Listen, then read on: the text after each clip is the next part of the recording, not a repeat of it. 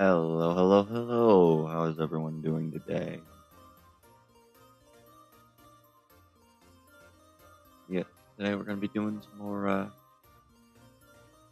gonna be playing Tabletop Sim today. And given how last week's one, I figured I should probably put Chaotic Tabletop Sim as the title, as it very quickly devolved, which was very fun. But yeah, how's everyone doing today?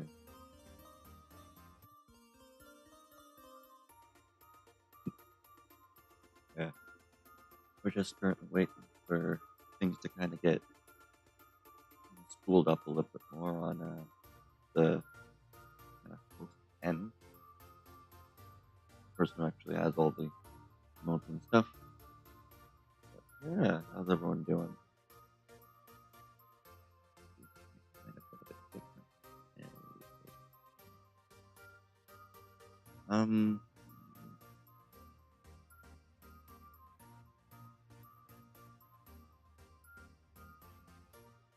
yeah. All right.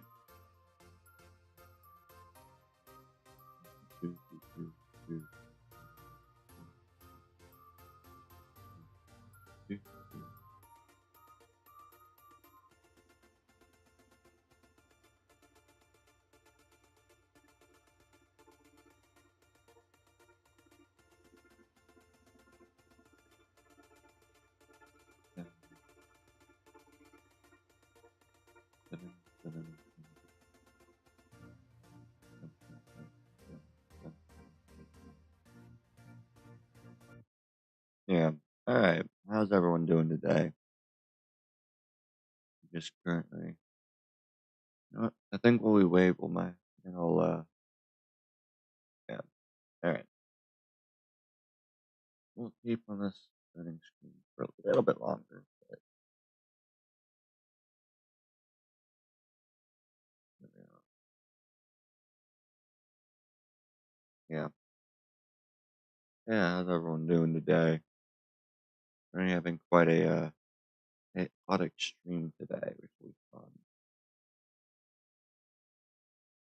I do hope it goes well. No, I don't know.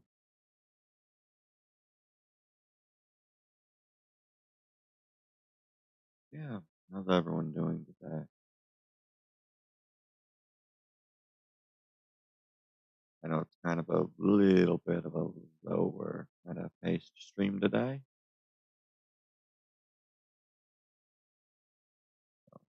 You know, yeah. How you guys doing?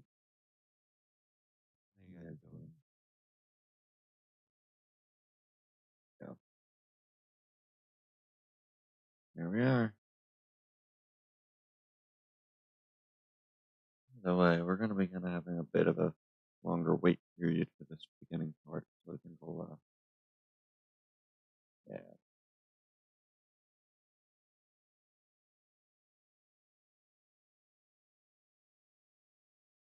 yeah. A little hard to find all the things. This is personal. Uh,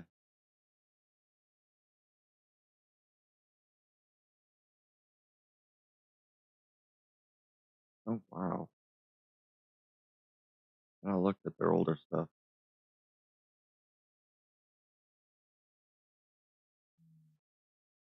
Yeah.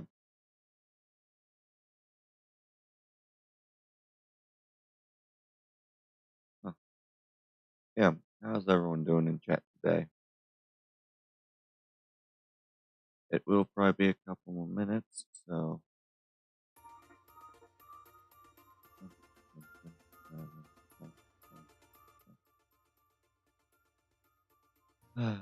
Yeah, how you guys doing?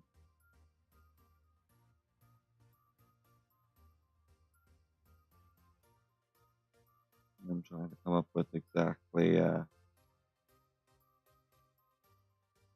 what I want to do for the interim period right now.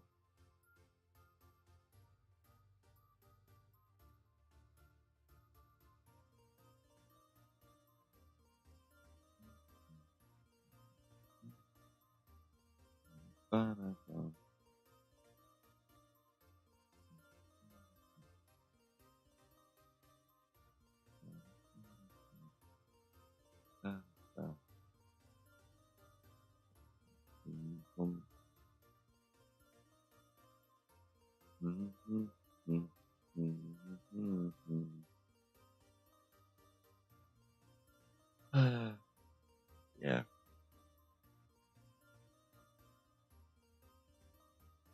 All right. Yeah, we'll just be a little bit longer, guys, and then we'll get started.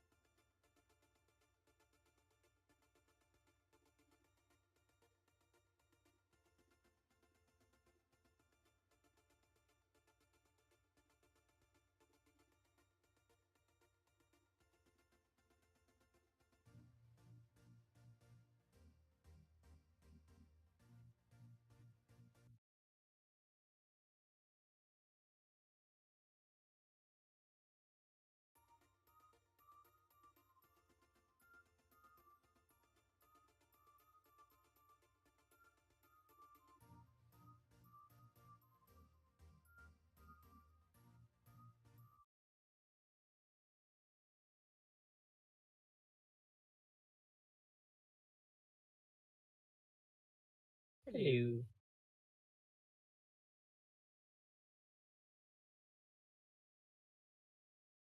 see. Yep.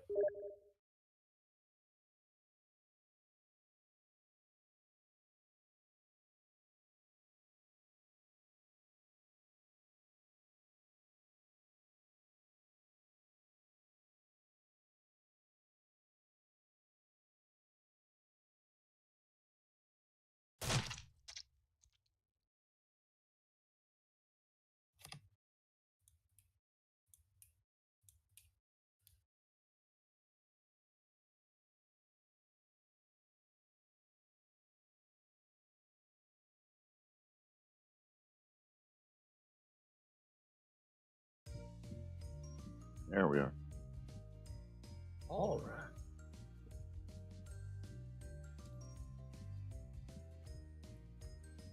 right. Could you resend the invite? Sure thing. All right. Let's see.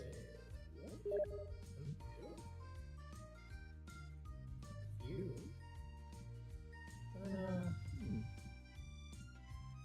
What did I do for the name? Let's see.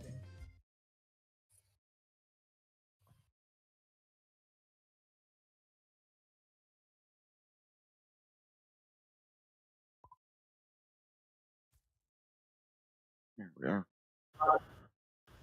I'm on. Hi, Joe.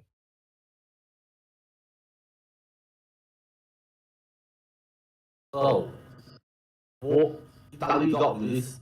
The whole game got released tomorrow. Oh. Don't get those mods working. But I'm still going to re-download it though. I still have to re-download the game first. That is a large map. Yes, welcome to Campaign for North Africa, All right. aka the game that is so it takes a little day just to set up, and of course multiple real life days to actually play. Nice. Yep. It's a good launching point because it'll completely stress test everything you have. In terms of computer or in terms of patience? It doesn't take that long to load, depending on the host. I bet you're done.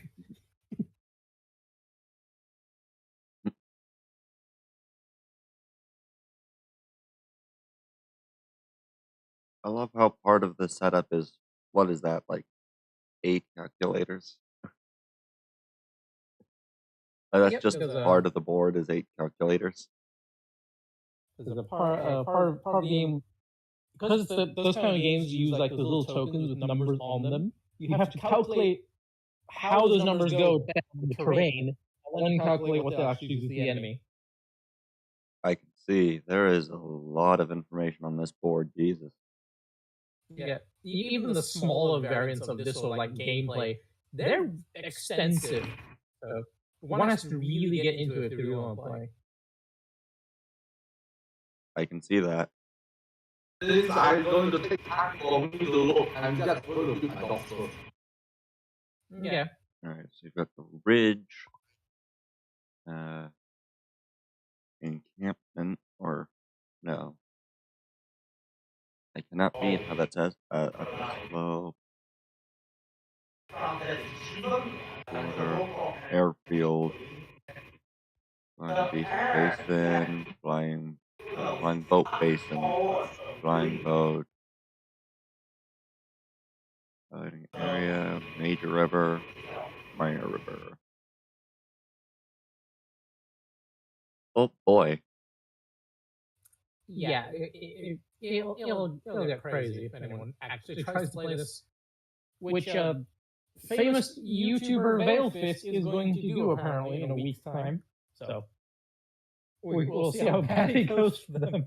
They'll not heard of them. Yeah, We'll have to- they've done quite a few of these cursed tabletop games and stuff. And some of them are actually pretty darn good. This one isn't cursed. This is just how it is in real life. Yeah, it's just got a massive setup and playtime. Yep.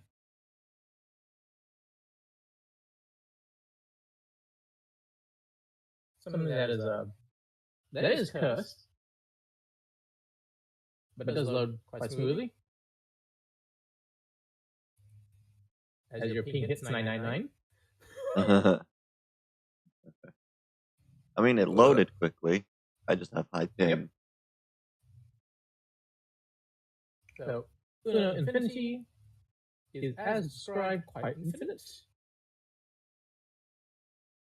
Why is it that? That will just return. So you can see from the rulebook, quick references. +2, +2 wild, +4 color, +4 wild, +1 color, 6 wild, +8. Oh lord, there's just everything has a plus to it, isn't it? There's more. Oh good, they do have standard wild cards. Replay wild, skip, reverse, reverse wild, skip wild, replay. Interesting with the number card. And then this is when the real torture happens. Oh lord, a D20 roll? Oh god. One card, 20 cards, anything in between. Oh lord. And then some really interesting cards as well. No you. This card can be used to reflect card effect. The effect cannot be blocked or reflect again. This shield can be used to protect you from another card effect. It can be used as a wild. Alright.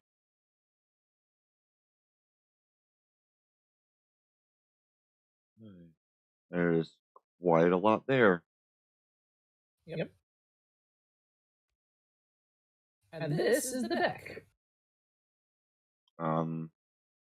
If you hover over it, put your cursor over, it'll tell you how many cards. 562. Yep. Does not disappoint. Even comes with custom dice. Yay. And this card, along with this, I have no idea what these do.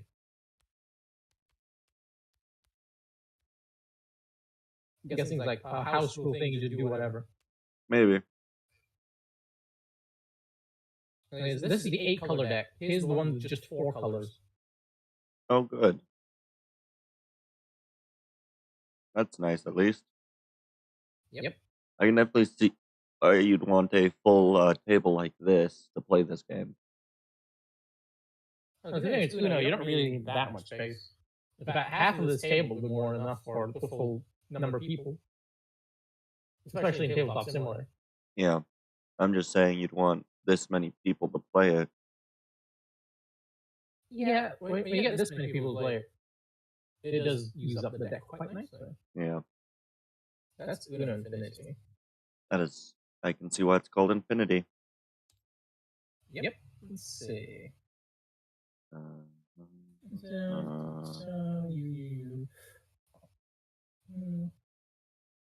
That is games. Toss a coin.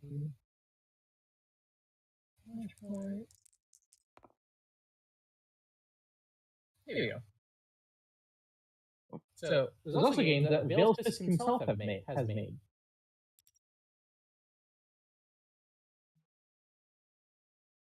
Who? Veiled Fisk. This is a game that he himself made, based off the game of life. Ah, okay.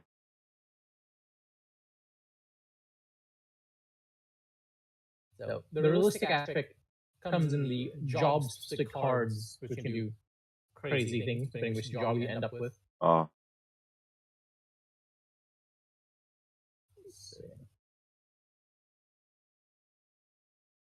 Where's this? Which one was this? It's over here, actually. There is a lot of things here. What does that one do? This one has all the jobs in it. So spread. Egg factory worker, McDonald's bouncer. Okay. Gambler. Yay.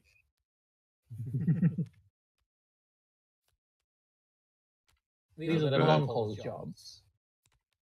Oh, so that's that one that is. Pro League This is player. the league map, actually.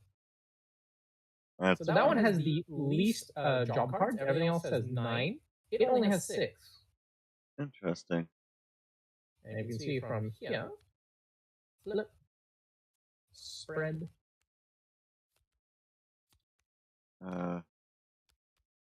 There are only negative effects. Oh, good.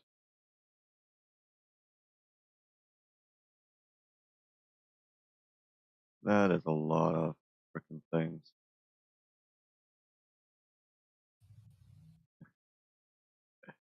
Hey. Yeah, I can see why that would be only negative effects. Yep. Let's see what's the college jobs like. Flip, spread. Oh, it's just fun. All right. Professional. All right then.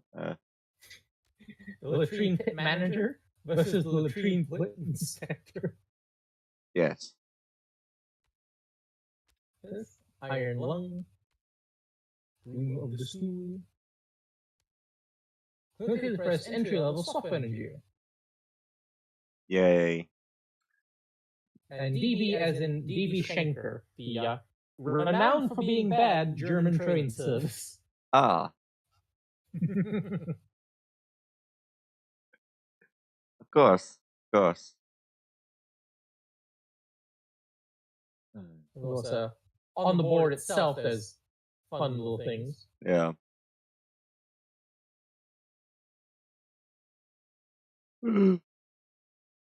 There's a lot there. Also Okay, love this one right here.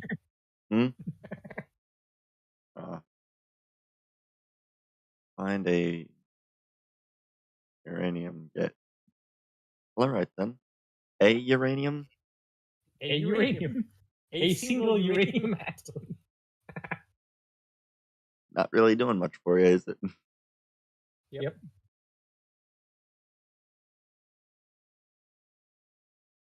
So, played this a few times. It is quite fun because it is slightly imbalanced, but can get you there.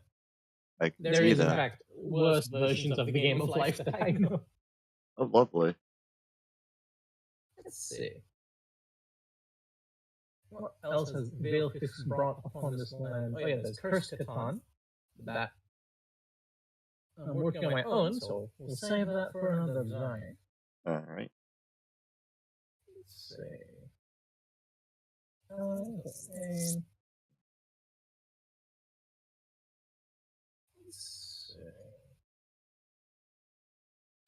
Yeah.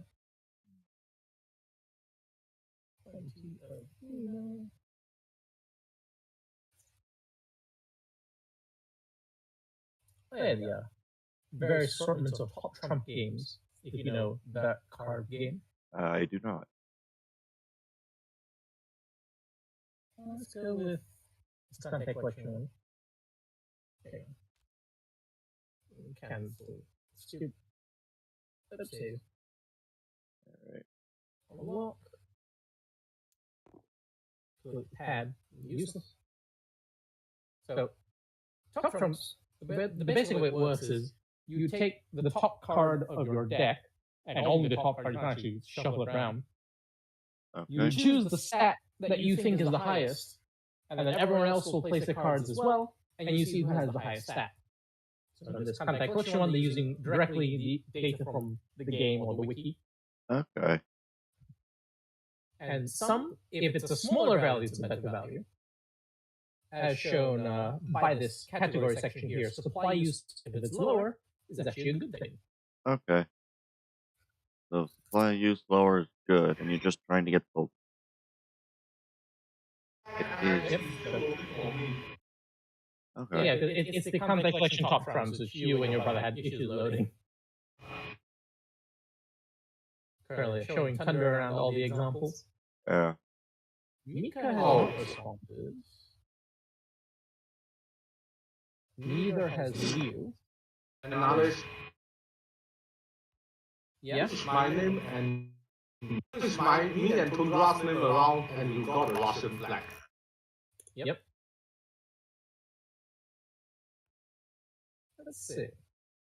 So in terms of TTS, I believe the leftmost card, when you take them as a pile, is the top card in the deck. So that's how we do things here. Okay. Pretty fun. Pretty simple. Yeah. Quite a few top trumps. Let's see. No, there is. Here we go. So this is one of the authentic ones from the 90s, I believe. Huh. I have a set that my father got when he was younger. I believe those were from the 70s. Interesting. So this one is 92 to 95. Yep. Yeah. So this would be like highest value for a specific category wins, or highest value of any of the categories. So let's say these three cards were played, and this user said engine capacity. Okay. So they could enter 3,500, 2,9, 3,495. So he wins. So he Okay. gets all the cards. And those Okay. go to the bottom of his deck in any order that he chooses. Okay. So it's kind of like It is. yeah. There's a card game that I know called War, which is pretty much that, except for it's purely the like a regular deck of cards, like the standard deck of cards that you'd see at like a casino or whatever, and you basically just play it similar to that, and highest number takes both cards played, or as many cards that were played. If both people play the same card, then everybody continues to place down 3 cards, flip a final card, and whoever had the highest after that point would win. If Very- that very is a thing similar. that was played for the longest time, then maybe Top Trumps is based off of it. Maybe. I don't know. I don't know when that card game was necessarily made. I just know that was one that I had played. Yep. So, unless there's like more specific rules somewhere that are not entirely aware about, it can turn into a complete slog because people just end up trading cards back and forth, back and forth. Yeah. So, That's what usually ends up happening with the war bit, is someone ends up like trading cards back and forth until someone ends up with like either winning one of the wars and collecting a few more of the highest cards. Because it's only when time where you're saying? yeah, it's just one of those sorts of games where it just ends up being like trading the cards back and forth until someone gets the highest cards on their deck. Seems to be. It's also a game that suffers from my runaway winning, because Yeah. if the same person wins 3 times in a row, and it's only 3 people, for example, Yeah. then he would have gained 9 extra cards, which, if he arranges the more powerful ones in his mind to come up first when it reaches the bottom of his hand, then he has a chance of actually keeping them in play. Yeah. And then when you recognize which cards have better aspects here and there overall Yeah. compared to the average, then you can pretty much secure a victory. So Yeah. the way we go around doing it is that you aim it to. You want to join us in Tabletop Simulator? What game? We're going to play Undaunted Normandy. What? Undaunted Normandy. It's a pretty simple game. No, I don't know. Hey, what's up? The pasta is Yes. out tomorrow. I'm broke. Get the mod. Yeah, I will think about it. Let's see. Because of how simple the game is, it's very easy to make fan versions like this tank-based one. Ah, cool. Okay. And this is the kind where they mention the rule that if there's a tie, you roll the dice, and whichever stat is shown is what the next hand will go with. Interesting. If not that rule, it would actually follow whatever you chose beforehand. And one of my decks is Top Trump's Rally Cars. And for some demented reason, one of the values is number of pistons. There is one car with 2 pistons, one car with 3 pistons, and the vast majority of them have 4 or 5 pistons. So as soon as someone decides, I'm going to say piston number, it turns into an all-out slaughter fest of cards being placed until someone has the highest. I would imagine. And it gets even worse. If someone has enough cards to hemorrhage, the other people run out of cards, they would just default lose. Interesting. Why they chose this number, I have no idea. Yeah, I don't really know. Oh, that Italian thing. Yep. Adorable thing. Let's see.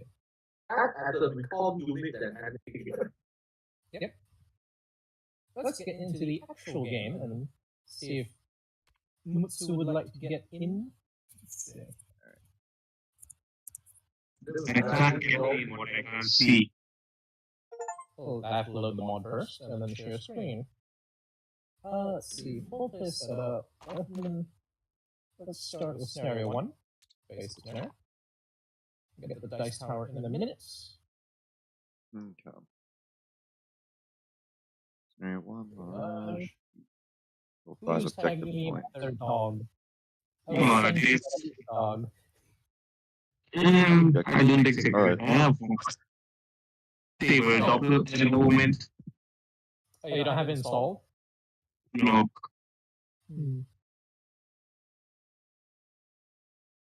Let's see. Oh, you guys go have a practice round first. Sure. Alright. Tundra, would it be the Allies or the Axis? We'll try the Allies. Okay. So you get. Oh, we'll have to switch colors.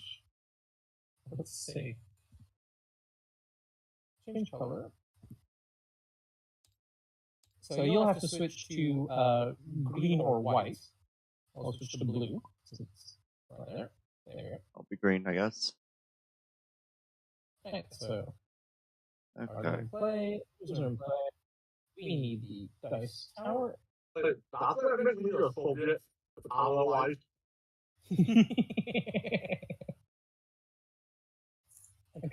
I know there was a game out there where they did blue as the Axis, green as the Allies, red as the Soviet. I can't remember which game it was.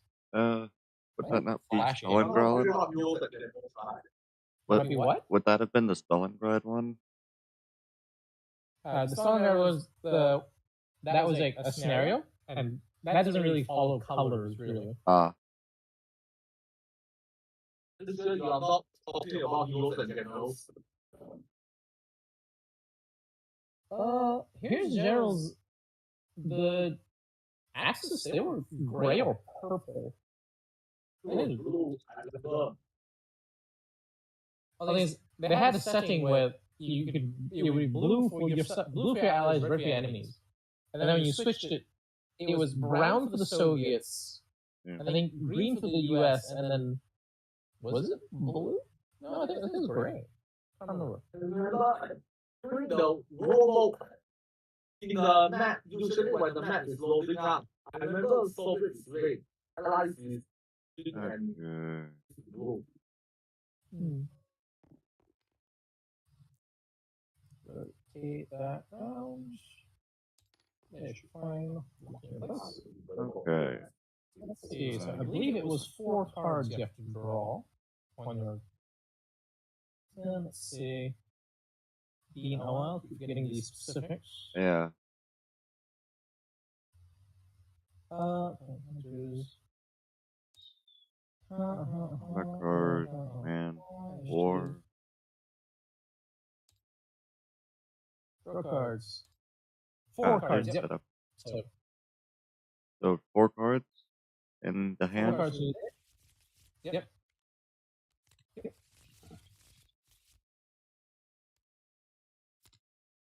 All right. Okay, and then you choose one card, keep it face down, place it here, and then we'll have a face-off to see who has the highest initiative. Initiative, of course, is the top left number. Okay.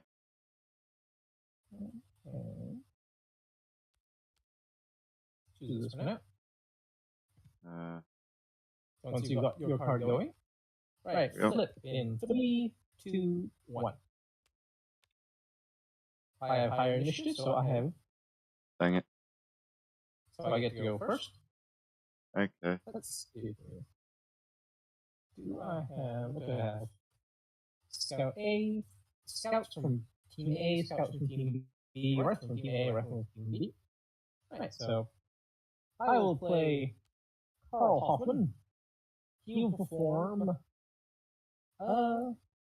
scouting? Yeah, he'll perform scouting. Okay. He'll go 1, 2. I was going to add 1, 2 scout tokens. Okay. And if I remember correctly, for each scout token you gain a fog of war. Okay. Yep, you gain 1 fog of war for each one. So those go into your discard, I believe. Okay. Yeah, sorry, in the discard. So 1, 2. Flip those over. Right. I'll then use this squad leader. He will.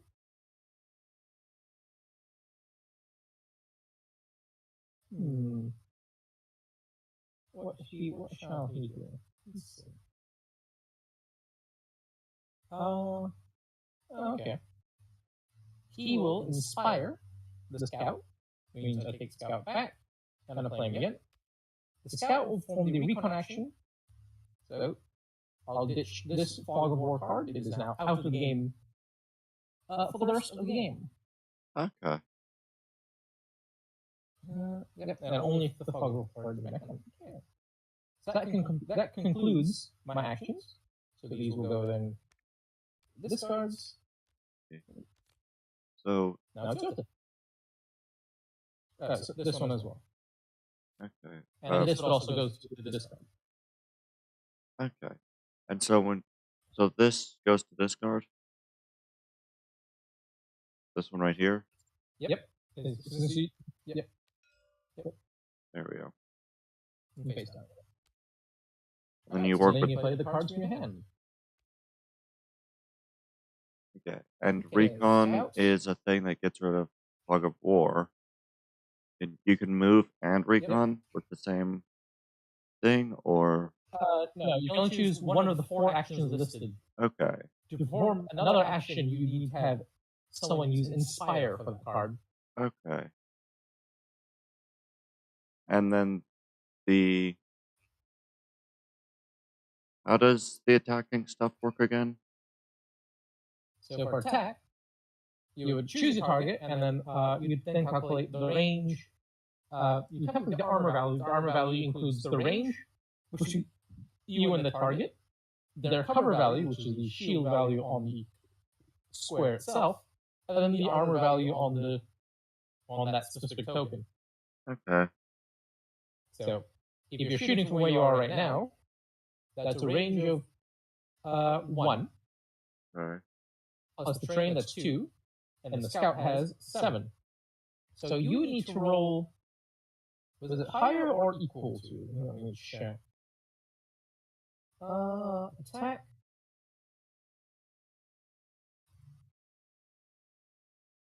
Remember, Okay. Equal to or greater. So yeah. So you need to roll a 7, an 8, or a 0 in order to hit that scout.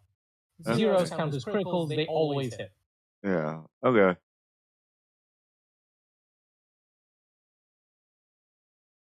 And the number of dice you roll is shown next to the attack value. All right. In this case, for William Richardson here, as part of Scout Team B, he will attack with 1 dice. Okay. If you wish to attack. Yeah. I think I'll use recon. So you just ditch that next to casualties. Yep. And then flip this card back in discard.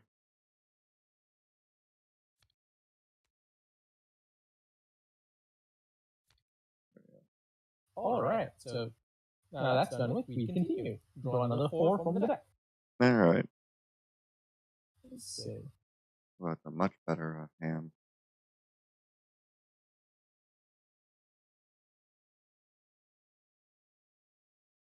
And do we? All right, and we're still going in the same pace, so it won't matter anymore the high number card. All right. Once you've got your initiative card. Oh, we do the initiative card. Yeah, initiative happens every round. Okay. This represents. Remember, bolster does what again?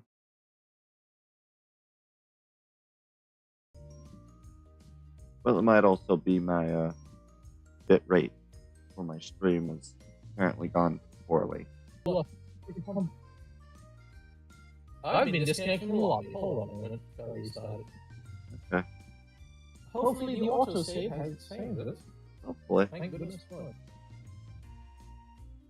Let's see. Create multiplayer. Create save and load. Yep, it is saved.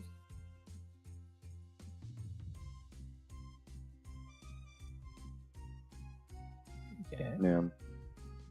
So, yeah, it's saved just before you start your turn. Okay. Okay, that's really useful. One for Elijah. One for Thunder. Do. All right.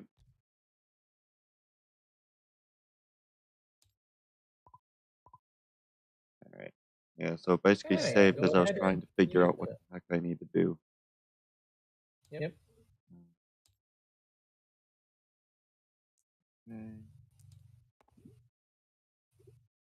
And the objective for this Yeah. match, this roundup, is to get 5 objective points. Yeah. Go. Ah, there's bolster. Pick up the X cards from your supply and add them to your discard pile. What is it? The cards specifies the squad only cards. Okay. Command. Draw up the X cards from your deck and add them to your hand. As normal this turn. Okay. Add a card before you finish drawing. Shuffle your discard pile. Deck. Okay. Now Conceal. Elijah can disguise itself as the Axis. Right. Spire. Recon. Okay. Okay. So what I can do is I can run a setup where I place the rifleman Richard Johnson. from A, and then I can move them to You can move here because it is scouted. there, and then I can use them to. Then if I use the squad leader to, because Inspire would be able to. CC. Yep. Inspires Richard. So then Richardson. it put it back in the hand. Then I'd be able to play it again. Yep. Okay. So, riflemen have control. What that action does, it flips this to the control side. Yeah. So this you need to do in order to actually claim the objective point. Yeah. Is that what you're going to do? Yeah, I'll claim that as the objective. Okay, so you have one objective point. Yeah. And then I can run. Let me just read this again. From your supply and add them to your discard pile. Okay. Draw X cards from your deck and add them to your hand. Okay.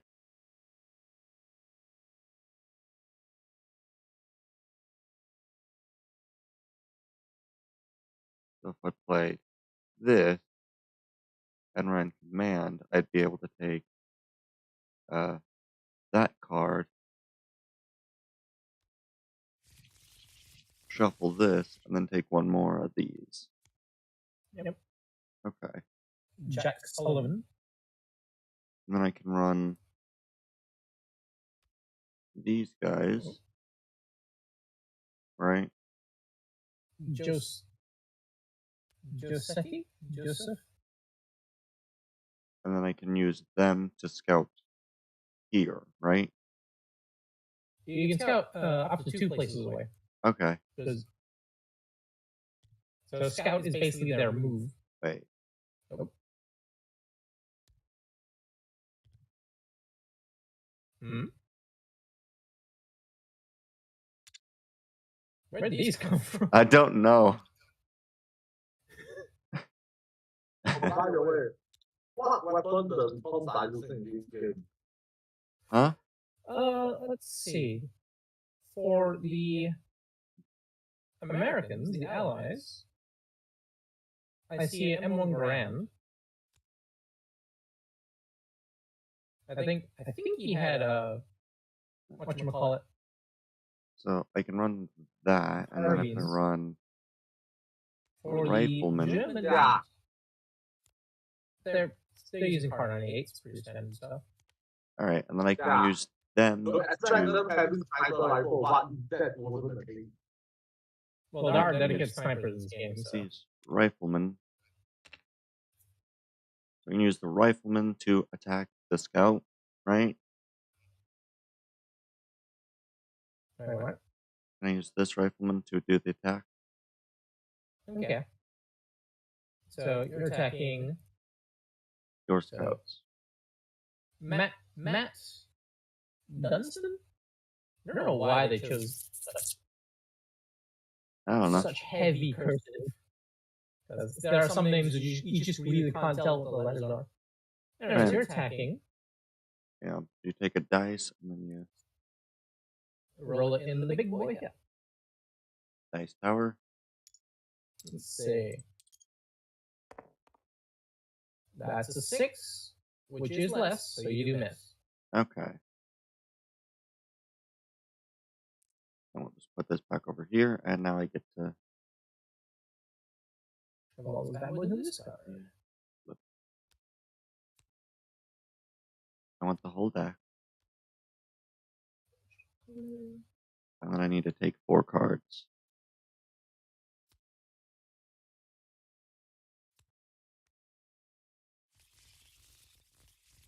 Let's see. There we go.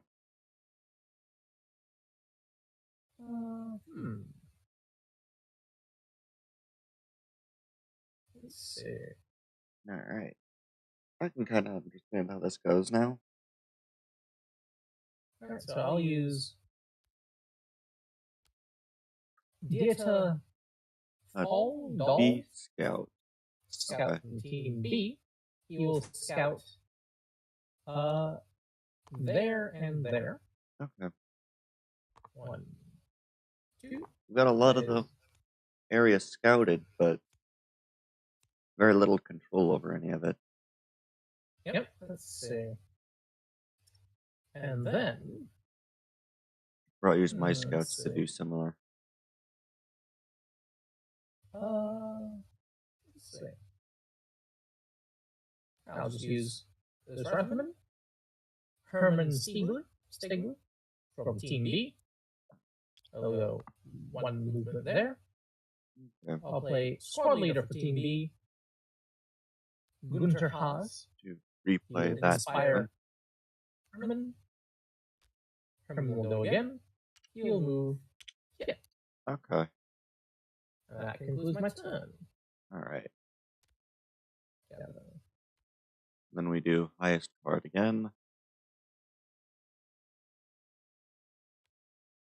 Despite calling riflemen, the German riflemen are using the submachine gun so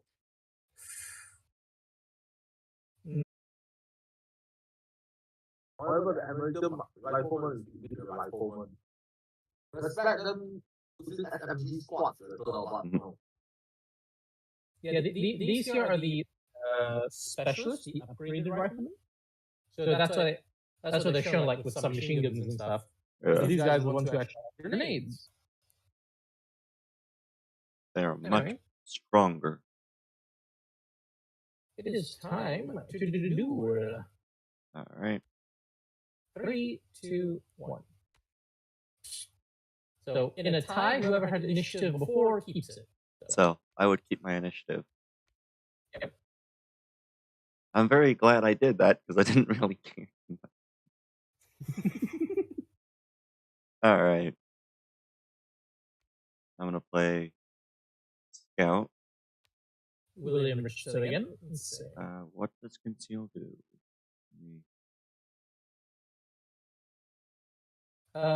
Okay. That It puts a Fog of War card from your hand. It basically moves one into your hand, I believe. Right? Oh yeah, well, interferes with the enemy, basically. Yeah, conceals into the discard pile. Okay. I had a problem. What is Elijah? I can't locate.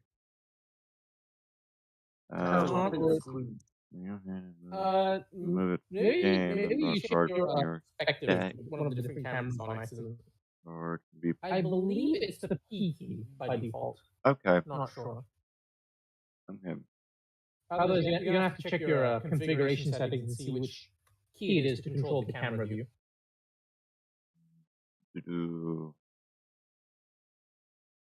Okay. What was your action? I'm gonna do Scout. And that moves me, right? That moves the Scout. Yep, then it moves the Scout team. And they move 2 spaces, right? This is Scout team B. Yep, 2 spaces. So I can move them here. And then over here. Yep. And get this another. will gain you. Okay, now it works again. Huh. There we go. You get a war card. That does. Yeah, I get a secondary. That, okay. Did you get the Fog War card? No, I didn't. I haven't taken that yet. Yeah. Just add that straight to this card. There we go. And then I can place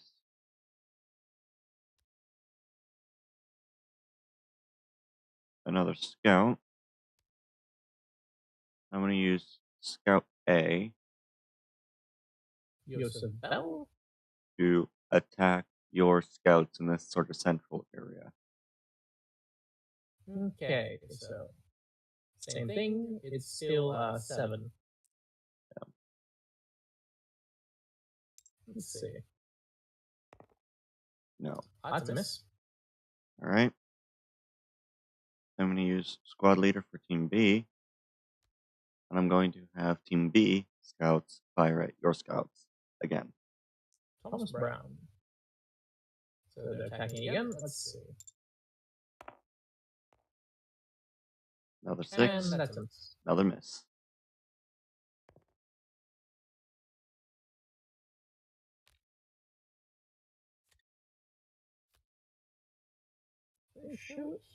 All right. Right, Moyton. I now have 2.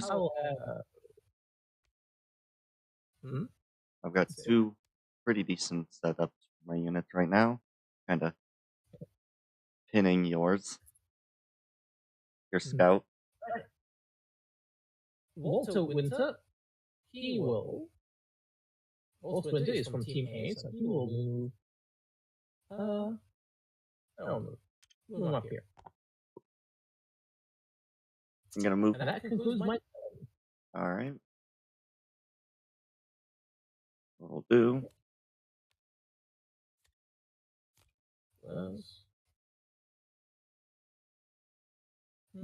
Okay. I'm going to play. What's with this?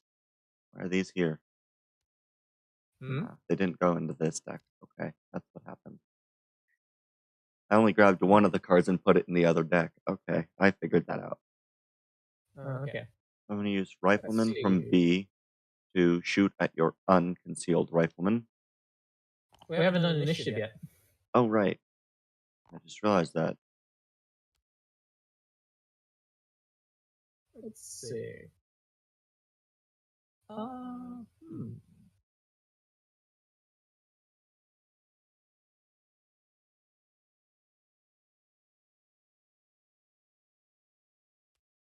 All right. Yeah. Okay. Time to do 3, 2, 1. You've maintained initiative. Let's see. I felt like that was probably the better option for me. Yep. Because I can use this rifleman. I'm going to shoot at your unconcealed rifleman. Matt Dunstan. So you're shooting at which rifleman? A. Rifleman A. Right So there. that's a distance of 1 plus his armor of 5. You rolled a 5. So that rifleman team has been shot at. Has anyone who's got shot? Let's see. Where is it taken first? Yep.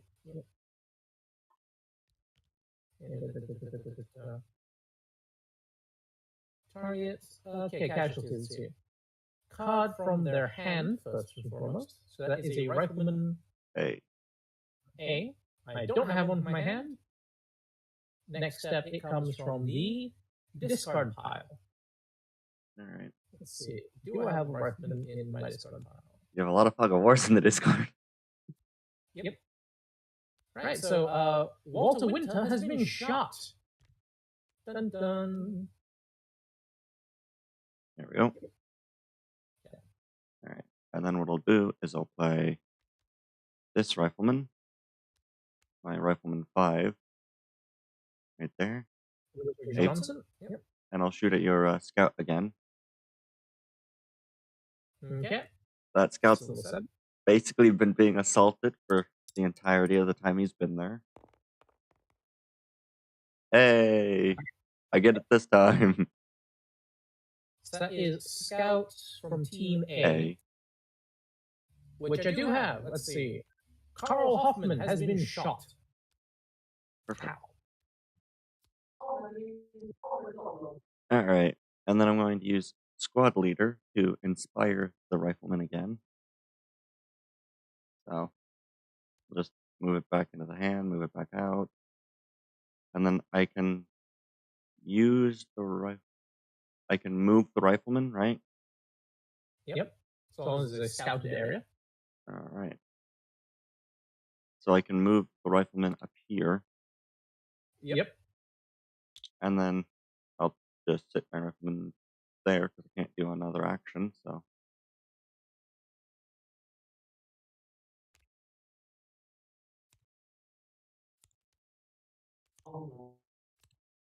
Right. My turn. Let's see.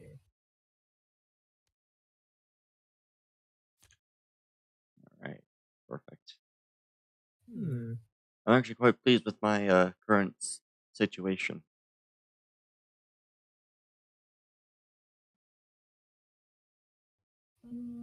I'm surprised you actually start out with the advantage. Pardon? Well, you start out with 3 objective points. I just realized. Yep. Which makes sense. Okay, so I will play, let's see. Herman Spiegler. He'll do control. Flip. All right. Let's see. Then I'll play this Hans Mayer. He will do bolster. So that's 2 cards from for 18. Let's see. I'll get. Yeah. There's a shot 18 scouts. So I'll get 1 18 scouts. The other was an 18 rifle. So I'll get the Yep. 80 upgraded scout and rifleman. 18 rifle. So Otto von Arnsberg and Alfred Kaufman coming in from the reserves. All right. There you go. Stars. There you go. And that concludes my turn. All right. And then we need to do the. Yep. All right.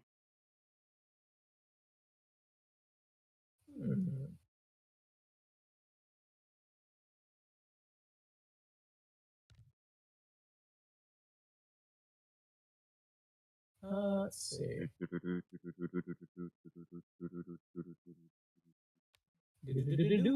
All right. You've maintained initiative. I think I've had initiative this entire game, pretty much. Except for like the very first round. Yeah. All right. So what do I want to do? Someone use a spy balloon again. All right. You get the reference. Yep. So what I could do. Nice, you do get the reference, right? Recommend A. Yep, I get the reference. All right. It's clearly not illegal. So if I use Rifleman A, can I control this middle point or? It's contested because there's enemies in it. No. Okay. So the only thing that could do is do an attack. Yep, that range 0 basically. Yeah. So I can shoot at the Rifleman at 0. Oh, this would be a range of 1. This is a range of 0. Why would it be at range 0? Because they're in the same tile as the scouts. Okay. So then I'd have to shoot the scout again. Yep. Since you picked up more scouts. Yep. So yes, I'm shooting the scouts again. I missed. That's a miss. Oh well. I'm going to use the... what is this? All right, that's what skill does. All right, I'm going to use Scout from Team A, which is still over here. And we'll take that one and that one.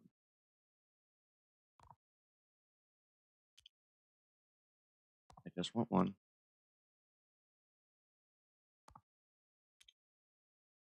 And then I need to take 2 more Fog of War. Yep. Straight to the discards. All right. And then I can run Rifleman B. And have Rifleman B shoot at the Rifleman in this section, right? Yep, Rifleman Team A. Let's see. So that would be 1 plus the armor of 5. Yeah. So you need 5 or higher. Let's see. All right. 5 or higher. Come on, let's get him. Armor of the same chance. Yay. Yep. I got your Rifleman again. I don't have him in my hand. Flip. Scout. That's Rifleman Team A? Yeah. Yep, Rifleman Team A. So Otto von Armsberg has been shot. I've shot 2 of the, what is it, 4? For Rifleman Team Lead? The thing is, that's, you start with 3 or 4 as the normals, and then the reserves can increase them. So Yeah. Yeah. All right. I think this is my... 4 reserves and then 4 field. Yeah. Okay. When you start out. Okay. So you're done. Yep. Let's see.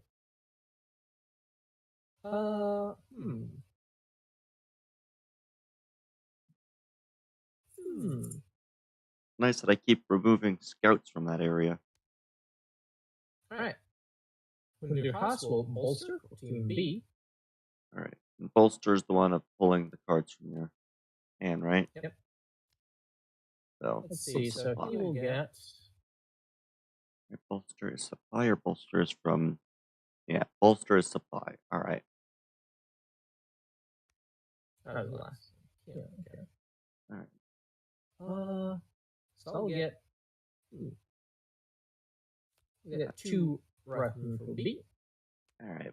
Eric, Schaefer, and Gerhard Muller. Oops, Dave. So scout for B. Wait a minute. There were only 2. What? What? Where did this card come from? Well, there's 2 in your Scout B. Yeah, there were supposed to be 2 in my Scout B. Then this came. Where did this come from? Or is there some sort of lag with this game? I don't know. Okay, how many? You haven't bolstered, right? No, I've not bolstered it at all. So I have 2, Scouts. 2, 4, and 4.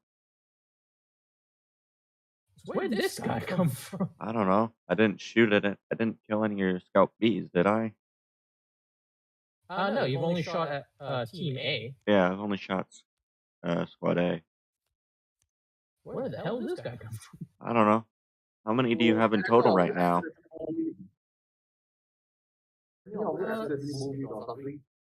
No, it suddenly appeared in front of me, and then I realized, wait, where did it come from? Yeah, do you have any in... Did you accidentally pull it out of your discard or something? No, because I was here. I know. I couldn't even see the discard. Yeah, I don't know. Maybe we can try. Because how many is that? 8, 9, 10, 11 out of hand. I have 1, 2, 3, 4. So I see there's 1 B Scout here. Okay, so 1 B Scout, 2 B. There's total of 4. Is there a total of 4 Bs? 4 B Scouts? Yeah, there should be, because you got 2 Scouts in play, 2 Scouts in reserve. Oh. Yeah, so I guess it just accidentally spawned an extra B Scout. The thing is, I only have 1 B here. I don't have one in my hand, and my deck is empty, so is that supposed to belong in the discard round? I thought that, don't you start with 1 B, 1 A, with 2 in reserve for Scouts? No, you have 2. You have 4 Scouts total, 2 in reserve, 2 in play. Yeah. Because if you think of the rifleman, you have 4 in play, 4 Yeah. in reserve. So you have 3 A Scouts, 3 B Scouts. So in total, you should have 3 A and 3 B for Scouts. Now I have 1 A, 2 in reserve, 2 in that. So clear A Scout here. Yep. So 1 A Scout got shot. Yeah. 1 A Scout is in my discard, and then the supply has 1 A Scout. 1 A Scout. And since you pulled 1 A Scout, that'll make sense. And then for B Scout, you've got 1 B Scout there, 1 B Scout there, and 2 B Scouts here. So I think it literally just lagged, created an extra B Scout. I think is what happened. Here it is. They have the same name. Yeah. That's why the names are both same with the art. Okay, so I just spawned a new one. Yeah. Somehow you lag spawned a new one. The most unusual lag feat. It was lag, I swear. Happened to you anyway, what was it? Oh, yes. So I had Eric Schaefer and Gerhard Muller for Team B Rifleman. Yeah.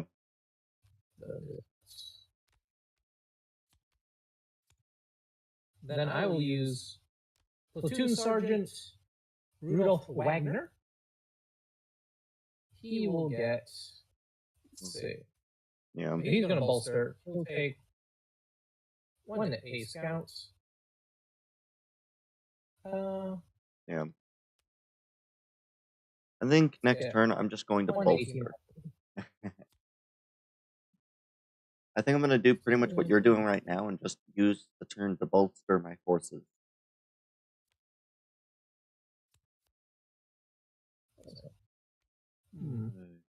It's only 18 so and then I grab another 18 riflemen. Okay.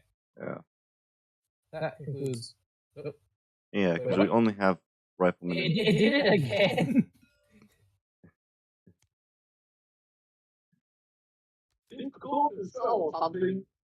Yeah, it just did it again. What's going on? Wow, again.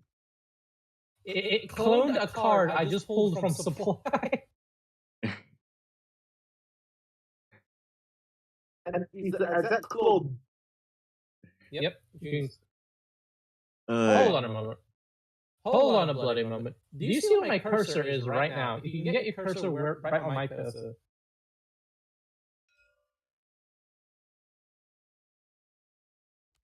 two? What is that? What is what? That card was under the table. Huh. The hell is going on? That's another clone. That's a clone. That's the clone of the one that you threw in the bin, I think. Yeah, you guys got shot. The heck is going on? There's a demon in the game. And it's helping me to win. Retreat! This place haunted! Retreat! Goddamn Nazi German science. I wonder if that was something that maybe happened when they were making the table. Ally soldier. That's funny. Hold on. Wait, I just... What do you mean? Schaefer. Oh, wait, that's Muller. It did it again. How will manage to do it again? This is another... Hold on. Just move that over. All right. Do you see, if you mouse right here, you see a draw, an action to draw. Let me- Let me move that. Holy crap. two. Oh. Wait. C team? What? What? You pulled out a C Where did team? you came from?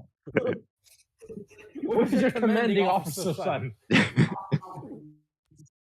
Look here.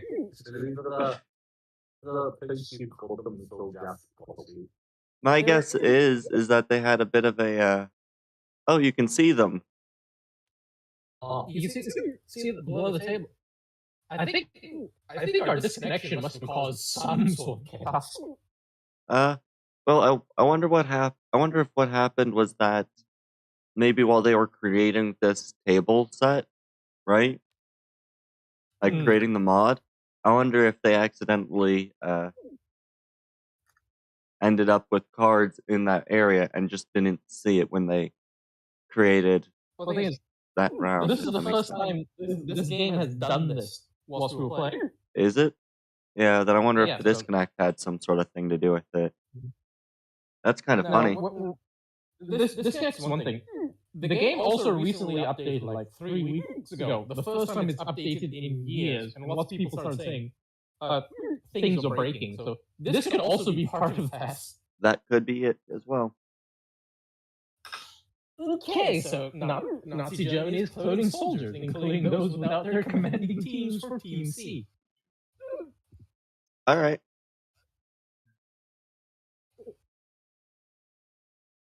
All right. And also, if you see the table from the side, you can see how thick the table is. They're stuck underneath the table until we accidentally mouse over them and pull them out. Yeah. I think you can do it right here. Yeah.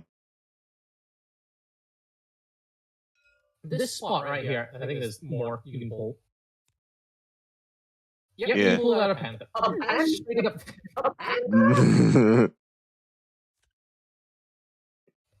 C team scout.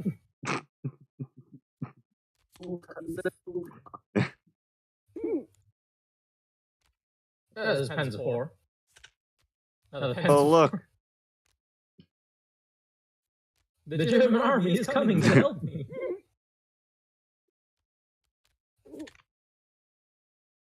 Here's another one here. There's another one? It's the same for Right their side as well. Ah.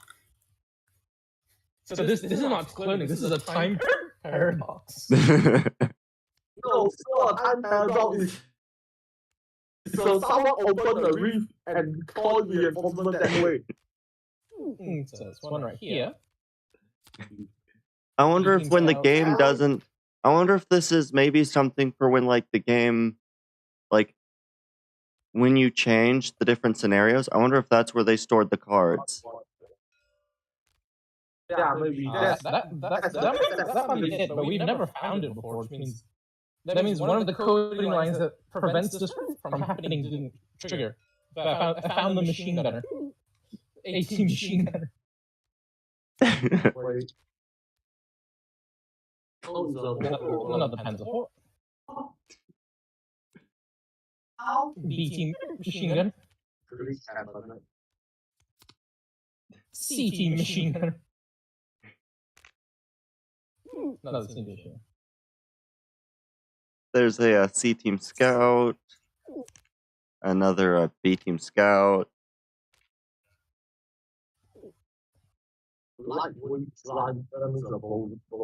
I found 10. Another. Why are there so many Panzers?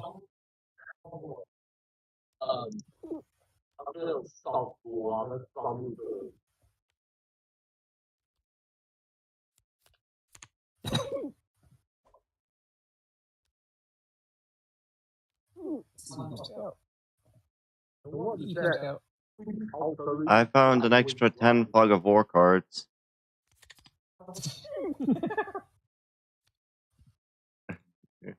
Oh. Another Panther.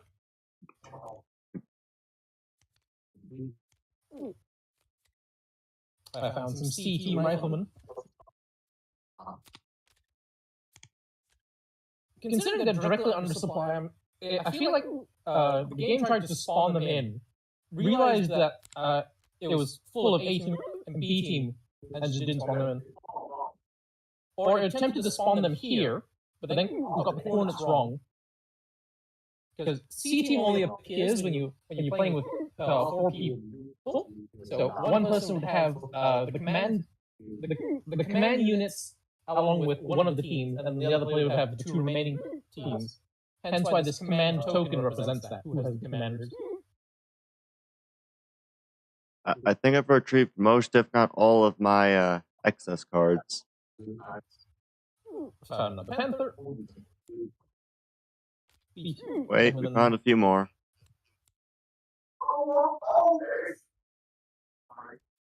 I found the Mortarman. Oh boy, that's fun.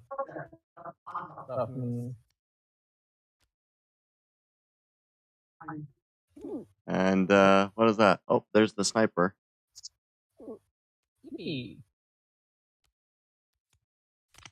Another sniper.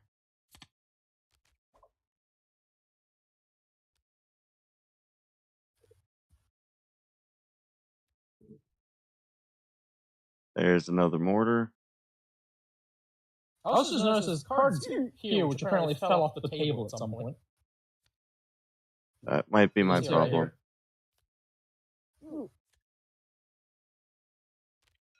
I found a ton more riflemen. Yeah, you need to drink water also. What's this? Machine gunner. Scout.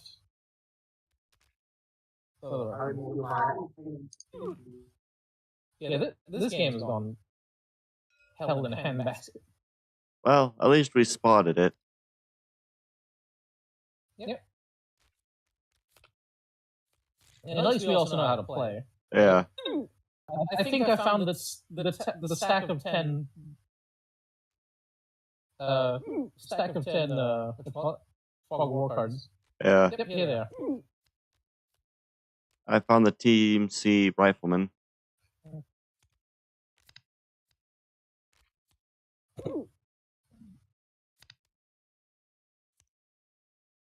Found the mortars. Edgar Schultz and Carl Schaefer. There's a sniper.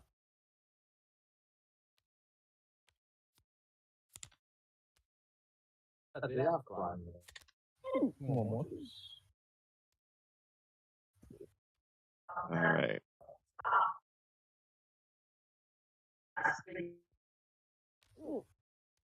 Oh, No, it's not.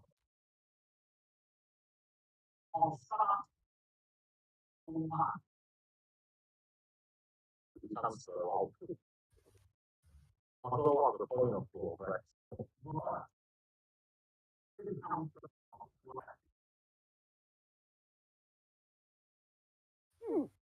哦，那老虎会是多嘛的？我的设计。 64 extra cards. So I don't know if you'll see this. If you put your cursor right here, does a platoon sergeant name appear? Yes, I see squad leader. Right here. Yeah, it's not right there for me. It's right here for a squad leader. T. Where is it? Squad leader C, right there. Squad leader B. Squad leader A. Platoon guide up here. Squad leader C. Squad leader T. Do we want to reload this and see if we can still find these cards, or do you want to just continue? I mean, if you want to see all the cards, you can just change the scenario. The thing is, this is already broken, so change scenario. That's going to be interesting to see. Damn. Well,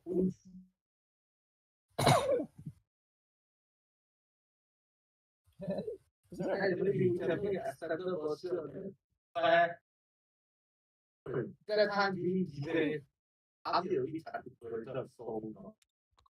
We can't officially add the British tax in because the British were there as well. let's see. So they, many will give us specific ones. Yeah. Okay. So I'll just add. So just add one. One of each. What are you doing? Or just hit 8. See what happens. I'm gonna try something. Okay. See if this works. At least spawn the card in. Okay.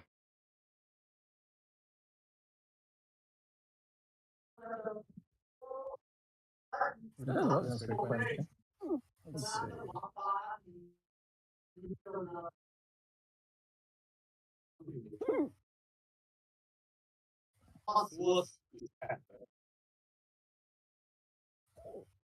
Alright. Dun, dun, dun, dun, dun. Yeah. Looks like there's probably 64 extra cards, which I imagine basically I think the thing that would not spawn those cards, like the scenario, just misloaded.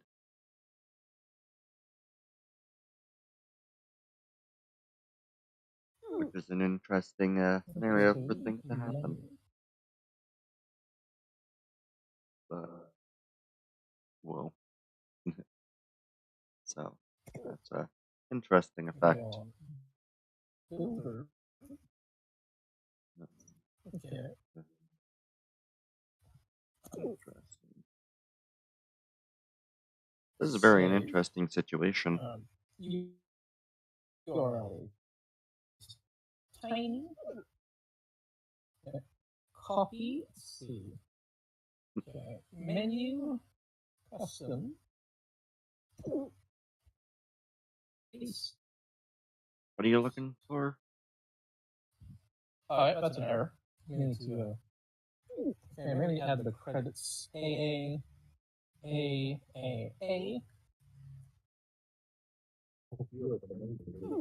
Card.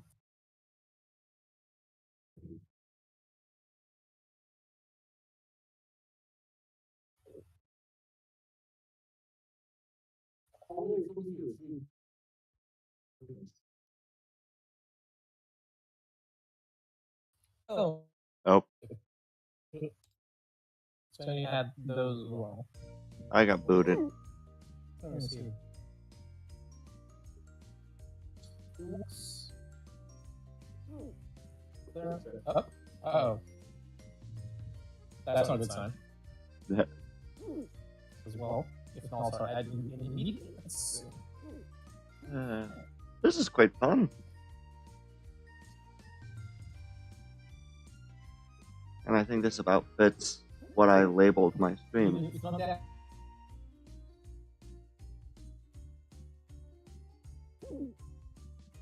Did I just disconnect?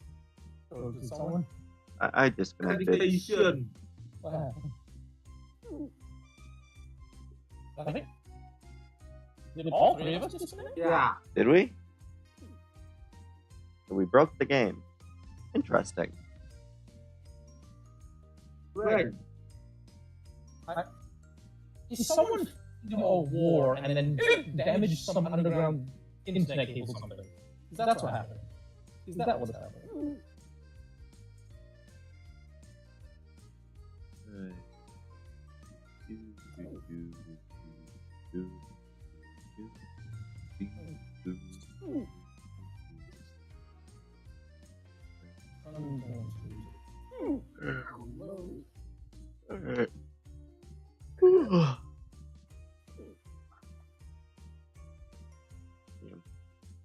It's quite an interesting game to play. Yep. A very fun, very I'll be right fun. back. Alright.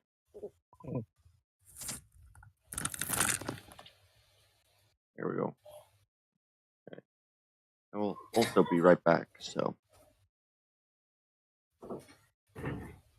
BRB.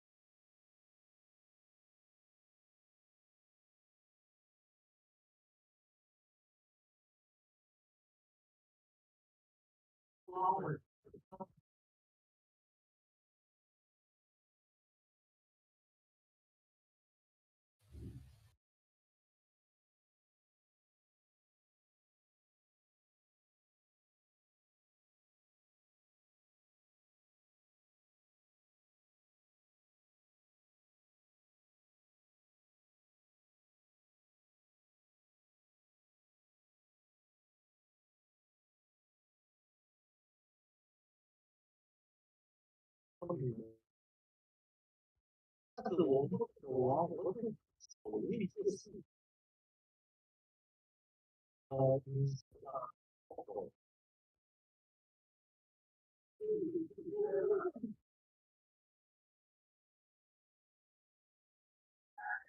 Alright. I'm back. Alright. Let's see. Let's do the system. Huh? Oh, I'm just saying, let's see, do this one fix the glitch of, well, having a lot of units spot out just now. Who knows?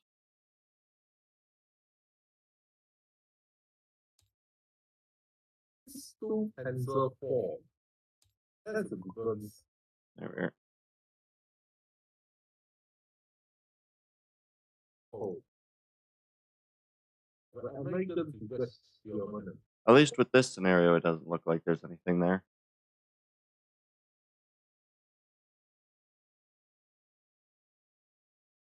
Yeah. Otherwise, the allies are losing. Although I think this scenario uses all the Available cards. Yeah, I think it uses all of the cards.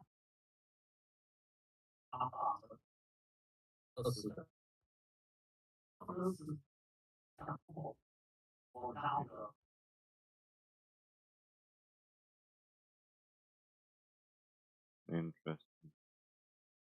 Alright.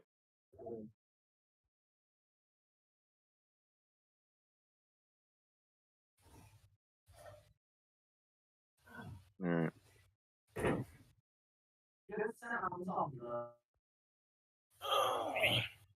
Alright. And I'm back. Hello.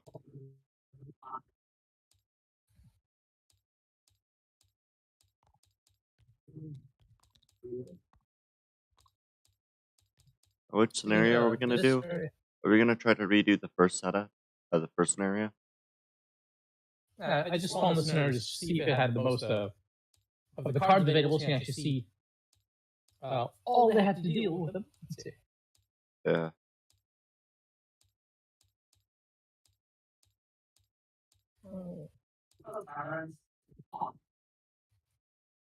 Yeah, if I bulk select the G, it says there's 38. And I had 64 cards last time in the excess deck. There's more to be found. Well, I think it probably doubled. What I'm going to assume happened is that I think it took the excess cards, right? Because that's not including what was in my hand, the 64 amount. Mm-hmm. I think what might have happened is it basically doubled all of the cards and then also kind of glitched and spawned half of them in the table. So if you see here, this is the actual amount of cards that should be there. Yeah. Yeah, 54 cards. 54 cards, combat counter, 18 control. Yeah. Yeah, it definitely doubled the number of cards at least. Mm. So I think what happened is I think it probably spawned maybe our regular amount, and then I think it maybe spawned like 104 and spawned those cards beneath us. Hmm. I think might be what happened. Because we had, well, there was actually 10 Fog of War. So I don't know. Is there one of these that has 10 Fog of War for a scenario?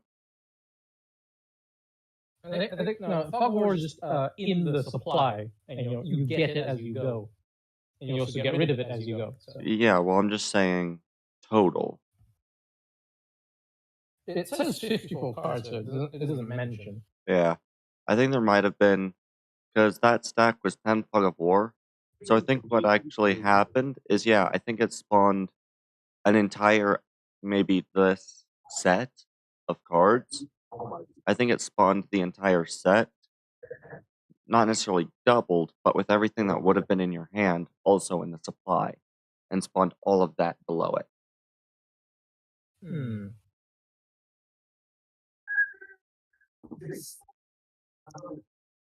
Because grouping all of the cards together, if I just flip these and stuck,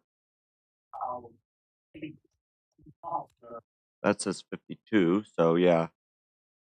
I think that might have been what happened, because I ended up with 64, which, if it had... I don't know. I don't know what exactly happened there. Because I ended up with 64 cards in a stack, so I don't know if it duplicated. In regards to the Fog of War question, the current scenario did put 2 Fog of War cards in the hands. Yeah, I've combined the entire hand together. So, I have 52 Fog of War. Because if you look at the other side,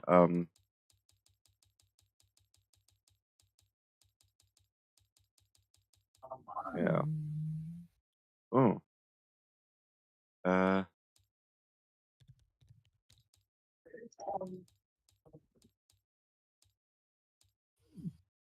We're using scenario 104, which, yeah. Yeah. It might have been... I definitely think what ended up happening is that it spawned in an entire another scenario's units combined together. So all of the discard or deck cards and supply cards, and spawned all of those right below the supply. Is what I think happened.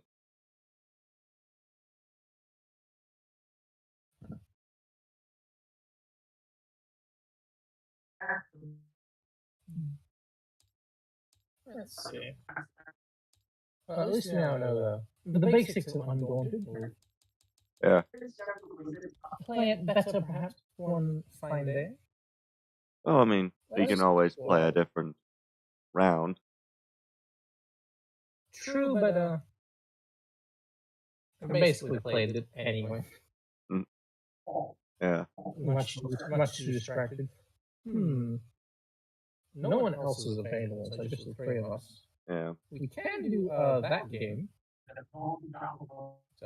Elijah's quite familiar with as well. Oh, it's... what is this? So this is let me get the title. It's one heck of a piece. I want to be purple. A game on a Chinese checkers board. That's what it's called. Okay. Basically, you would roll the dice, and that would then allocate your corresponding moves. So, and this central bit represents the forward. So, if let's say I rolled the dice, I had 4, I could go 1, 2, 3, 4, or 1, 2, 3, 4, or any combo of those towards the center. That's for the pawns. The knights, they get additionally strafing left and right. Okay. But again, can only go forward. Can only move advance forward. They can't go backwards. And then you have the king, who can go in any direction. Interesting. So the objective is to kill the king. Pawns which enter this zone upgrade into knights. Okay. And you can allocate moves to as many pieces as you want. So if you had 4 moves, you can move all 4 pawns once. Okay. If you so choose. In the end, it just becomes a race of gambits. Yep, this game is very brutal at times. Really? Yep. Interesting. Yep. Be there. Also, You might end up needing to lock it in place. you could go for one round, then after this, you can buy my brother for as well. I mean, we can invite your brother right now if he's available right now. He's waiting for that event, so have to wait. Yeah. Okay. So the goal is to eliminate the kings? Yep. Basically, the last king standing. Okay. And I assume pawns can take pawns. Pawns can take on anything, as long as they land on top of them. Okay. And yes, you can multi-kill. Okay. See, drop you down a bit. But that also means that if we end up in the center, then we can only go after like the one in front. So with the pawn, I'd have to run to the center to get a knight to be able to go left and right. So only my king could take on the blue or the yellow. Interesting. Good enough. That's good enough. Okay. It's a very interesting game. So anyway, I mean, this turn order should be okay. Sure. To randomly assign. Wow. Anyway. I think it has something to do with the cards we use. Oh, and you do have lore. So. Yes. That is one hell of a number. It says it's 3. Okay. I'll accept that as 3. Sure. So I'll go 1, 2, and 3. Oh yeah, keep thinking that is one problem with using Chinese checkers board is that it has divots, so the pawns occasionally fall over like that. There is a way to fix it. Let's see. I think the Y value, set that to 0.1. There we go. So they're less likely to fall over, because there's less of a divot. Yeah. Okay, so go ahead and make your turn. Okay. Oh, you mean? Oh. Oh, there is a dice tower you can use. Yeah. You have to zoom out, though. Really gotta zoom out. There we go. Maybe I should remake this one to have a better scale. 4. Okay. They can move up, up, up. There we are. Oh, no, press the button once again. Alright. Your turn, Elijah. Having a passionate discussion about something. Apparently.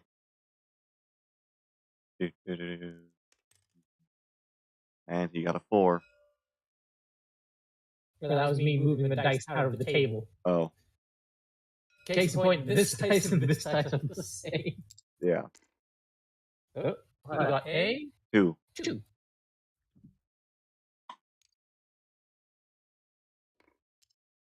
One, 2. Makes sense for him to do that since there's not a white or a red or a yellow player. Yep. 1. Okay. Alright.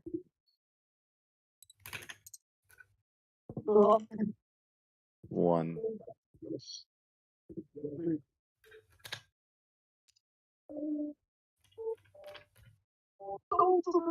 Yeah, we'll do that.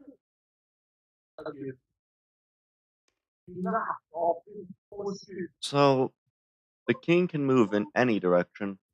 If we end up in the middle circle, does that mean we can switch which direction we're going, or? No. Okay. Because if I keep going forward, they keep going forward. Yep. I can just end up going to one of that one. I can go to green, white, or red with my pawns. Yeah, so Which means none of us 3. You can end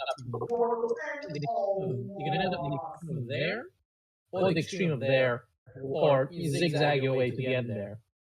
if you like somehow got in the middle for a pawn, if you had a knight from here, it could then go left or right. And then if a pawn doesn't end up here, it ends up a knight anyway. So yeah, you could have your options will then go from here all the way around to here. Which means my only option for attack is green. Green's only option to attack is me.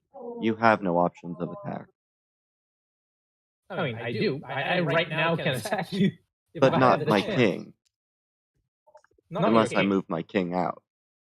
Yep.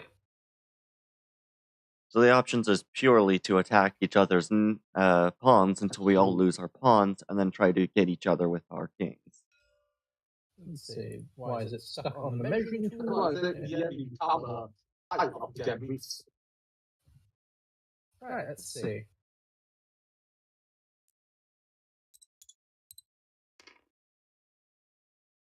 You rolled a 2. Hmm. 1, 2. Where do I put them? Just anywhere? You just got them there. Alright. Your supplies. Okay. And can I use the thing to pull one back in, or? Nope. Okay. You can see the full list of rules on the right-hand side, and that's it. Alright. I got a 2. Which means I can also remove yours. Yep. So.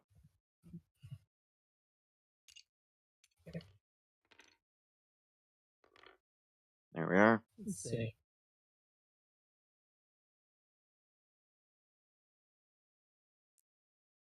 It's a very interesting set of rules for the game. Yep.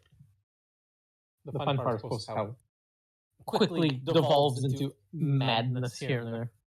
I would imagine so. Especially a full team. Yeah. If you did that like once or twice with the full set, it was absolutely blessing. I would imagine, because everyone basically converges at once, and then.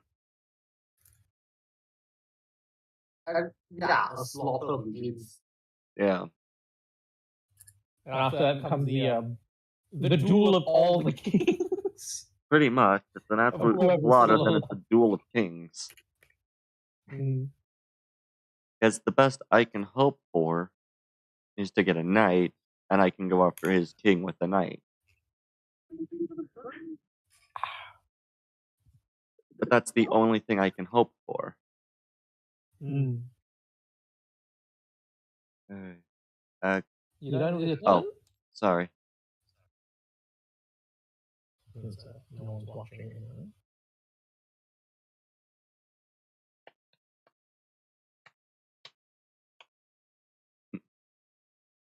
So, Kira is free tomorrow.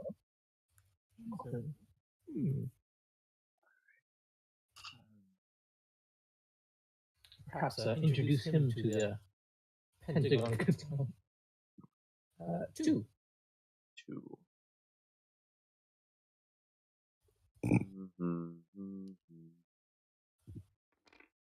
Upgrades to a knight. Yep. Interesting.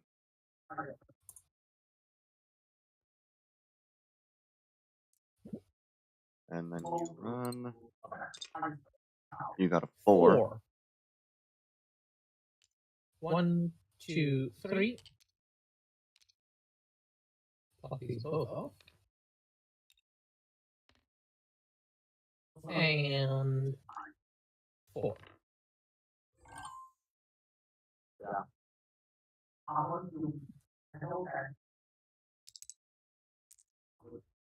4. 4. What I can do is 1, 2, 3. I'll take him, and then I'll move that guy up to here.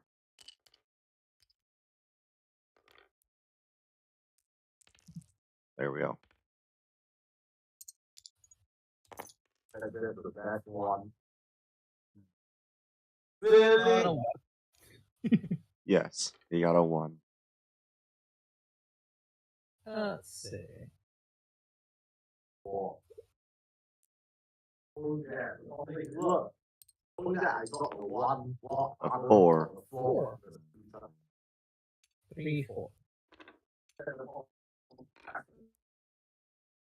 There you go.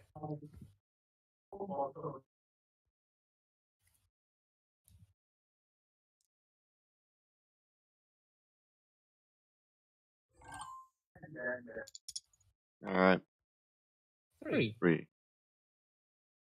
1, 2, 3.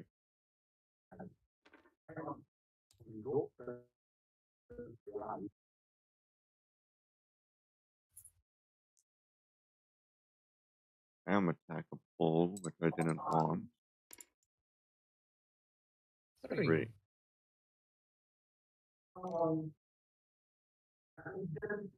That was your right? Yeah. Yep. So we can just get to here. You can go there.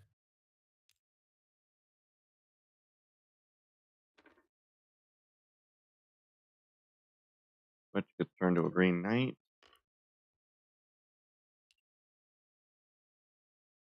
He's a lot better at this, given that he's stable in his number of cards.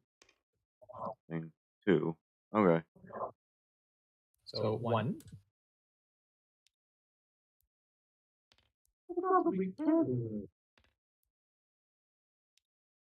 And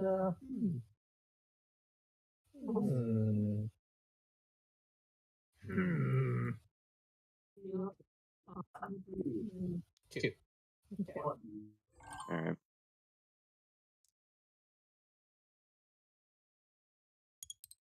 Two. 2.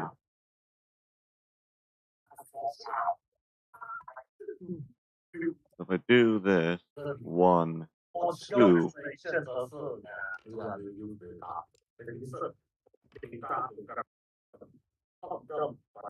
That is a lot better of an option for me than you. Yep. Because if I look at yours, if you can only go directly side to side, I'm behind you by 1, so I cannot be attacked by you. You got a 4. Hopefully I can't be attacked by him either. 3. 1, 2, 3, 4.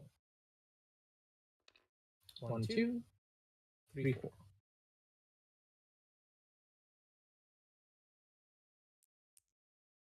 Starting to learn a strategy for this guy. 3.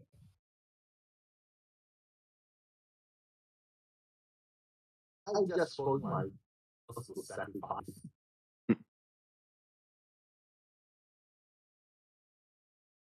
Actually, I still have a bit of disadvantage, even though we are matched in numbers. Oh, you know what? That's that. I'm doing the least now. Alright. And 3.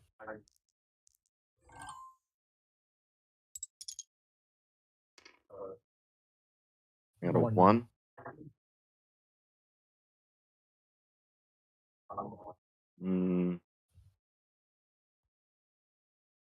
Okay.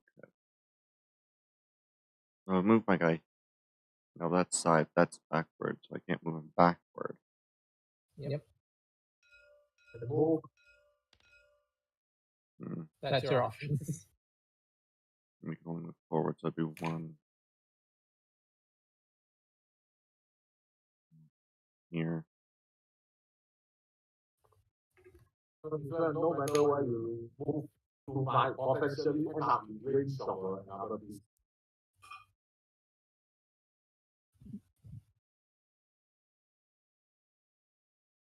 Yeah, we'll go that.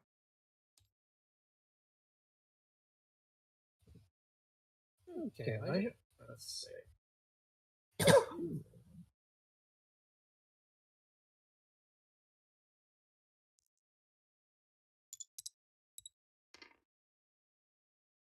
Two.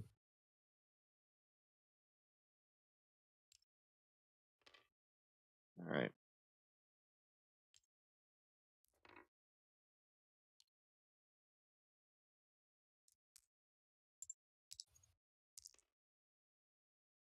One. 1.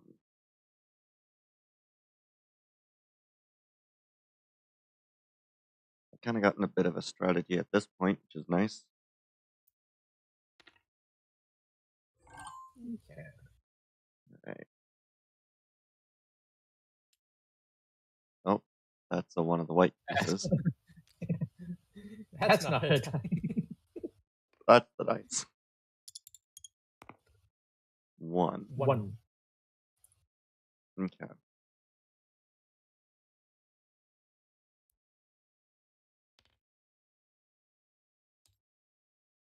There. Actually, it's impossible for me to go to 2 of king in match.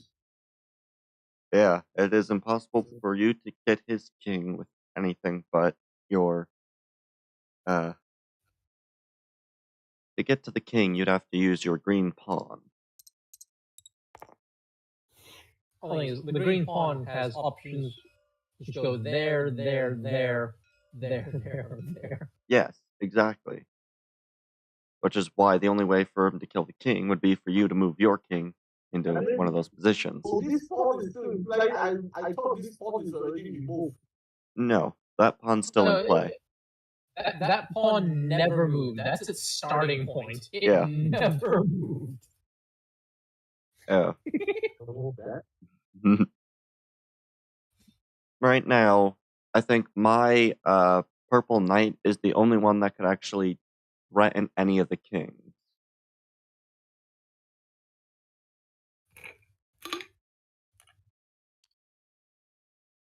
At least majoritively. The green knight could as well threaten my king, but none of our knights can threaten the Narish's king. The king.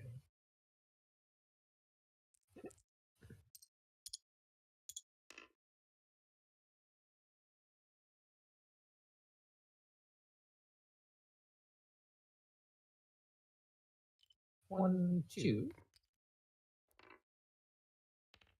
and 3. Perfect. That worked out well for me.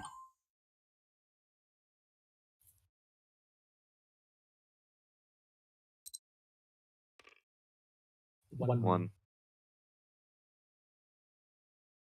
It starts with 1. Alright. So now what I want to do is I want to move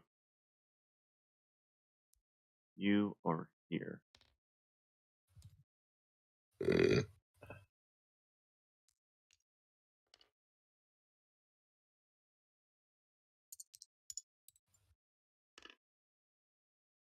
Four. 4. 1, 2, 3, 4. Interesting.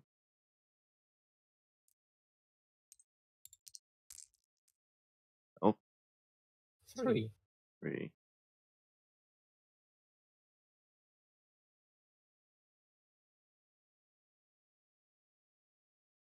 Yes. Good. Your blue knight can't threaten pretty much anything but my purple knight. Neither of your blues can threaten my purple. They also don't threaten any of the greens.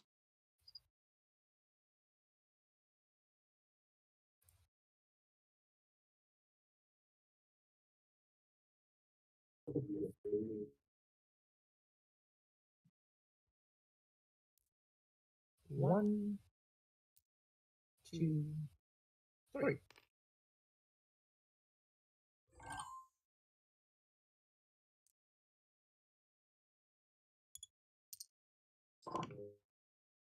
One. 1. Alright.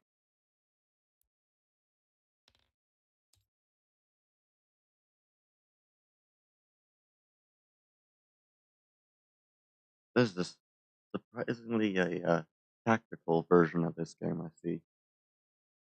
There's tactics you can use. Yep. Let's see. What's a Elijah roll? Let's see. I'm still under threat. Not under. Nope. Severe threat. That flew. 2. 2.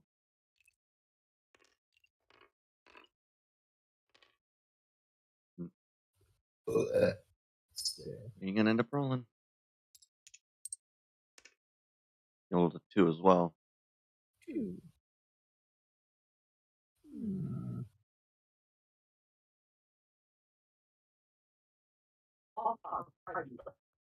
One. 2.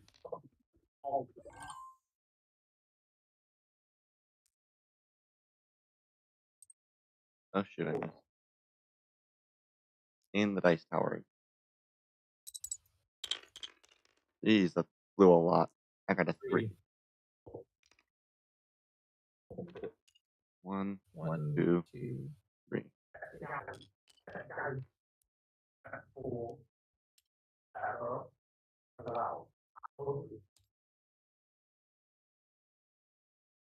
So only one thing can threaten my purple, basically. 1. At the moment, there's the threat of the purple, but that's about it.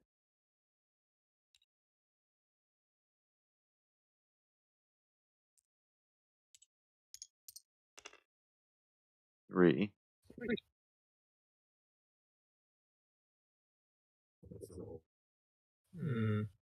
Perfect.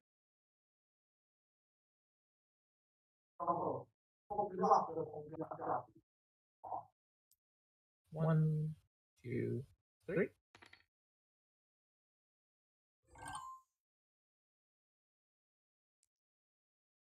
One. 1. I'm gonna leave him there, and I'm gonna move my purple king this way.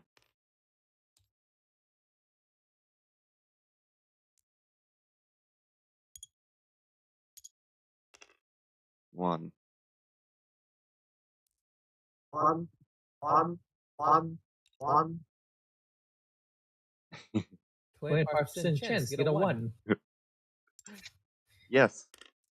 1. 1. Let's see. 1. 2. 2. Right.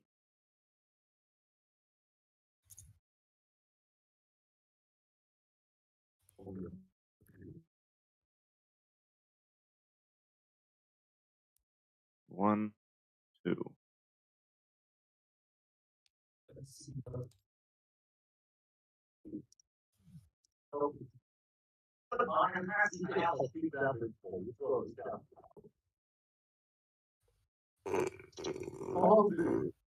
Alright. I think that was a good move on my part.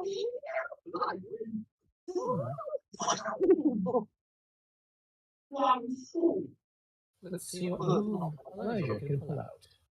Yeah, because that now means that your blue knight can't threaten any of us.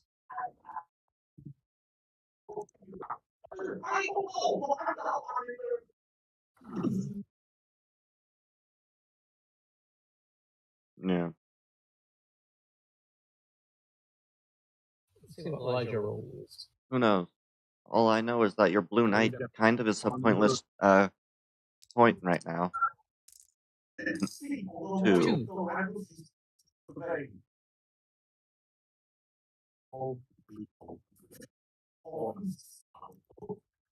So what do you move?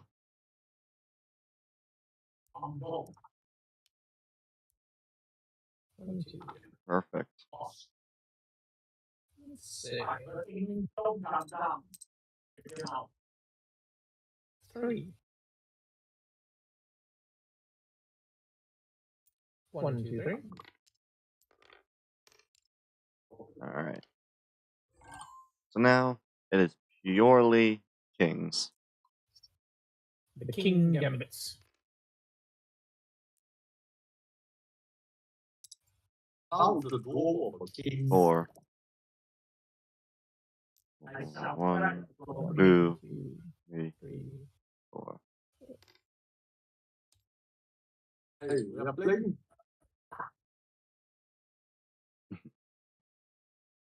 This is fun. Yep. The true diamond in the rough, considering it has very little views on the workshop page. Yeah. Actually, there is no way for the knight to kill both of these. Nope. Yeah, this knight and this knight can only affect each other. Yep. That's why I This said, knight can't even kill knight. yeah. That knight can try to attack the other knight, and Oh, it can't because we move here, or here. yeah. Right now they can't do a thing to each other. Right now it's basically just stay at a 4 distance from each other and wait for one of us to roll a 4. Yeah, that's what it eventually boils down to, taking this. My team is originally here, right? Yeah, Yeah. yours was right there. 1, 2. Hey, can I do this? Yeah, you can. Yeah, you can. Oh,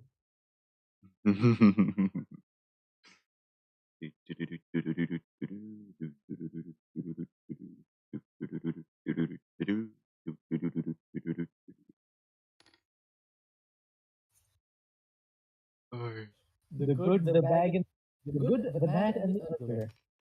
Nope. You've thrown your knife.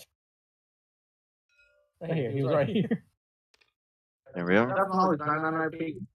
Mhm. Wow.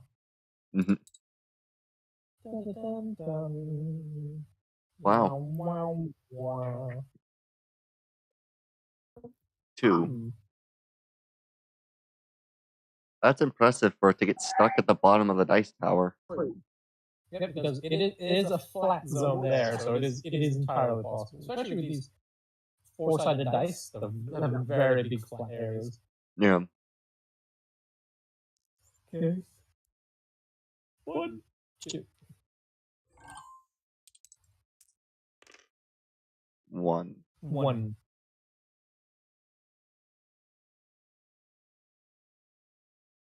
I'm gonna move up here. Oh,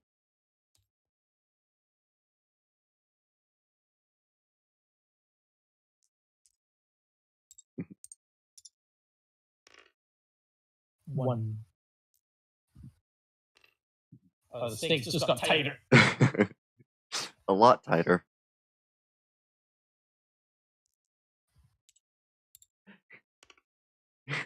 1. You want to move yourself out of the high stakes, or that's to decrease or increase the stake. basically all that increases or decreases the stakes is moving 1 space, because that's 1 extra roll you have to get. So if I get a 3 or higher, I can take, 1, 2, 3. Green is dead. I've eliminated the Green King. But now I'm 3 spaces to him. I am dead as well. And he gets you get a sweet. Yep. How? So, the Armed Merchants Collective and the Guardians Academy of Fine Magics have been defeated by the Dongales, the Mountain People. The Mountain People. Yay. Whether they'll ask nicely for more territory or not, though. Yeah. The great Mountain territorial people are they expansion. miners or? I mean, do they live by mining?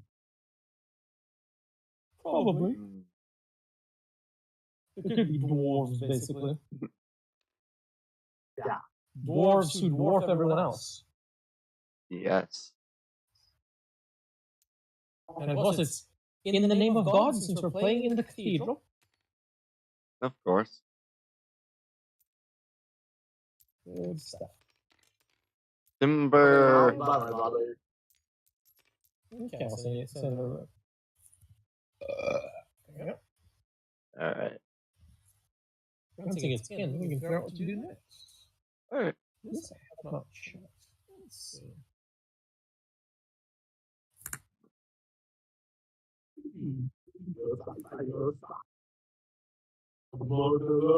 Hey, we could play Puerto Rico. We haven't played that one in a long time. What is it called? Puerto Rico.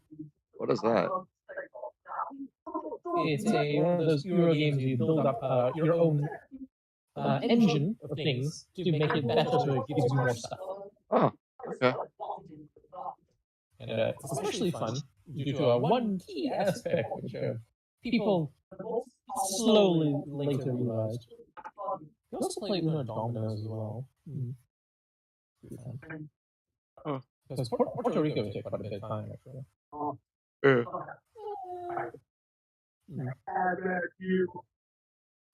Let's just do Puerto Rico in Canada, you know? Okay. There we go.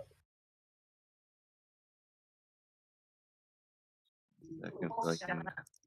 Okay. Relearn these rules. Oh yeah, that's right. The mod maker never included the rule book. That's lovely. Good thing it's the kind of game where the rule book is a PDF online and you can straight away add it in. Actually, I think I still have it saved. Oh, what am I talking about? That's always useful.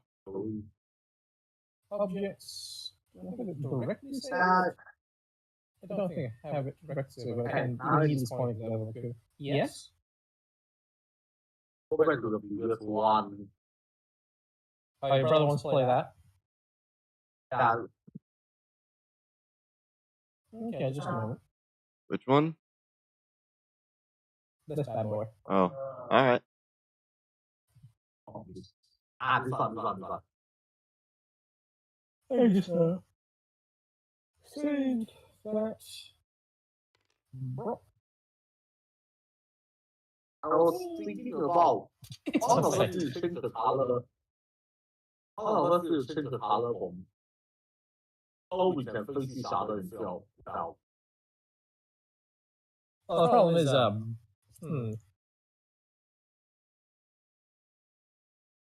should change yourself to white.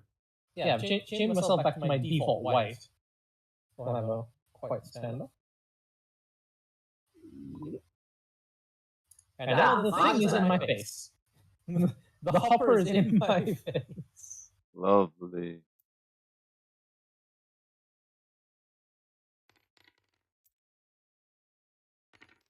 Gotta lock it in place, and then Gotta gotta go into the way. then rotate it. Wait. I rotate this thing. Okay, Z out as well. And X out as well. Maybe Z out slightly. 45? Minus 45? Yeah, I think I'll do. Oh wait. Oh, yeah, I don't know why he kept the hands on. I think it's just another game they'll just eventually fix. Myself. There we go. All right, what was that? So, there are hand zones, and things can end up in those hand zones. Oh, interesting.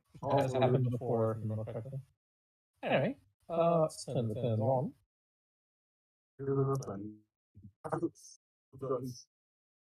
All right. And, yeah, this seems like an okay turn pattern. I think. I'll since I want to go first, let's see. I get 1. Okay. All right.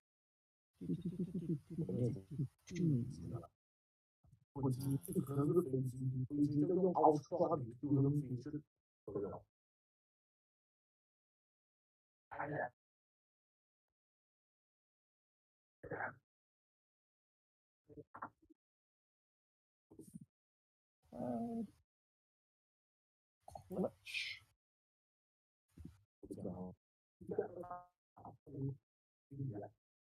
All right.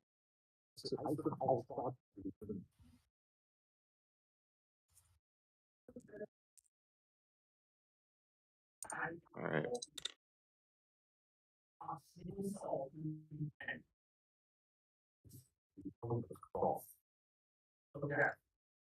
Will never be ever. I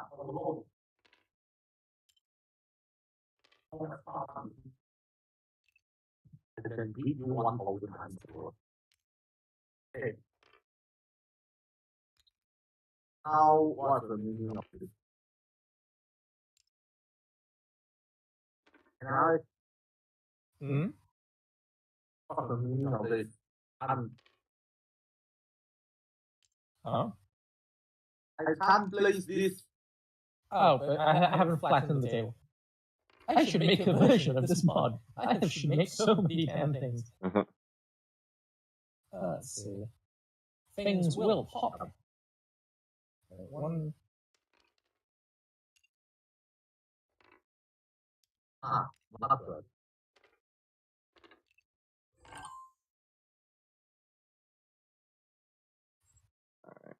All right. Where is the thing? There it is.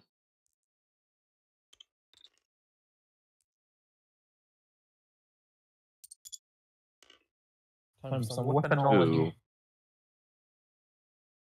All right. Oh.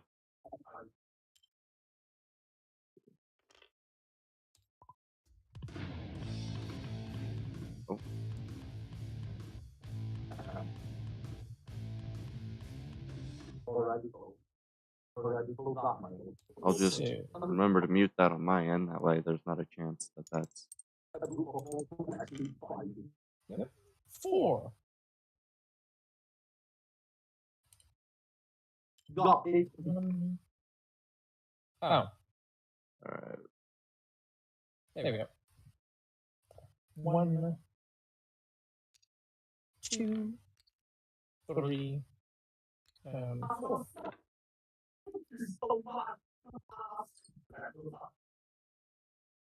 right.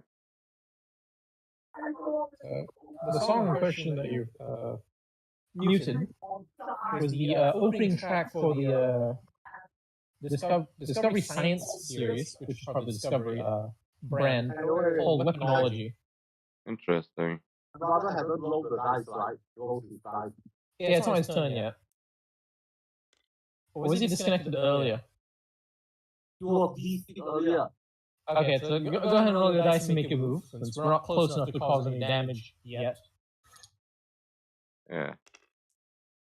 That is a... Oh, these dice on the die. 1. All right.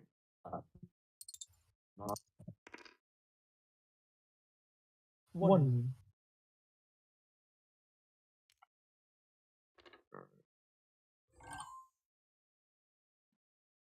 All right. And then when I was trying to find the song, it also turns out it's a song used by 2 brothers in a wrestling series of some sort. It's not. I think it's lower class than WWE, something like that. Interesting. Yep. 1.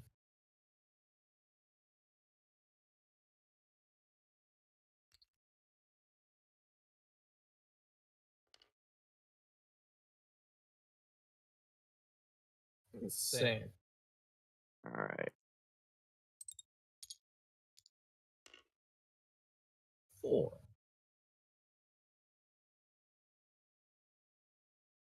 Let's see. 1, 2, 3, 4.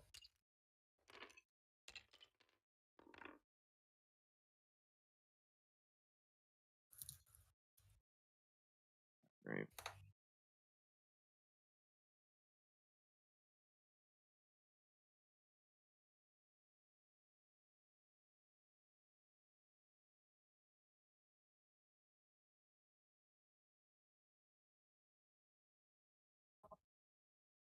All right.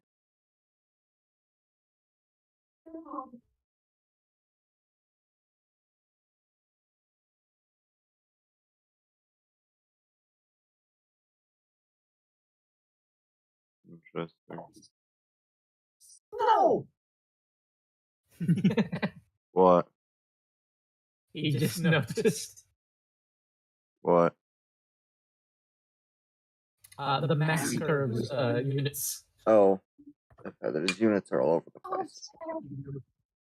How dare you! You monster! Wait, who is this one? Who destroyed this piece? This fella. Yeah. Okay.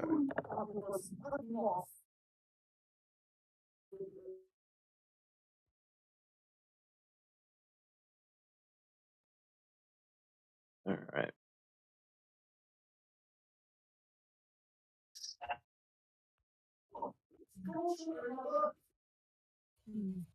So the current song that's currently playing doesn't have any copyright issues because people uploading to YouTube and no one gets copyright issues. It's the kind of thing you'd hear in a diner, and some people say it also reminds them of like the early 2000s rom-coms. Interesting.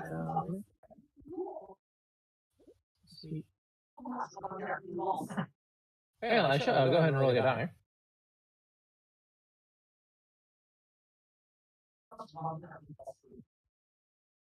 Interesting.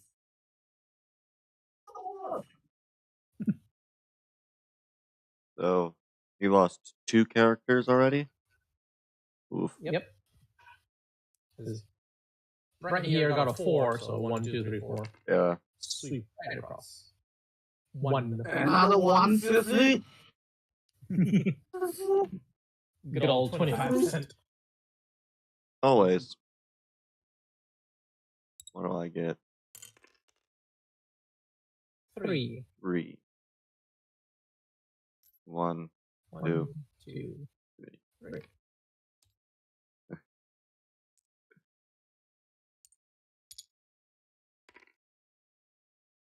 One.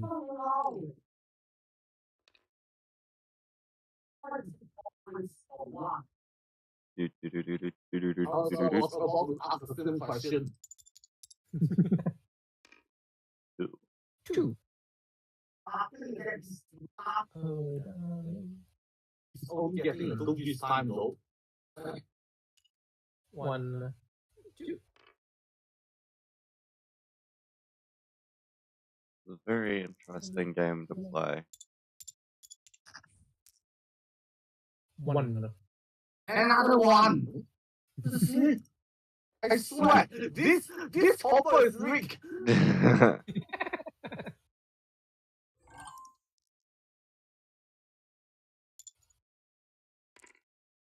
2. 2. 1, 2.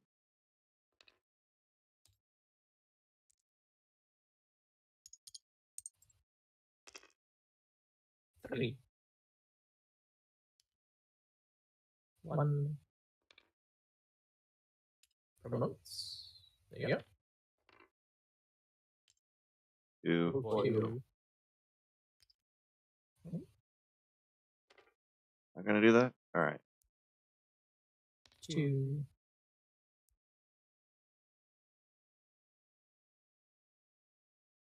Oh.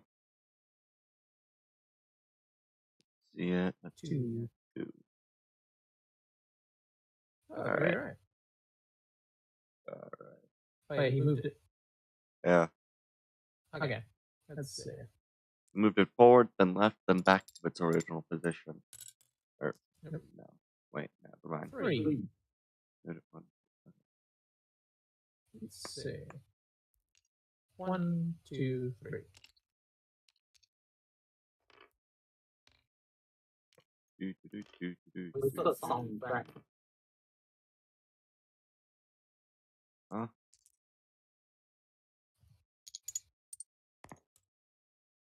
One. I swear this is really rigged.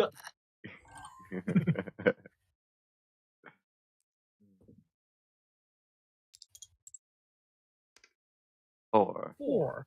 1, 1, 2, 2, 3. 3, 4. 4. Wait, the beeline for my king?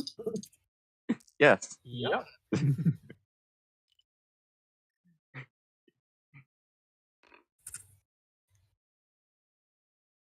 Let's see. Okay. 4. If it works, then that's that. If not, I lose a pawn and I'm still using 3 pawns protecting mine.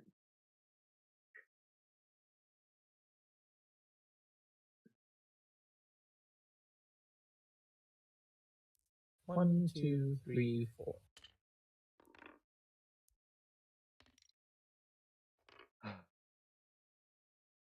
Dang it. Still, not the worst. 1, 2.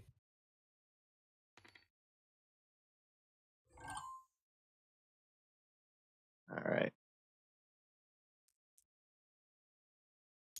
Let's see. Can I get this to work?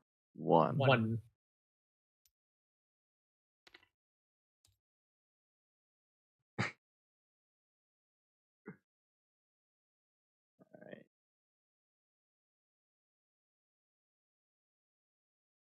Alright.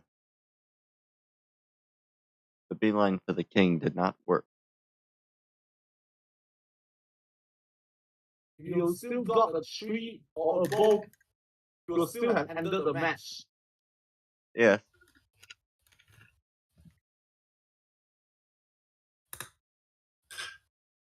But now I've got a useless pawn.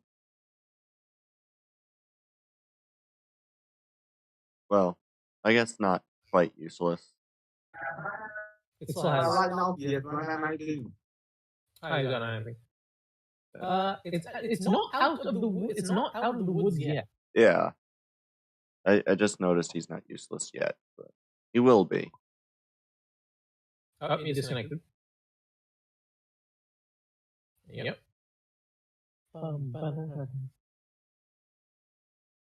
Yeah. What's that happens? Add more.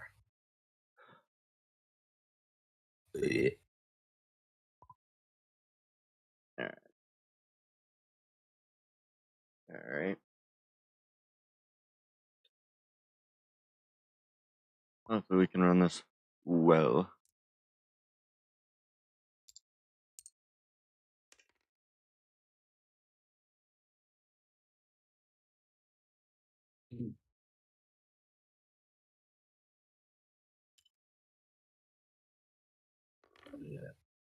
Three. Connection issues? Nope. Oh, and there he goes again. And Elijah is surprisingly low ping, but has a bad connection symbol. And it's his brother who got the new computer, so very strange, very, very strange. Yep.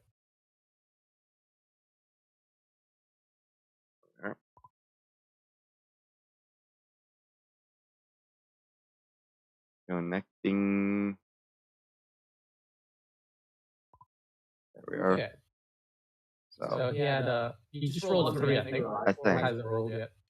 Well, he did roll. He moved his character to there, and then needed to replace it. Now it's my turn then. Or is it got moved up? So it's my turn? Yeah. I think. Yeah. Let's see. 2. Dun, dun, dun. Dun, dun, dun, dun, dun, dun. 1, 2. Alright. That's a 3 then. Hopefully you get a 1.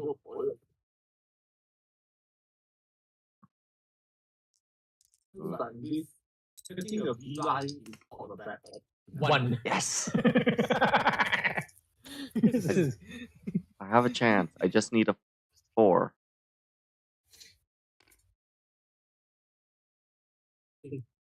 What are the odds? What are the odds?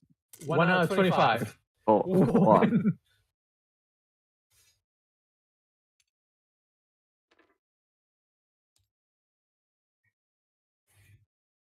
I'll still keep the threat. So I'll either take a pawn or I'll take your king. 1.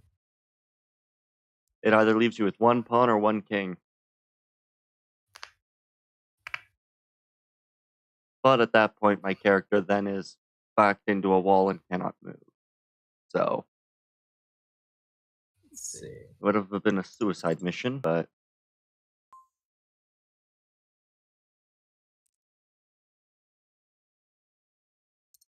Nope. not high enough. 2. 2. Alright.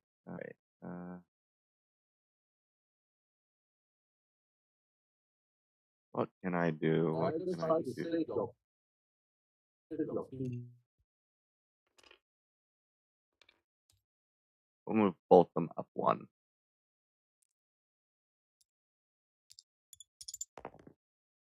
Three.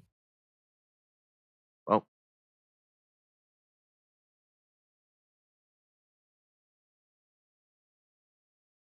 But 3 more. 1, 2, 3. that did not work very well. Yeah. So I do something that will get here. 4. And there I go. 1, 2, 3.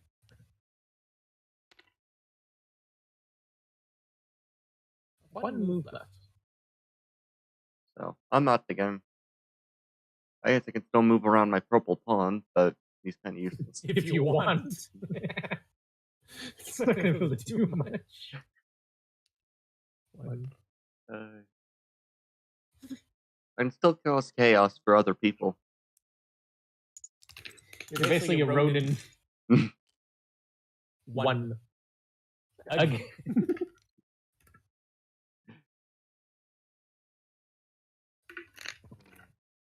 I can still, I guess, try to assassinate his green king. Or your king.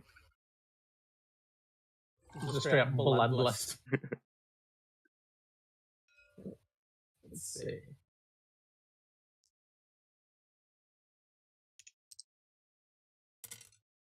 2. 2. He approaches. 1, 2. Yeah. If I make my guy a knight first, I might be able to beeline towards either the white king or the green king. Maybe I try to take one, then the other. 2. Oh. Or I was thinking just do that. And there we go. Alright. No, he's not doing that. Oh, he's doing something else. Okay. He's letting you live. He's taking pity on you. I mean, it won't matter all that much, because I am probably going to be getting food here shortly, so it doesn't really matter too much for me. That is where on survive. You can still hit me with my pawn. One of the two I'm threatening.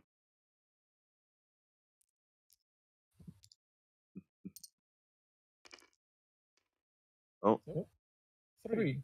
3. Do you want to just end my game, or are you going to also take pity? Oh, there are larger threats at work. There are. Let's see. That'd be a pretty... I just thought of a decent move for you to make. Given who you can actually get. Yeah.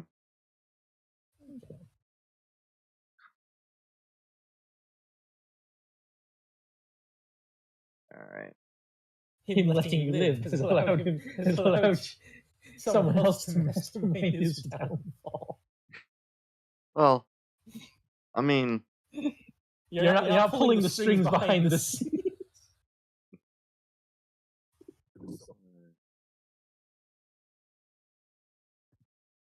The funny bit about that is that, I mean, even if he gets a 4, then that ends the White Knight. Yep. And I think the only then you can would be moving The you. Spider Monarch of Europe has returned.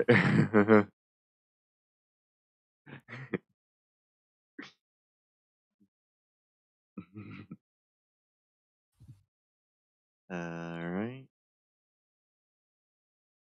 This is an interesting turn of events.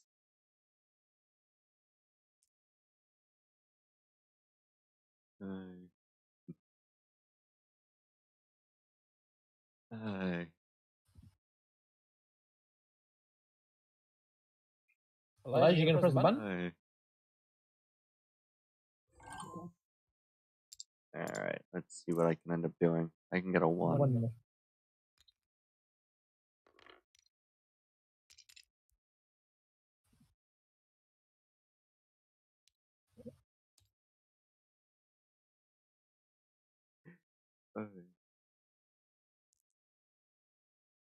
This will be an interesting turn of events to see what I can do with my 1 Ronin character. Who can't win the game, but who can just everybody else.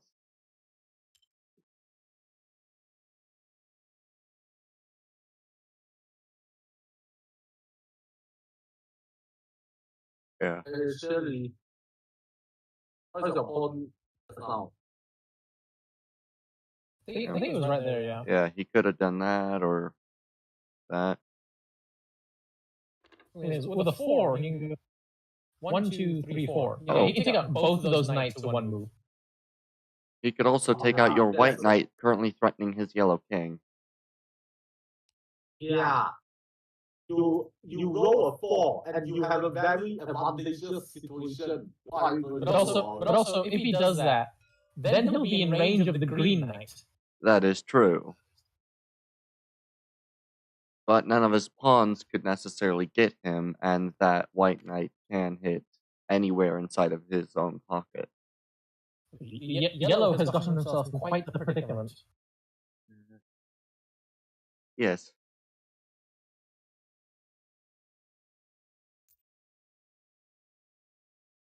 Okay.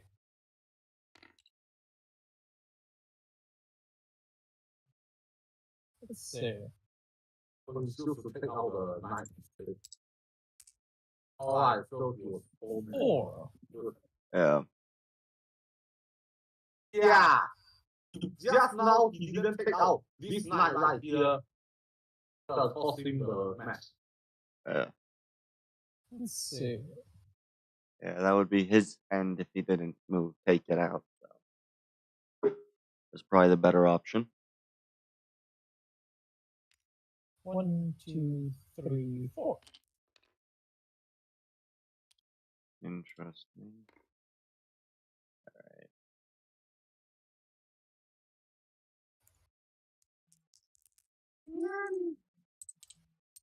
Let's see. Alright, 1 second, guys. 3. Okay.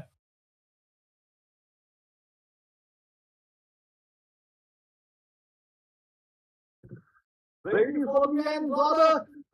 Oh god. Why is Thunder not here for this? Why is Thunder not here for this? This is exactly what I said. Sure, just go for the cookie grass. There we go. And if you knock him out, then I'll just leave you and me, and then Thunder doing who knows what. Oh. What I said would happen didn't happen. That's unfortunate. Because he only needed a 3 once he got in that position. Yeah. But if he didn't move and you got the 4, he would have been out anyway. Yep. So it's kind of a lose-lose. At least that way he removed one of your pieces. I got a 2. I'm gonna move Gotta feel 1. free to move these 2 balls Two. around, but they can't share any. Yep. These Arsene 2 has pawns left. can get His own both. Ronin defender. Yeah, he now has 2 Ronin. I have a Ronin, he has 2. 1.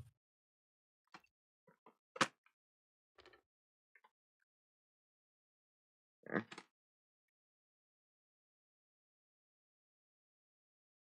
Let's see. 1. One jumping back. I wonder if I can eliminate both of you guys before. I forgot to roll. Yeah, I pressed the button. What happened? Yeah, I pressed the next turn button. Oh. Did he move his character beforehand, or? Now he has. So you can make your roll now. Okay.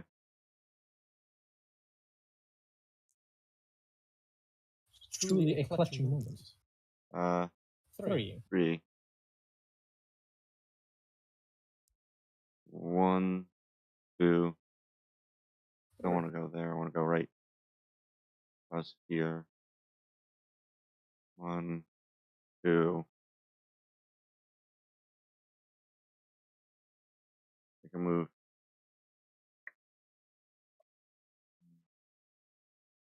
Ooh.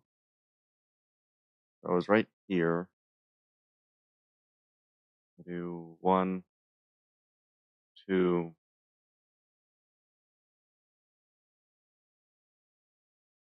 3, 2.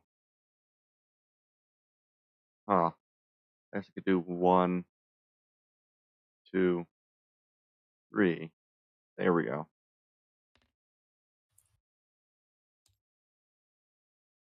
Having to think of a move position that doesn't leave me with only a 3 hit.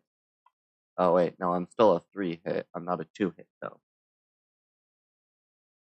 Yep. Perfect. Let's see what Arsene can do.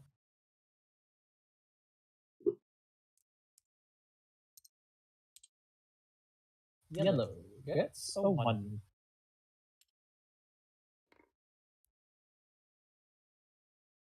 All right.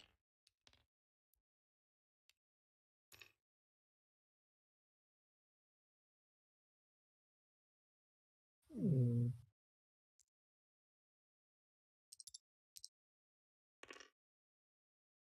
Three.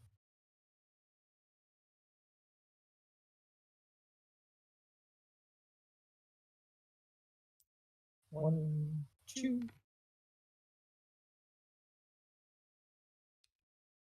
3.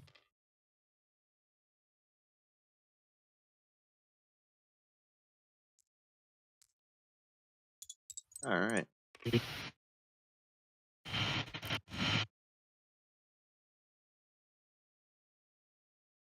All right.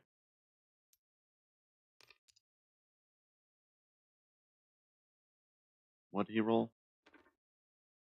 You rolled a 2. Okay, now I'm at mid range. Deja vu. At first it was this. Dang Now it. it's first. 1.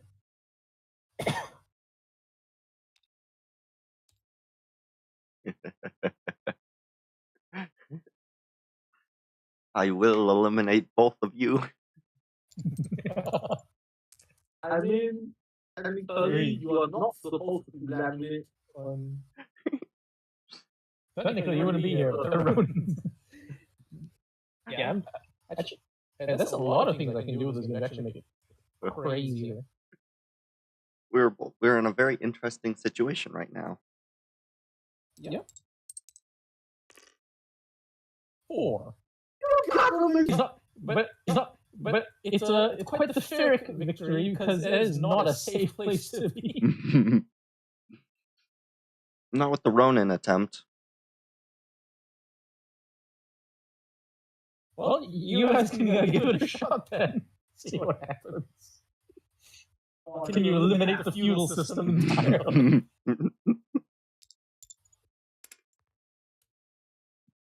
Two.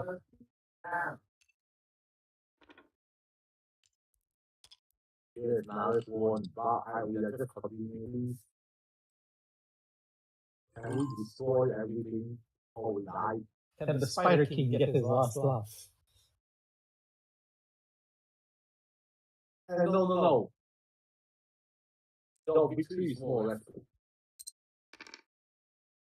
3. 3. 1, 2, 3. 2. Yep. The fuel system has been eliminated.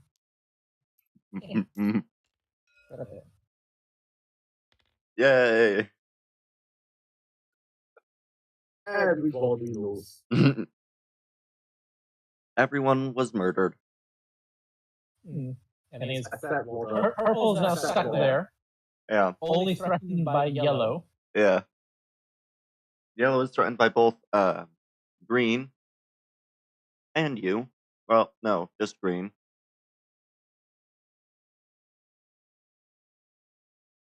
So yellow threatens me, green threatens yellow, and white is not threatening anymore. Wait, no, white threatens green as well. And yellow. And No, actually. really. Yeah, a bit of yellow, but not that extensively. White threatens yellow, yellow threatens green. Depends on the hearts of the dice. You want to keep going? Well, I'm now stuck.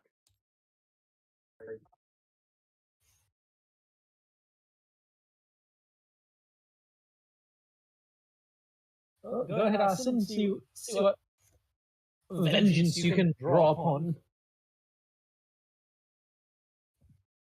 Rolls a 2, you can destroy this. Rolls a 3, you can destroy this. Rolls a 2.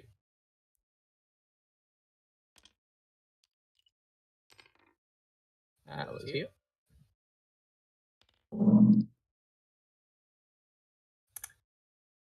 Well, I'm basically. Well, now I'm definitely out. Yeah, you're now out. Time to hide in the recesses of the deep dark.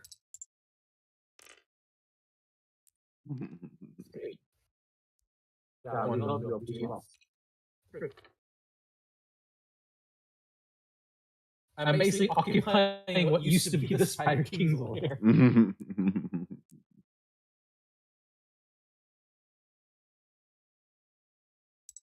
Hold on. 3. And you win. Well, you take out his knight, which is the only thing that threatens you. But if he does that, then yellow still lives in the other one.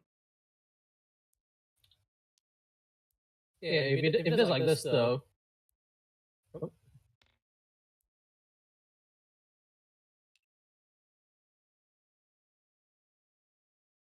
Yeah. If it is this way, then he's got a better guarantee.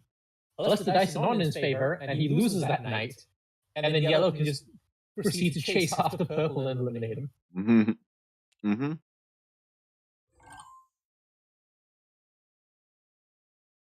Time to hide further in the corner.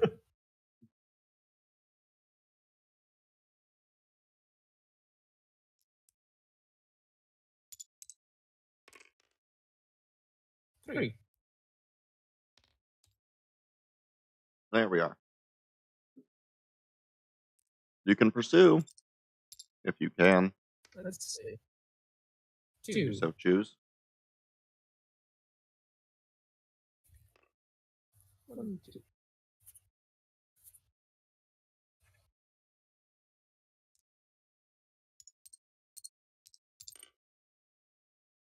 Four. 1, 2, and can't move it further. Nope.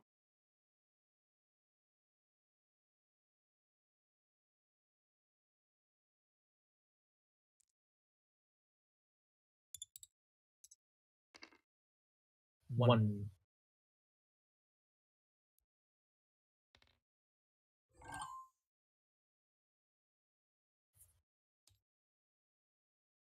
Let's see what Austin can pull off. Which Ronin lives longest? 1.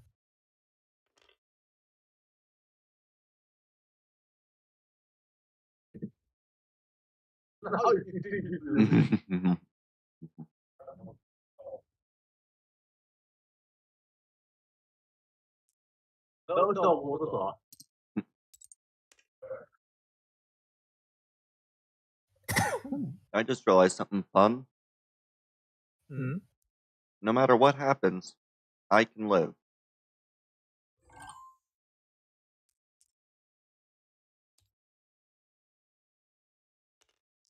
Unless Yellow doesn't die.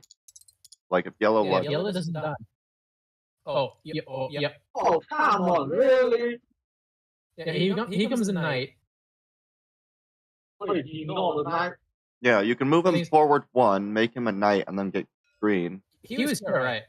Yeah.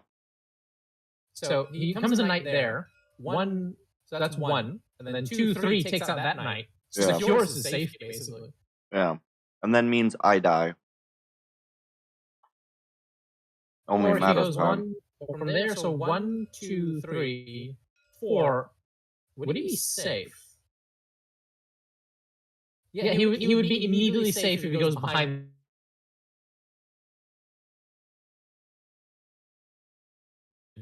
So he can bloodlessly head towards her, but no one else. Yeah. No need to harm further greens. You can either wound green, make everyone last thing, basically have white be, again, winner, because more people. Most population. Or let green go on to eliminate white as yellow defeats purple, and the 2 brothers rule the land.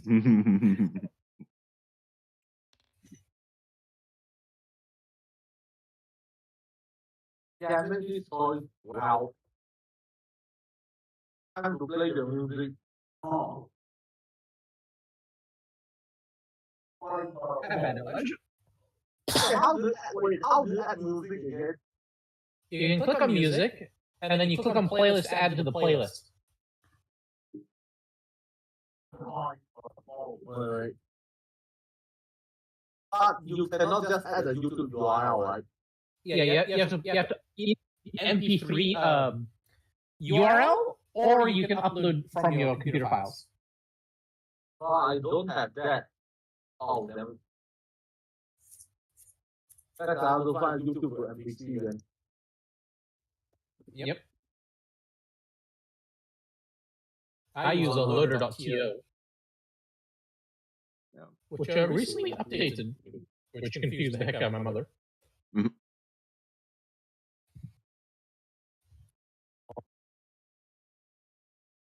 Okay, why is it back to the old design? Hold on a moment. What?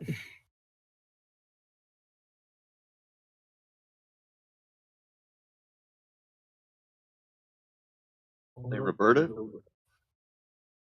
Okay, so Um, I have saved my bookmarks. The version that's basically version 4 of the URL. It updated to a version called EN6. Because when I clicked on the original, when I clicked on that link, it directed me to this. Now that I've clicked it again, it's brought me back to the old version. But the new version is still up, so I have no idea what's going on anymore. Who knows? Might as well bookmark and save both. hold on. 4K video. It is under. What's it under? That's its own separate thing. In which case, yeah, you just drag it out. Right there.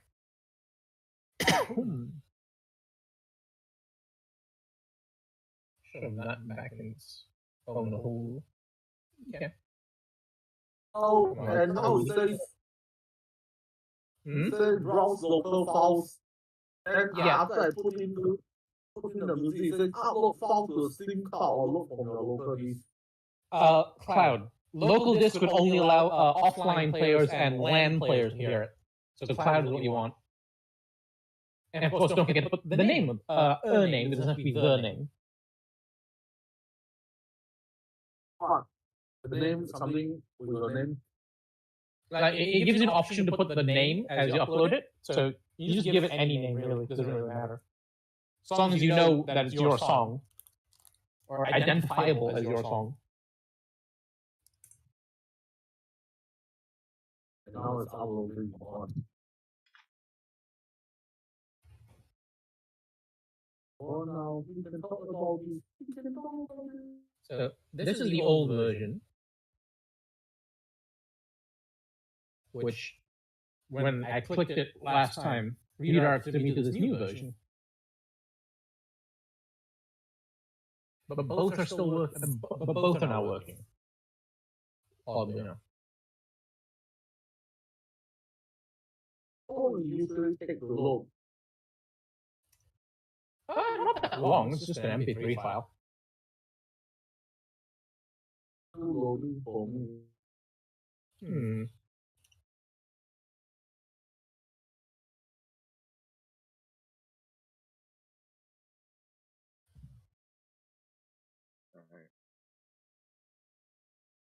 Alright. Finally. I'll be right back, guys. Yeah.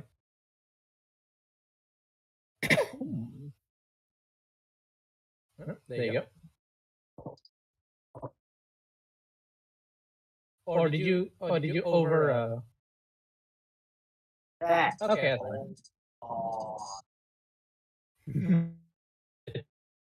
Chad music. Right, move it. Whose turn is it? And everyone has terrible ping. Okay, that can work. I think that audio file was too Chad for the ping. The audio for too fast For the ping. Yeah, basically it's auto. Oh, you don't go out. Anyway, whose turn is it? Oh, I just did you make your move yet? I'm vulnerable.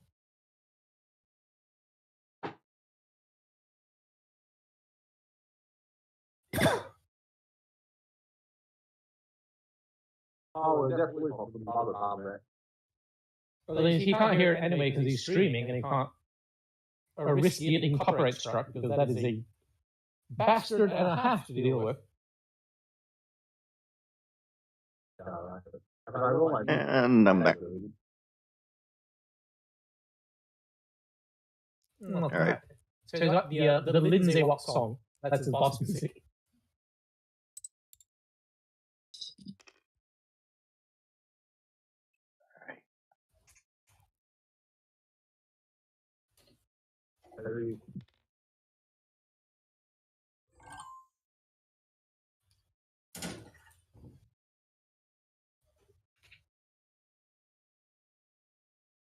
Wait, so this song is, I guess, it's still popular as well.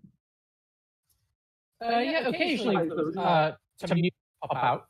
It's not as crazy as it was, but it's still pretty fresh. For what? Yeah, and this song has been memed like heck. The Lindsay Watt meme. I have no idea what that is. Oh boy, this poor fella. Let's see. Pile driving meme.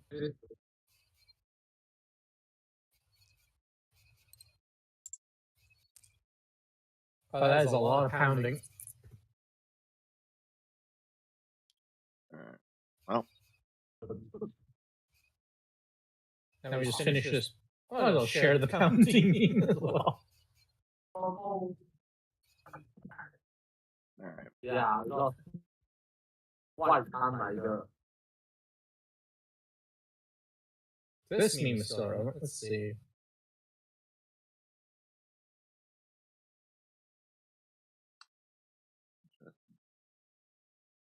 Oh, Doctor. I Oh, it's Doctor Livesay.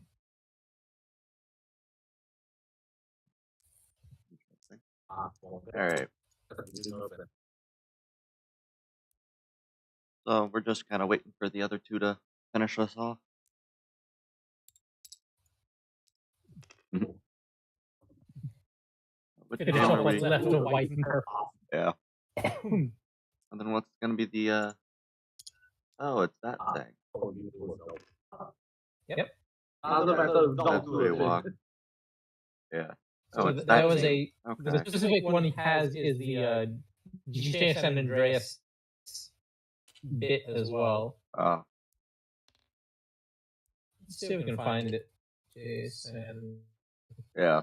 I remember that meme. Or I understand that meme. I didn't Yeah. I have no idea how to pronounce the name, so I always say like Dr. Livesley or whatever. Yeah, I thought it was Lindsay, and then I realized it doesn't have a D in it. Yeah. It'd be like Livesy. I don't even remember that much. All I just remember is channel. Yeah. Okay, 999 again. The last of the White Knight. Sorry. Alright. So we got one white knight left, and I'm out of the game. Yay. And where's the green dice?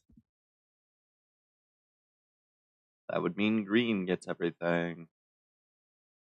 At least he gets 2 out of the 3 remaining. characters. I think this can Oh. activate soon. What? Okay, you guys survived. Okay, still. Yeah. Was there a lag spike or something? The ping jumped to 999. Oh. Yeah. I don't know. And it was on the edge of kicking, but it's stabilized now. Or at least it's stabilized to us, and Elijah and you are still in a Yeah. bad spot. I'm still noticing yours is at 999.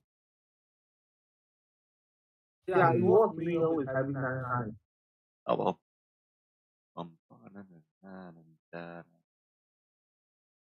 Yeah.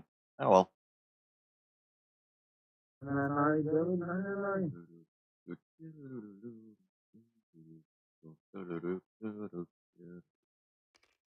Alright. Do I have... Oh, I do have that permission. Alright.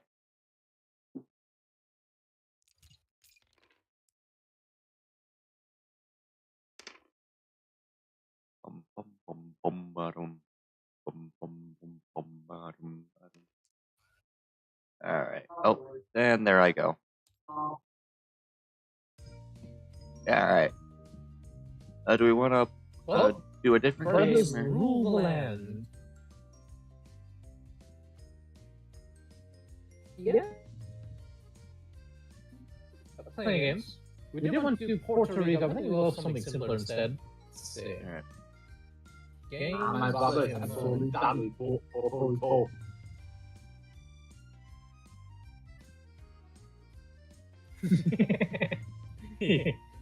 Okay. Where was it? What was Alpha? Here we go. Load that in. This is gonna break playlists in all kinds of ways.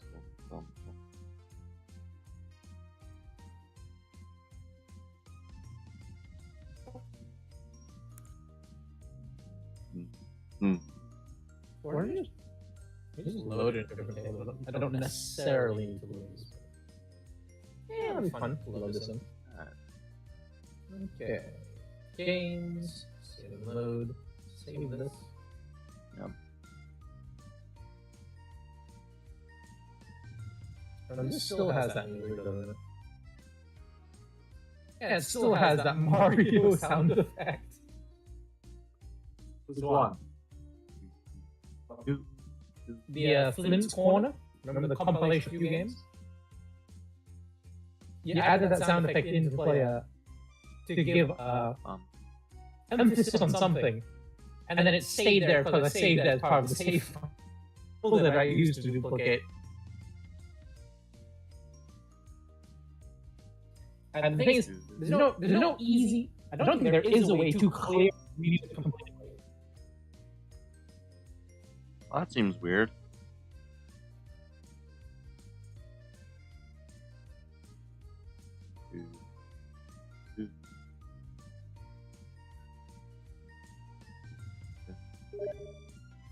Alright. We're playing this time.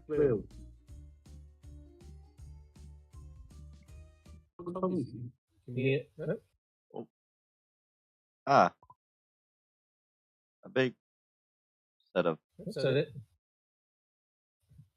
board games. Hopefully everything is loaded in. Looks like it is. Oh. Wait for the program to respond. Yeah.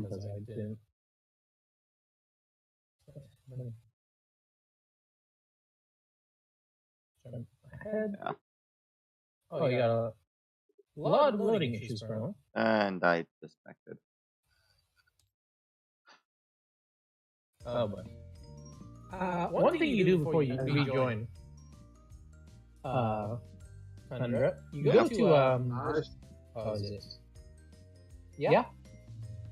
I try to reload the King's game again. And the last thing.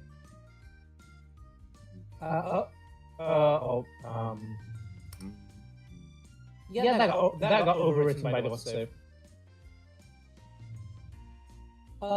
Maybe reversing time.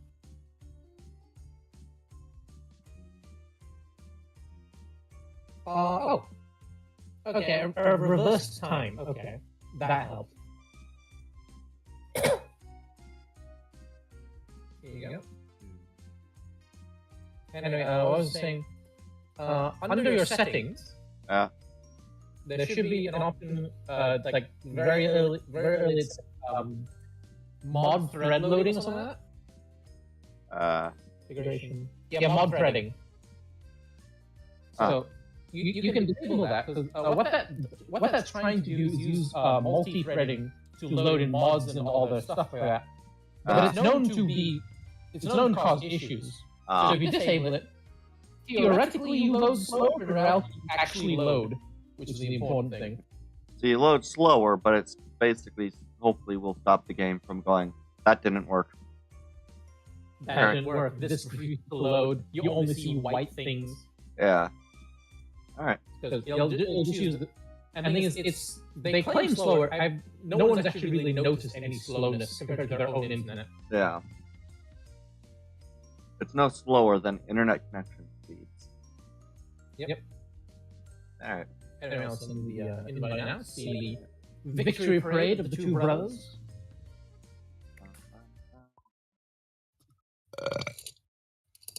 There we are. Victory parade. Just some balls on the side. Basically, the land is free from the fuel system, and the factions of the two brothers now rule the land in their name. Alright.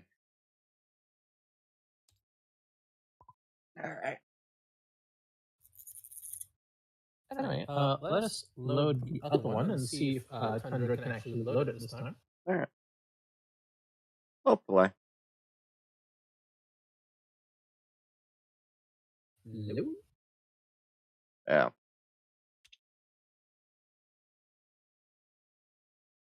There we are. That's loading. Yeah.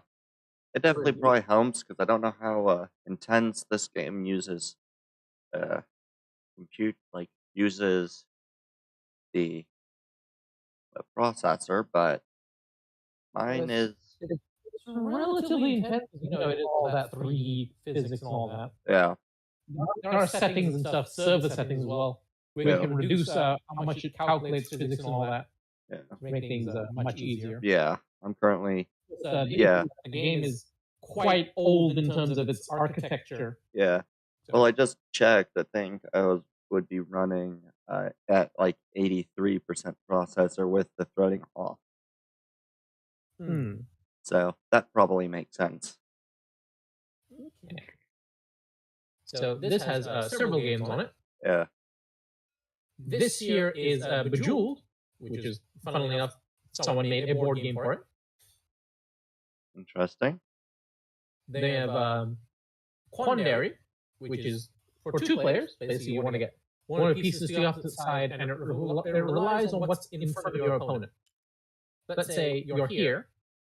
Yeah. So you can move here, here, or here if the color directly in front of your opponent matches. For example, here's that dark color, so you can move there. Interesting. And then that would mean that he could only move where if he was there.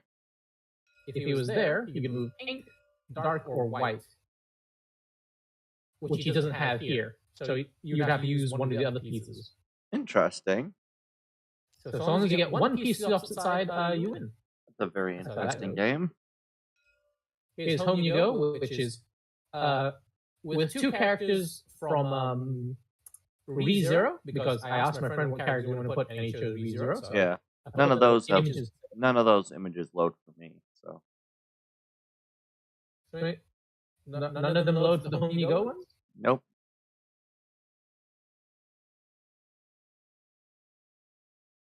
This time of trading is on for me, though.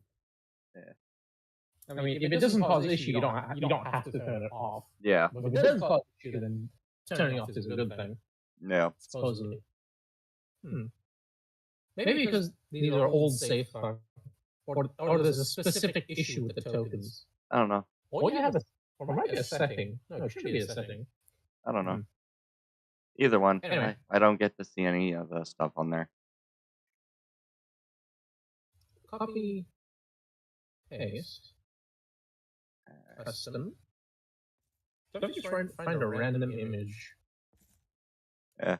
I know when you put the video on one of those, it loaded, but I don't think any of the times you put an image on it, it's loaded for me. Tools. I would like icon. Yeah, that works. Let's grab that's a small, that is a pretty small image.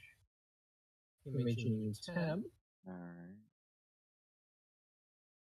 Can I get rid of that? So this was. Let's see.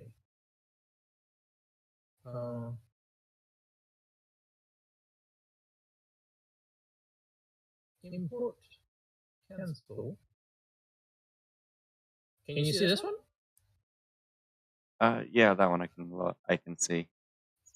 Okay, so either has something to do with a old save, or it has something to do with maybe some websites. Yeah, who knows? Or maybe even because this is a tiny icon image, maybe it has reached a loading limit for you, perhaps. Maybe. Oh well. So that's Home You Go, Quandary, Bejeweled, proper Chinese checkers, and then the game of life I was talking about. Yeah. The real game of life. Yeah, I was reading some of those. This was a PDF that someone made ages ago. It was a massive A3 paper size sort of thing. Yeah. And then someone at some point uploaded it to the Steam Workshop. So, but the quality wasn't that good. So I took screenshots from the PDF, since I had the PDF for the longest time, and added those on top to clear up some of the lettering. That's why if you look at it from a steep angle, you can see some things have like a raised edge very slightly. That's because I added it on top of it. You can especially see here down at the sex chart. Yeah. Underneath it was the original chart itself, which no one could actually read. And there were apparently some slight rule changes or wording changes, but regardless, it still functions as is. And it is a doozy to play. It is so much fun. Yeah. Oh, dang it! I was just watching one of the Chinese checkers pieces bounce around through the portals. Yep. So this is another mod that someone made, which pretty amazing. And it's attached to this dice hopper here, so the dice ends up going through it, and it's all kinds of fun. Uh, The dice there. it's very fun to watch. Good dice. I have that. All right. Anyway, let's play. What we came here to play. Which Uno was Domino. Uno Dominoes. All right. These as intended. I still need to fix these. I need to make a checklist. Fix them. I have the time now. Should probably do that. Give myself something to do. Anyway. So, if I remember correctly. Same. Live at the first, known as a number template. Where you Okay, you need to draw 6. Okay. So you just press number 6 on this bag. On the bag? No, the box. This box, basically. It's treated as a bag object, basically. Yeah, I see that. All right. Right. Go ahead, everyone. Draw 6.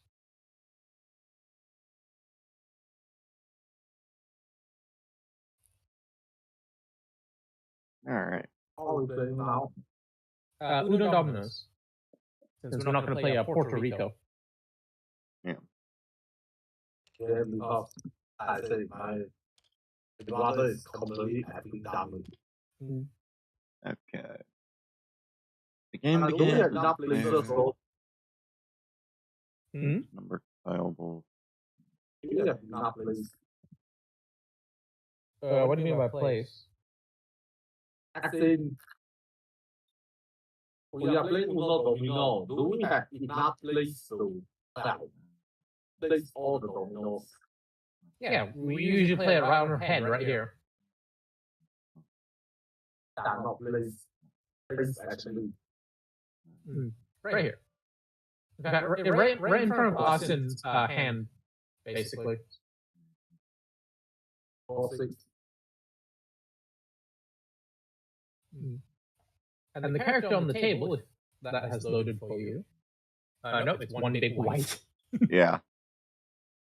So the character on the table is a fan art of Myrtle from Arknights in her beach attire. Okay. And the thing about the picture is that she has her popsicle sticking in the water for some reason. Okay. I could probably, if you went live, I'd be able to see it, but no. Sure, why not? Oh, okay. Do live?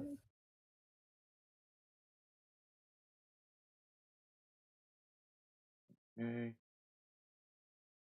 Ah, Yep. Right there. that is a Right very.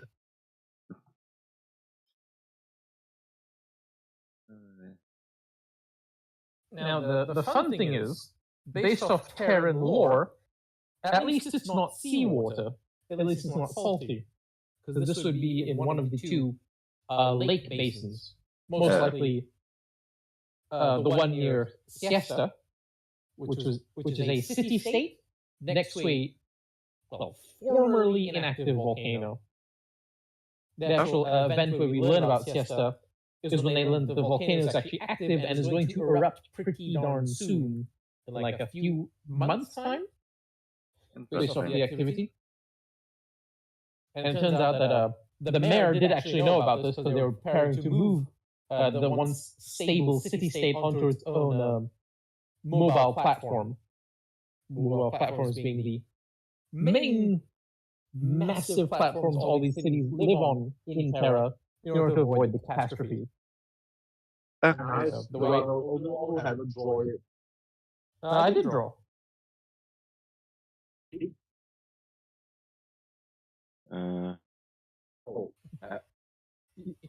We all now all of us have drawn. Okay, let me just put the starting piece in. So, that's a pretty good starting piece. So, let me tell them the turns. Turns on. Start. I can choose to be a jerk again, or I can just be nice. Okay, so I'll give it a start. Okay. So it's pretty similar. Oh, Let's go to the service. The problem with Elijah, though, that is neither a 9. Well, it's not a 9, so you can't. but that can be played since it's a green color, though. It can't it? It can be placed green. Right? Yeah. It is a green. Okay then. Yeah, you guys can go ahead. So, it is according to the rules, basically, when you have the power out like that, whoever triggers it will cause the effect on the next person. Yeah. And you can trigger it while connecting it to another power trigger. Yeah. So it can be pretty wild. Yeah. Okay. Anyway, Then go ahead. I could do. And you can run like this, right? No. No. It follows the rules of dominoes, where you only can connect 2 things on either end, unless it is a double, in which case you can connect 4 times, 1 on either end, and then another side on either end or in the middle. Okay.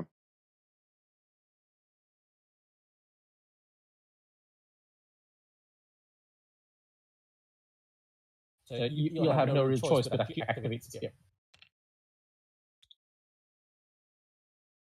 There we go. So, press the button. Yeah. I've only ever done anything for dominoes, like playing dominoes, besides knocking them over, like once or twice.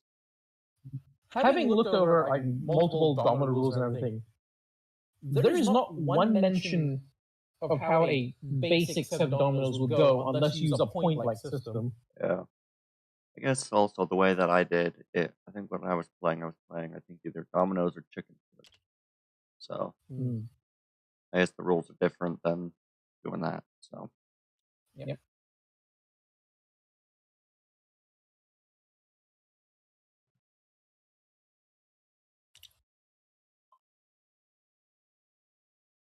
this line is going to continue for quite a while.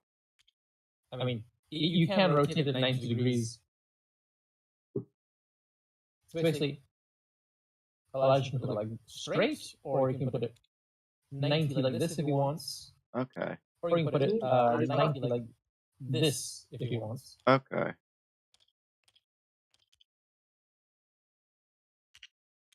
And if we're being a bit liberal, we can also do it like that. Yeah. Okay. Up to Elijah.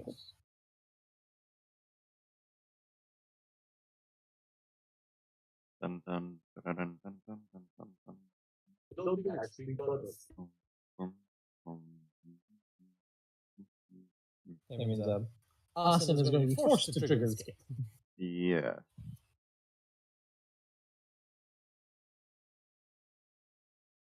Unless he doesn't have a blue or another power card that can match. Yeah. All right.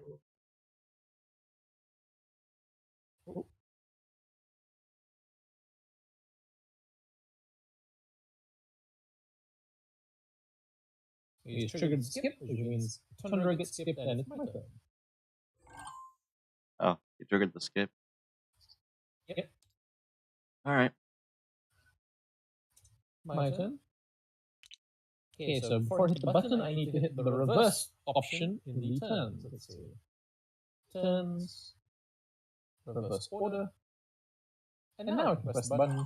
It goes back to Tundra.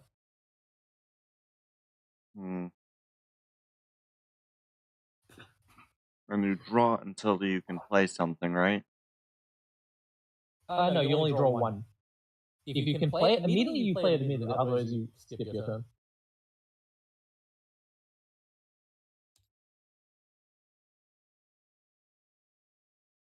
All right.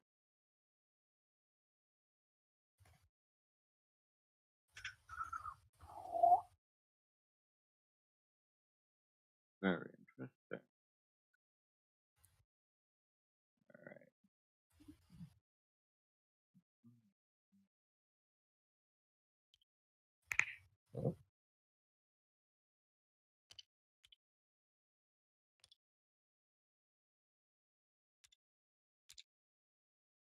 Well, that's yeah, lovely. So what's Elijah gonna do?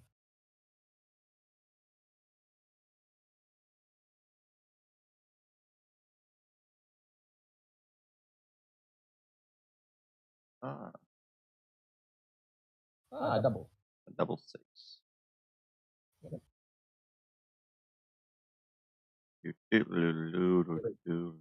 That's actually a double 9 because of the line at the bottom. Oh, yeah. No, that's double. Yeah, so it's a double 6, so you can't connect it to the double 9 to the single 9 there. Yeah.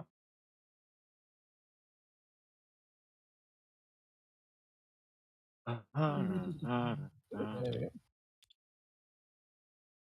Yellow, yellow. Dang it.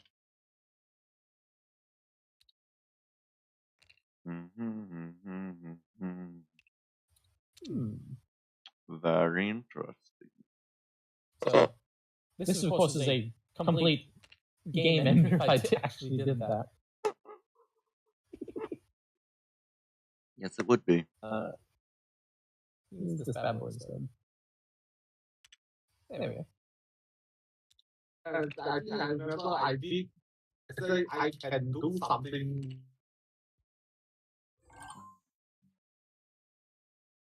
I can be a jerk ass. Oh, there we go. Here's a fun one. Yep, so that can trigger 4 times, so you've triggered it once, so the next person has to draw 2. And it can be split into 3 extra runs. So. Yep. Albeit with where you've placed it, can't really squeeze it there. Could squeeze it there? No, I could do this, and then you can kind of make it like chicken foot. Yeah, one there, one there. Actually, if it was there, can't actually put it there. Can. But you could do one out of the corner, I guess. Well, the thing is, it can't touch this. Well, I mean, if you wanted to do it the right angles, or we could just angle it off the side. And if you do that, there's still not. I guess there's the top side, which would have to go up. Oh. Oh, yeah, that works. Yeah, that would work. That creates the 3. Austin has to draw 2. Yeah. And skip his turn. Unless he has another draw to use. Here's 1 freeze. You can put that back in your hand.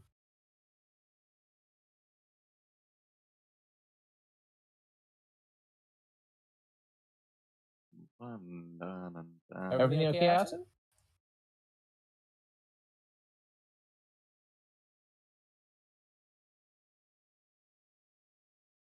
Oh, yeah, but whose piece is this? I don't know. Yeah, it is. So you put that back in your hand, Austin, since your turn was skipped. Just press the number 1 key on it. Make things easy.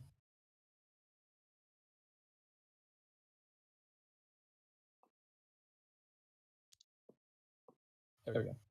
Anyway, Elijah, you can continue.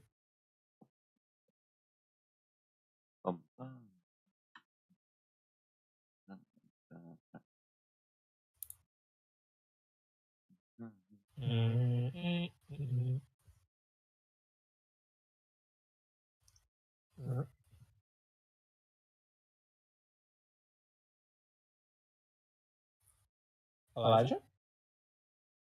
Oh, sorry. I guess my mother says that he's a bit tired. Okay. Too much zombie shooting, not enough rest. It's been a long time with him. A long time since he's been there for him. Anyway, that triggers twice, so that is a draw 4.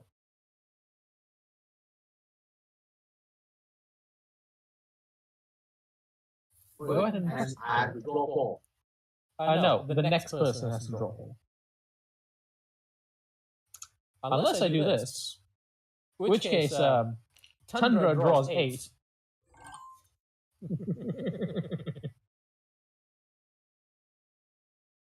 If there's another draw card, can that also be played? If it's Yes. not the draw 2. Yeah. If it's not the draw 2, you can play it. Okay, so I can do the wild draw 4 and still. So that would be 8 plus that's draw 12.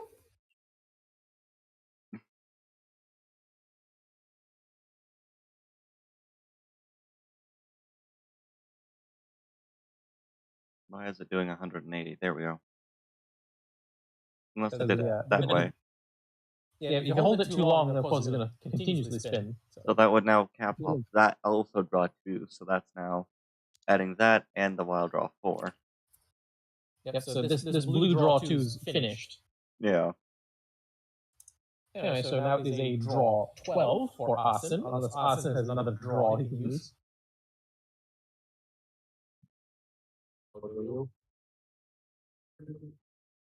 然后你要多招，除非你有一个 draw 2。Yeah, draw 12 and that is up to just Yep.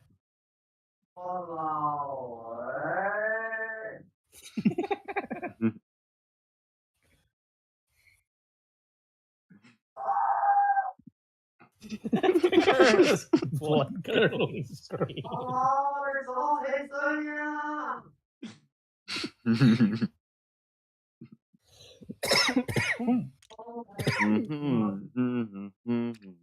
Laughter is dangerously deadly. Yep.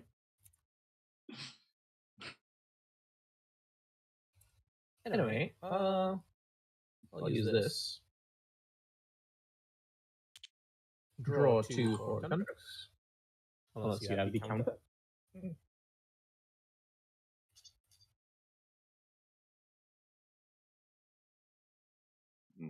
Alright. You can't play if you draw 2, right?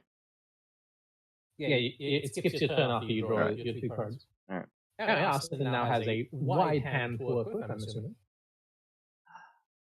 Very nice. Very, very nice.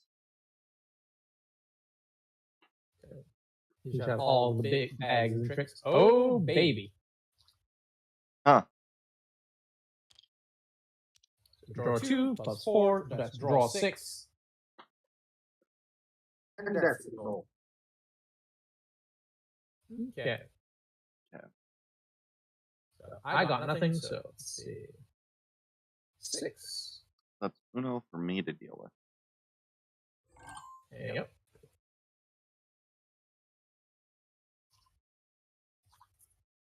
Wait. Oh. Who's the one with Uno? It's green? Yeah, Elijah has Uno. Okay. Ooh. I was going to do something, but I realized I don't want to do that.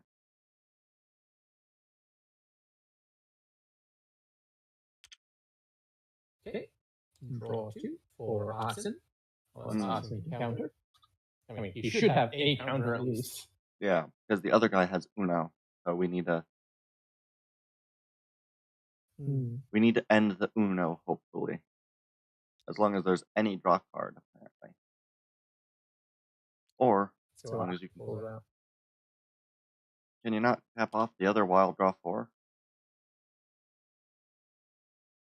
So Austin doesn't have any power cards? Oh, he took cards. Okay.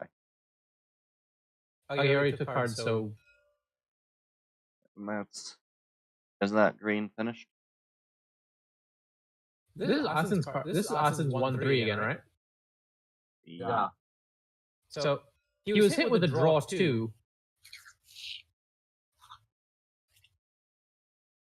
You got hit by another draw 2. Yeah, because Tundra put this 5-5 here. Yeah, I didn't realize that would... And yeah, for some reason, you do not have a draw card. Of all the 12, you do not have a single draw card.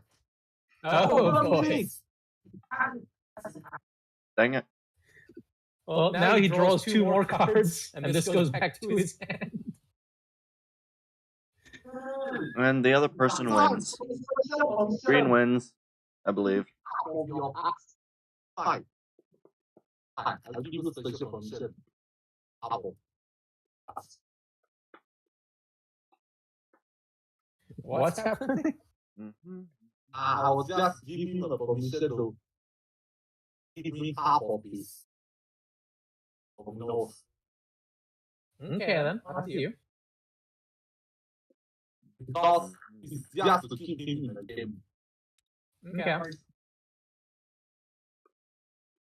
So you do it the same way as you steal cards from Catan, Elijah. Highlight, randomize, and then grab the half that you want. Just press the number 1 key on them until it equals half, basically. So you don't accidentally reveal what they are.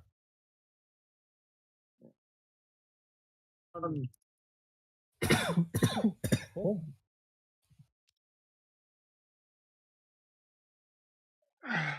Right.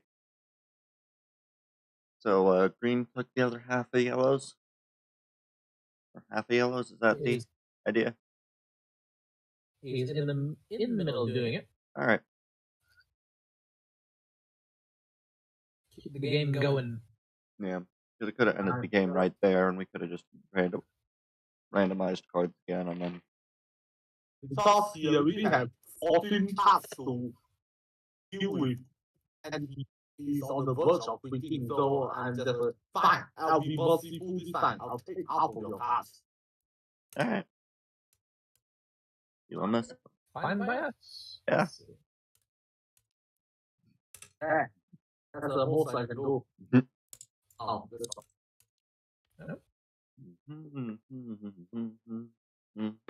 Alright, let's see.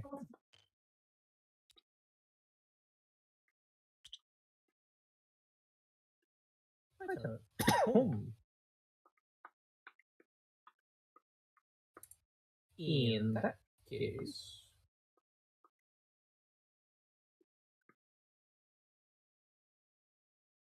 space is a bit of a premium. So while draw 4 and a reverse, I just get the options. Turns, reverse. There we go. So draw 4 for Elijah, unless you can counter it. Bum bum bum ba-dum dum dum da dum da dum da. That's great. I spend my time helping you. You give me no reverse card and reach.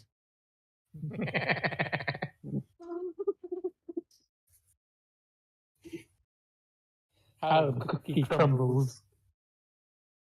Bum bum bum bum bum bum bum bum.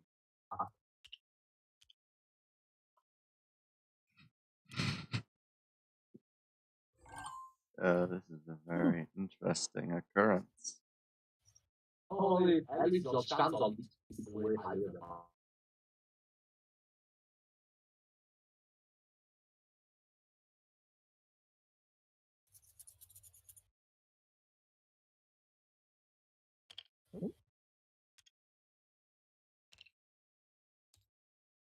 So that skips me. Boom.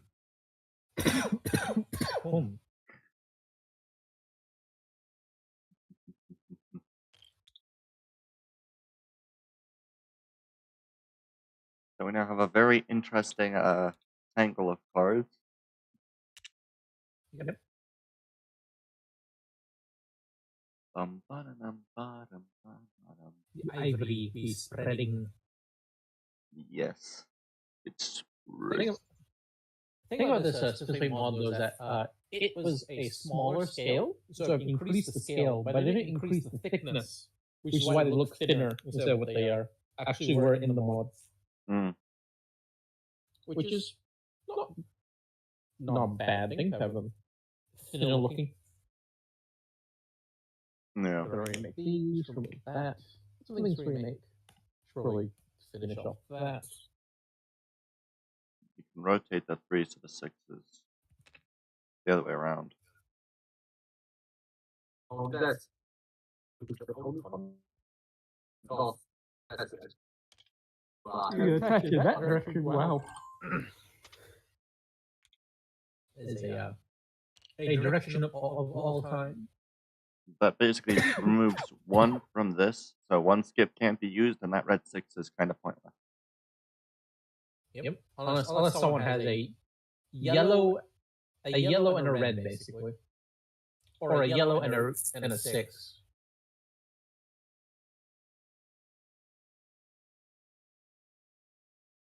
Alright, so before you press the button, I need to then reverse the turns. Yeah.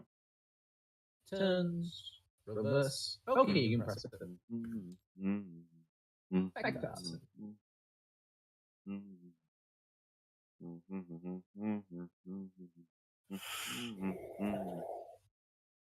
It's kind of fun playing this without a colored background, because the cards are white and the table is white. That smooth blending.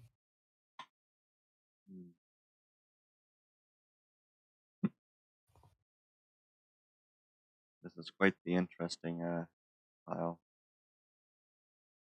Slowly eating the juice section, which is using the Othello board.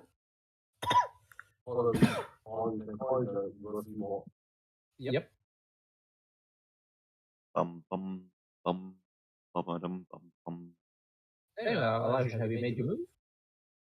Oh, there it is.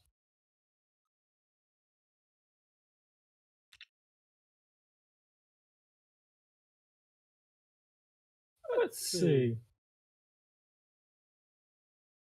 That's green. Oh, green is actually pretty cut off. Let's see. Yeah.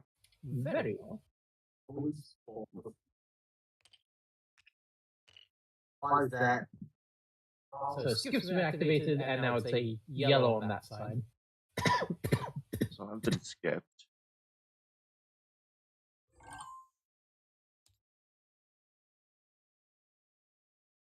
Because you can't double skip. I mean, you can double skip if you attach a skip to a skip, which Oscar can do right now if he wants.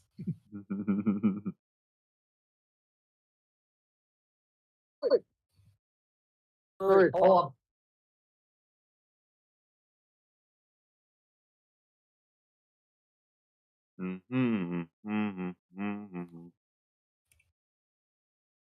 All right.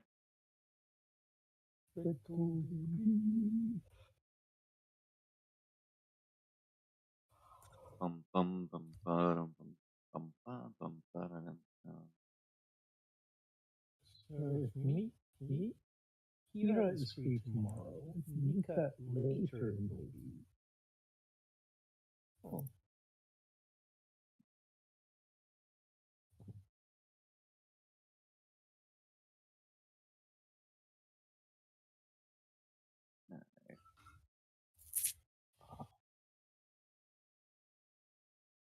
Hey, Thunder. Wednesday is your day off. Do you have another day that's off? Yeah. Yesterday would have been nice. Pardon? It would be Tuesday, Wednesday, or my days off.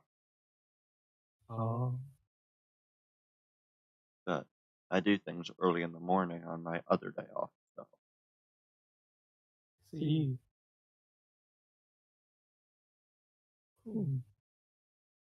Hard to coordinate with everyone's weekends. Yeah.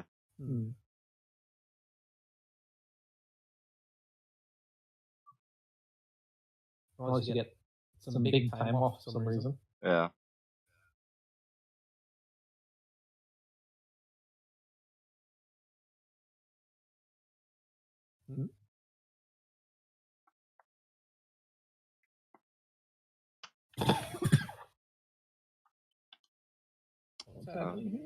Whose turn? I think Elijah said, hold on to do something. Okay. There's a cat fight just now. Which cats?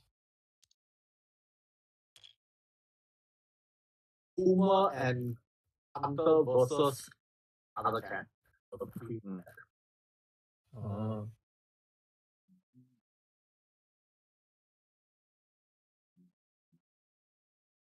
Who's doing what?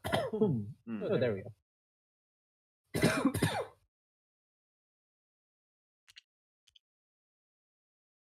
And this yellow, right? Yeah. Yeah, that's one thing not exactly clarified. Does this whole thing become yellow, or does only one end become yellow? In fact, it attaches twice. Well, I think we've kind of used it in a middle ground. So. Well, we'll choose both yellows anyway, since both ends are yellow. Yeah. Anyway, draw 2. I can not do anything about that. Yeah, I definitely find anything like that. Pretty sure I for that. Yep, definitely got. Or can I? Nope, can't. And Enfield is going to PAX West. Okay. Park next Enfield, PAX West. They're recently at the Gamescom somewhere. Anyway, draw 2, right? Yep. Yeah. Yep.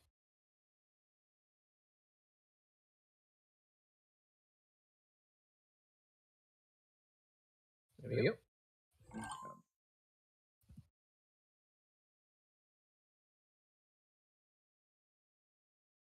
So it can go like this? Yeah.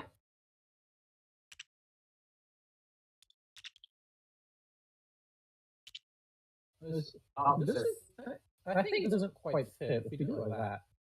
Alright. But then, of course, it blocks there. But these are oh, that's why. Yeah. Maybe. Because it's half here. Yeah.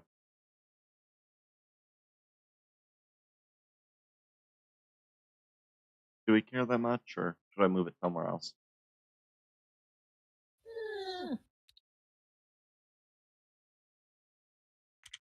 I mean, considering the inconsistencies of placing it, you can just treat it like that. Alright. As you originally placed it. Oh well. So that's double skip. So skip Asin and then skips to the next person as well. Yeah. So Asin skip and Elijah skip. Yep. Right, let's see. What can I do with the drunken sailor? Pull this off. So the one that takes priority is the one that is already existing. So it skips you, and then Asin has to draw 2. Okay.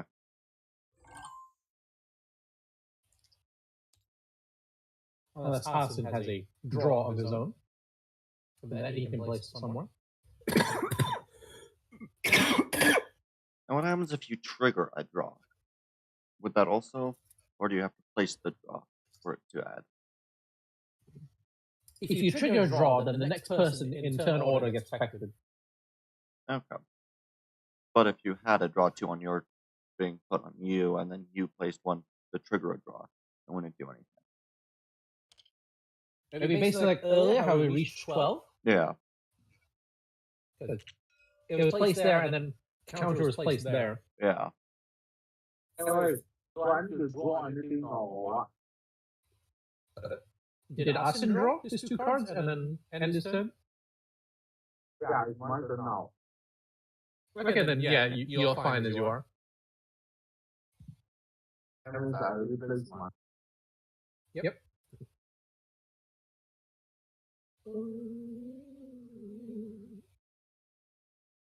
It's kind of fun with these tiles, because the question marks on the hands are scattered. It's not one line. Yep. Let's see.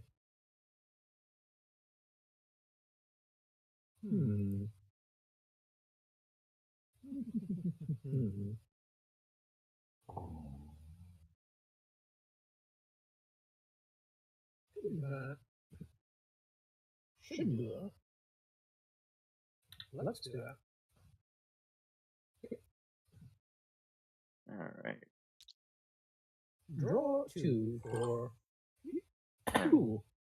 And if I placed something on the wild draw 4, would that cause anything, or would that not do anything? I mean, it still has 2 triggers left.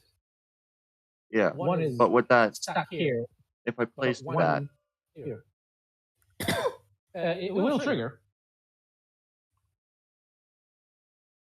so if I did like It's current. this, would that work? Yeah, that works. Yep. It's always nice to see this happening in dominoes. Kinda. Usually, not sure really. Would that work? Because if this was shifted over on one of the two, is this? Typically, something like that would only work if that one that you placed was also a double. So you'd have to shift it up a bit to right here. Okay, so this, so it'd have to be here. Yep. That'd be the move. Okay. Yep. So. Also Uno. Oh, okay. So Austin has to draw 4 and return, and then Elijah skips. yeah, and I don't have to draw 2, which is nice. Oh, that means Austin has to draw 6. Yeah. Unless Austin can counter that. Yeah.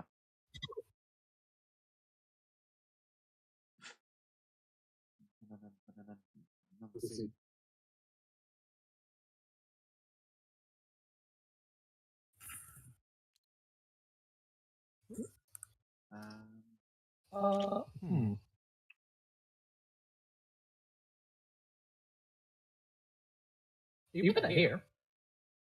Yeah, you could put it on top of that one. On top of that draw 1. Like that. Yeah. Okay, so now it is a draw 8 to Elijah, whose turn is skipped twice for some silly reason, so it only counts as 1, because that'd be a complicated thing to track, unless... Oh. Wait a second, does this mean that if you end up taking those cards, I end up skipping myself? With the skip effect. But the thing is, he's skipped by a different card. Well, how is... How does this work? Because he's countered with the draw 4, so we're up to, what is that now? Draw, like, 12 again? But the thing is, does he have the chance to counter because he was skipped by the other effect? If that skipped... Yeah. Or does that skip get delayed? At which point, if that skip gets delayed, and then you can't play the draw, would that mean I skip myself? Okay, we said that what was on the board takes priority. Yeah. What So was on the board Would the was skip the take wild priority? 4, and then the skip. So the skip gets delayed. Yeah. Which technically means that if you end up not being able to add more to the draw, right? Like, if you can't add any more to the draw, does that mean I skip myself? Basically, yeah. Anyway, the total draw count amount now is, what is it? 4, 2, 8, and then 12. Yep. Yeah. I can draw 12. And I get to skip my own turn. Yippee! So go ahead and press the button, Elijah.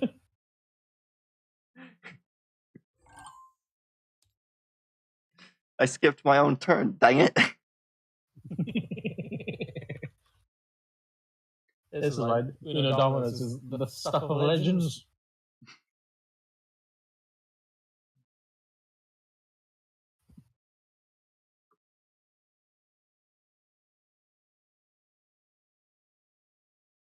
Okay.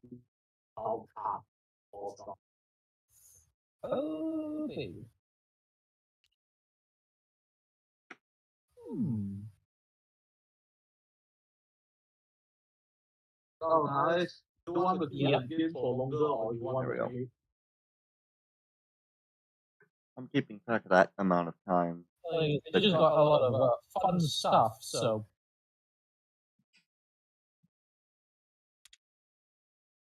You want me to do the same thing again? Up to you. I don't mind either way.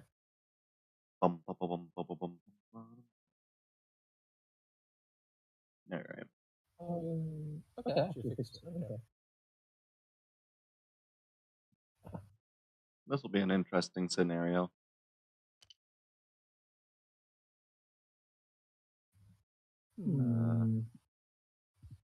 Let's see. What can trick more cards from you? That was fun, I guess. All right. Well, activate the mother-in-law. Let's see.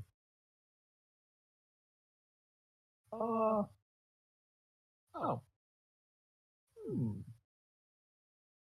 I'm gonna do this double skip. All right. Yo, Austin's turn. skip.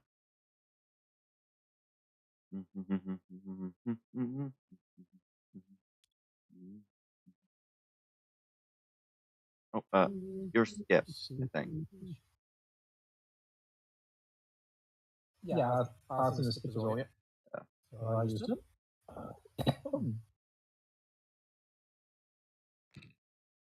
Doesn't make too much of a difference in the board, I guess. Yep. Let's see.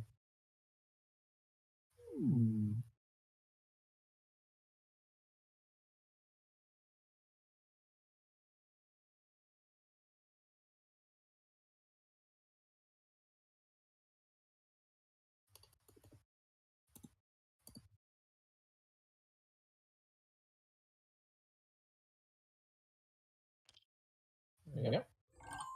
Draw 2 for you.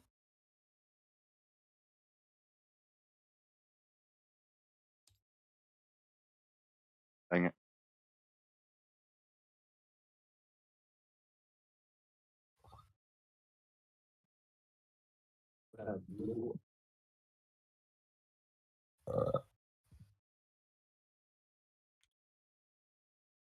All right.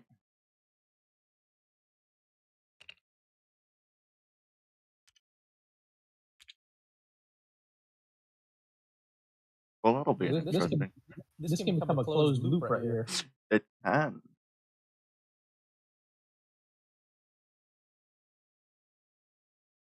Not like that. Unless you wanted to add it to the side of that one.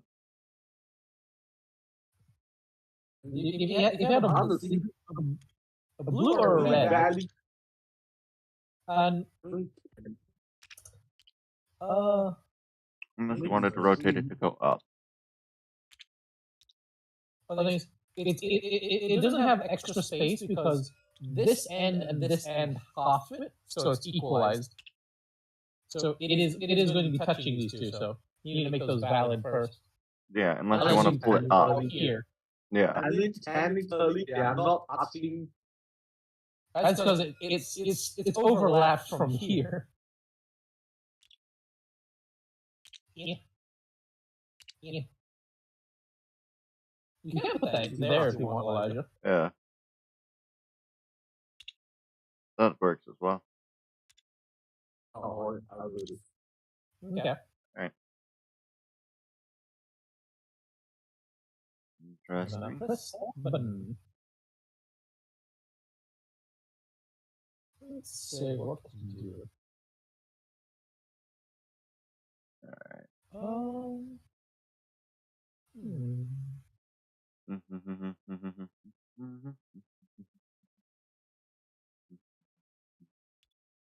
I'll hit him with one of these.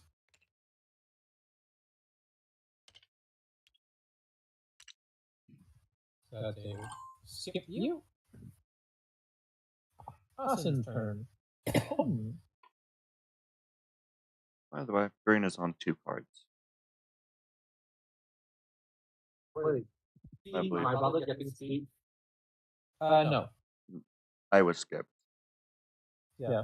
Tundra skip is now Austin's turn. What's he got? Down there. So that skips Elijah? Oh, yeah. Yeah. Let's see. in one of these. So Thunder is skipped. And the skip is now unable to be played again.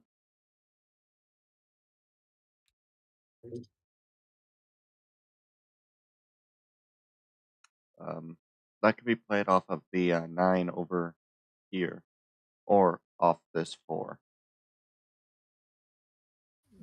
That's Or there. plenty That of works too. branching with it.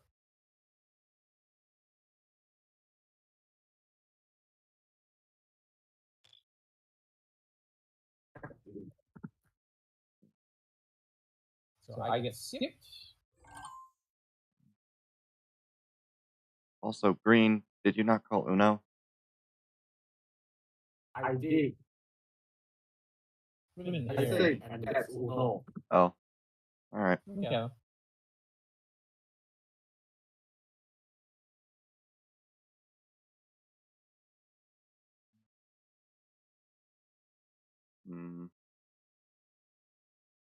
Anyway, whose turn? Mine. Okay. Actually, it's a Fine. double skip here, though. Okay. So now it's got There's a skip. double wild there. Which means I can do this. I think it's. Does that work? I think it's established as a yellow, though, on both ends. Okay. So we're going to work that as 2 yellows then? Okay. Yep. I have 4 connection points, but either end can be a different color. But this kid's both yellow. Okay. These are the kind of things that definitely be clarified in the future. Future versions.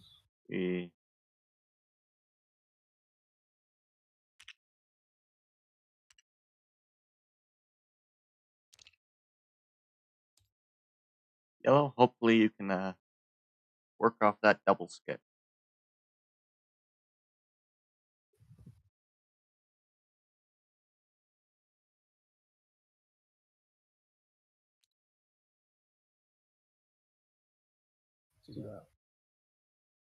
Ooh. Skip and reverse. Nice. So that would. It would go to Elijah, and then it reverses. So Austin press the button. Okay, so from Elijah's turn, it would then reverse. Turns, reverse. Then Elijah press the button. Goes back to Austin. Okay. Albeit, you can't exactly put it there because it was touching. Like that. Should be fine. Yeah.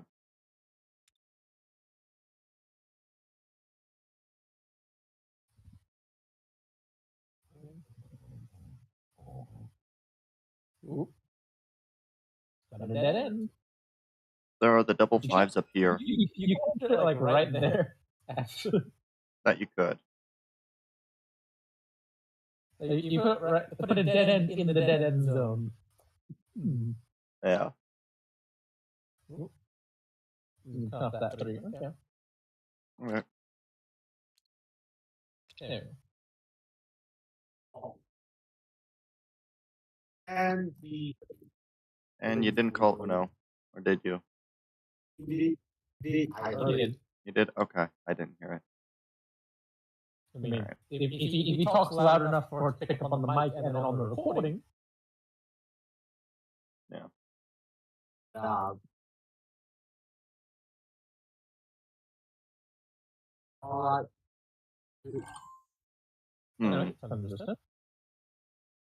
Well, this is an interesting scenario. Indeed.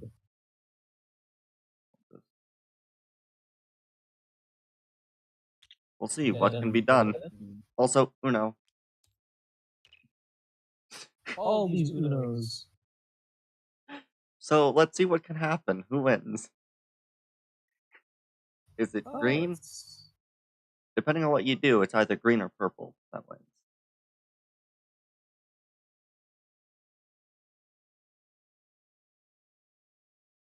Double reverse. So what? It continues going the same direction? Yes. So if he's got red or yellow, are there any playable greens? Can I please see here? Uh, I believe currently we've just got yellows, reds, and yeah, just yellows and reds, I think, as playables. well, you can't because it would be touching that reverse, and that reverse is not a 6. Yeah.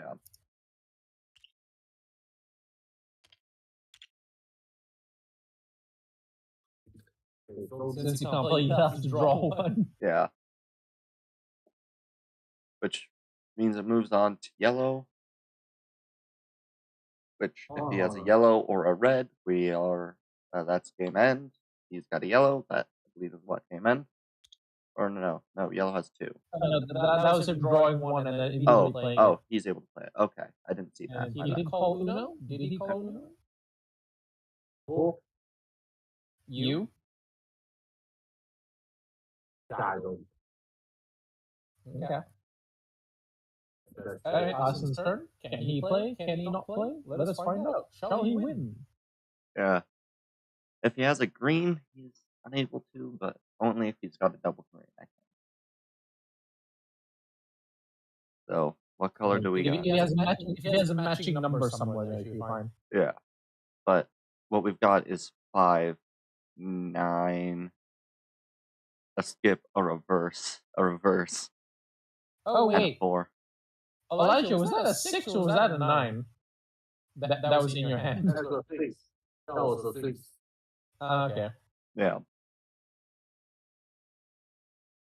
Yeah, I think Which currently Extra couldn't do it here because this is a 9. and Oh. oh wait, no, wait. Come on. Now I get to. Okay. And that's the game. Tundra has won. Let me show you my glorious hand. Oh wow, you had a lot more cards than I thought you did.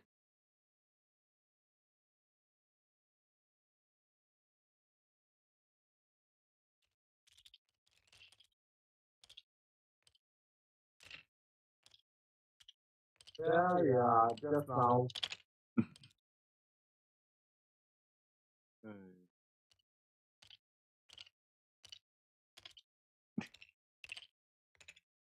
All the goodies. The sound is nice to hear when you toss them around.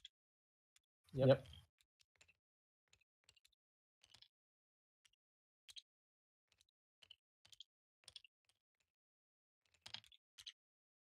So N key is the nudge key, which can do some fun stuff.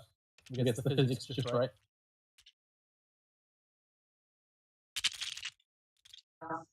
Oh. This is also much one of those. Who's posting it? Oh, a nice little diorama. This is fun.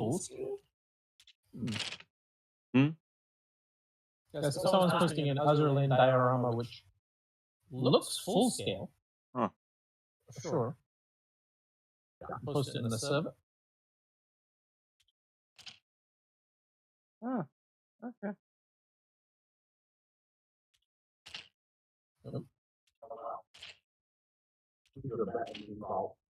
Look what and now.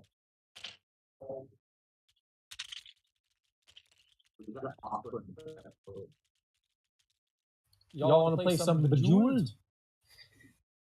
How do you play multiplayer of Bejeweled? So basically, it uses the edges to represent your side of gravity. So when you solve something, it falls down that way. Interesting. Yep.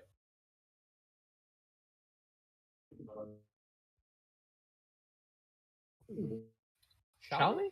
Shall we?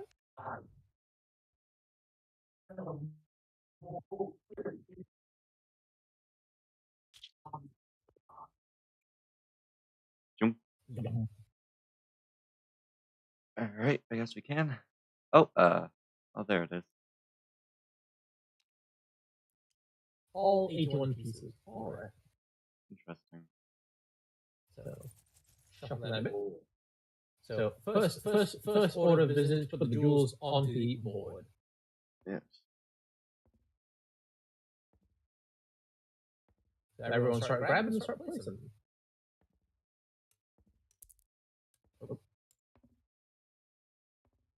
If any end up in the third row, just chuck it back in the bag, give it a shuffle, and grab a new one.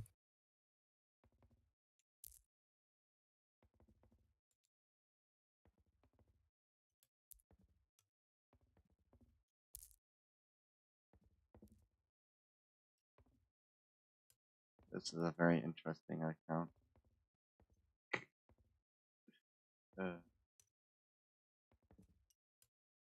So there are snap 2 points on the board, so Yeah. that's getting nice and neat.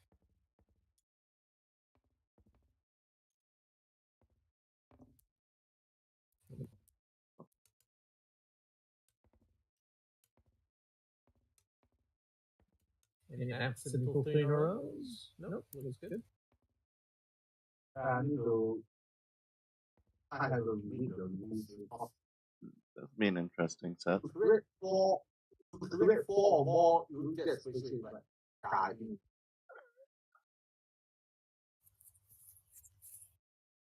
And finally, get a 4 jump in a row, you get explosive jump. Oh. Alright. And we get the draw tool. Okay, so it's green is there, yellow is there. Okay, so I will take. That is not what. Why? Oh, because it's opaque. Yeah. It's got low opacity. Okay, this will be my side. Okay. Where this bunch of white is, this is my side. Okay.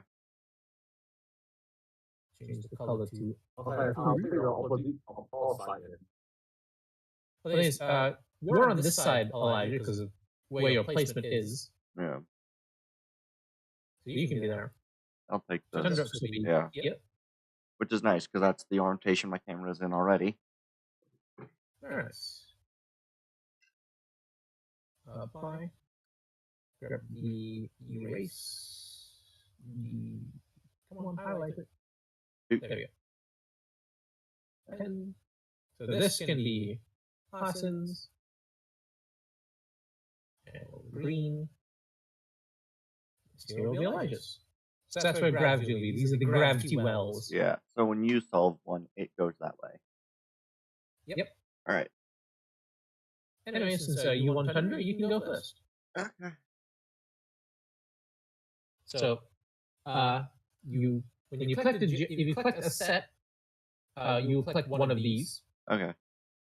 If that set is a 4, you'll collect 2 of them. If the set is a 5, you'll collect 3 of those. So the objective is to get 3 sets. Not three sets. The objective is to get 3. What was the terminology? Collects 3 sets of these 3 coins, basically. So if you get 9 rows, basically, you'll win.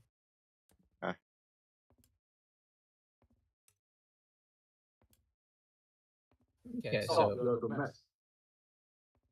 but before you take those out, you have to put those in. But let's see. So you get one of these for making a set, and you have the 2 specials, which means you get 2 more. Specials are the extra shiny ones. Okay. So, there you go. Shuffle. There we go. Anyway, so 3. is 1 with. Okay. Yep. So he's got You need to 2 get more 2 sets of 3. colors. Okay. Yep. They can be the same color as well.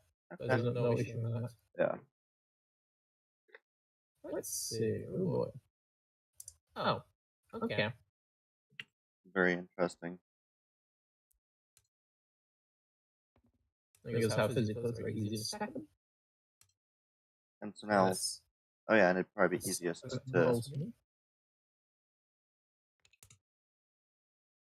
highlight and grab. Any surprise matches? Not yet. Oh.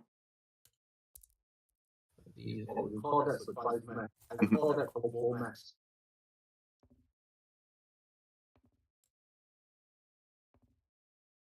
Nothing, no surprises. Okay. Okay. Interesting. Ledge is the resident expert in the jewel. That's one of the green ones, not a white one. He's doing the oranges there. Oh, I didn't even see the other orange. My bad. That's the amber, right? Yeah, and it's got one of those, so it'd be 3. I would like to call it the garnet instead of amber. Is not really. Alright, and then Any others? No, not yet. these go back in the bag. He gets one and then one for the special. Yeah. Over here. And then don't forget to shuffle the bag before you start pulling it out. Interesting.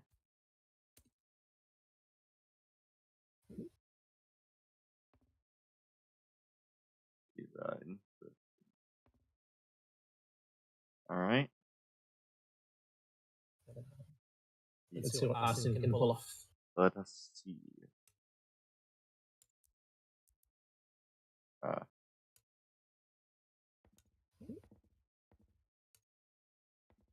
Go. So yes, one purple. Yep, one purple.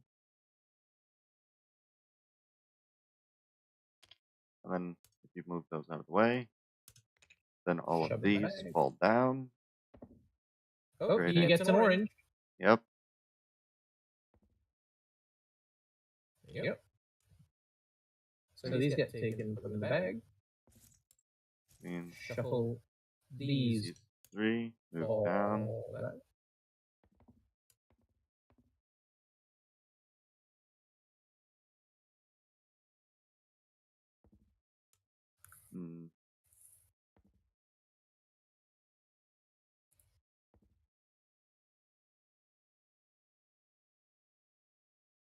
Is there any way that I can do a move that gets me 3 total? No. So I can't get another set of 3. Dang it.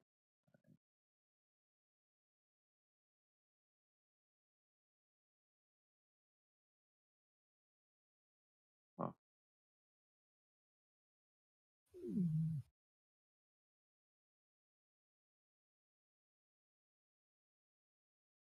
Let's see what Tundra's about.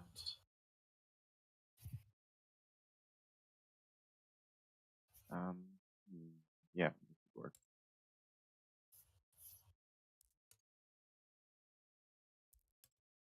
Oh.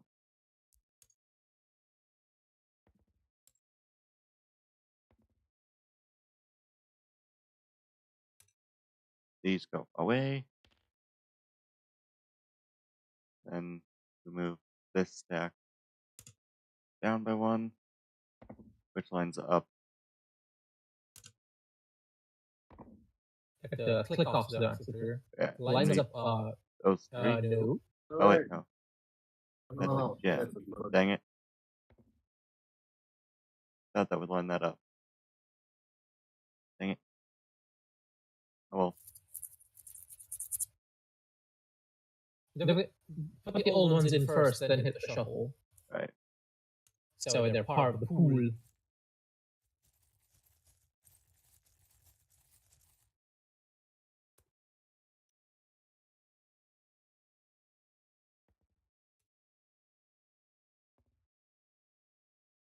Dang it. Right, and I did get a purple set, so I'll take the stack.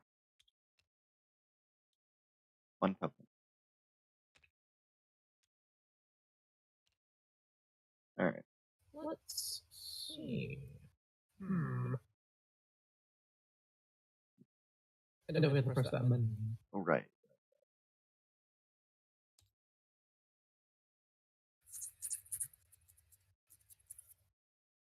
So I could have done different. I wish I would have done a different move now.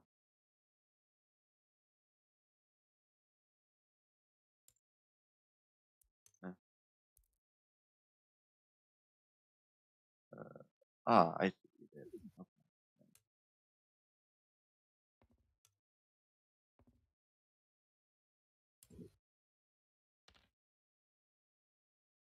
Orange. Yes, orange.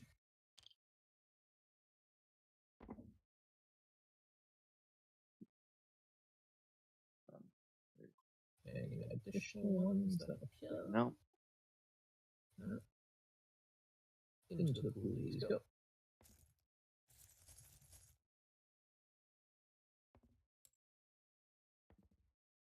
And there are some pretty decent sets available, though. There you go. You can see several available options.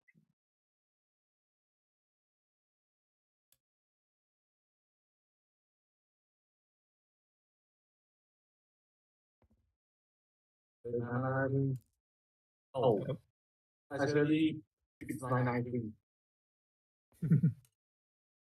Alright.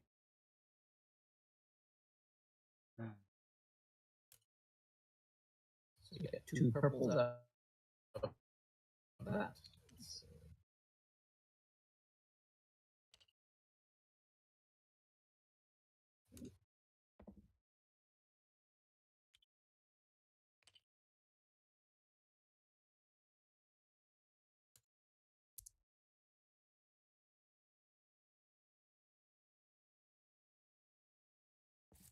There we go. Just updated my stream. Alright. Let's see how this runs.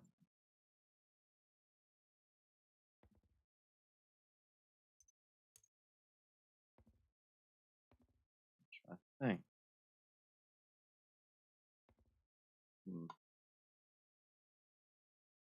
Alright. Let's see what's in here. A really good option.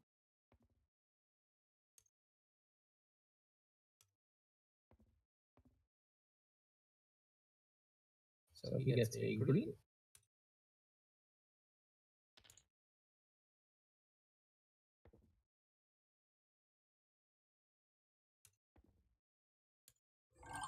Oh,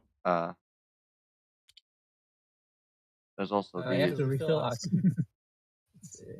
You also have these three, so you get another 3 Oh, tokens of the red. it's three reds. Yeah. 1, 2, 3.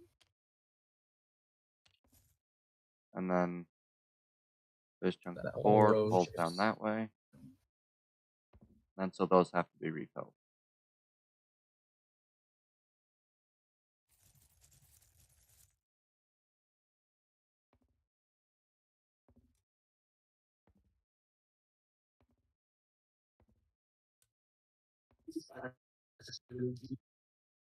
This layer dilemma. Do I go for more? Do I go for more colors or or should I just go for straight up go for the target?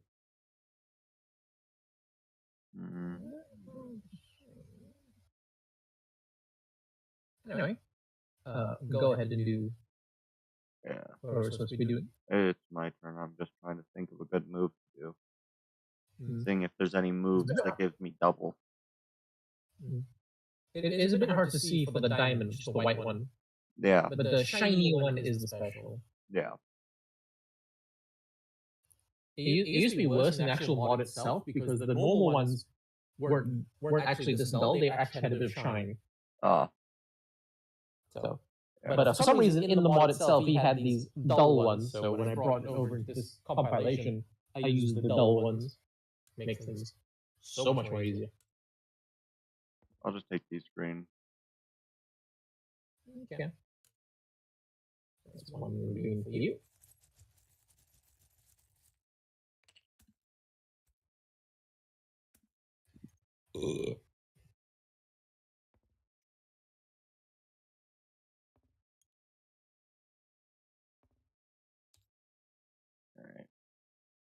Alrighty.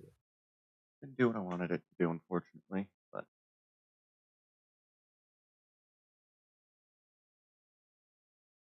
didn't know a Let's different see. option that would have gotten me better.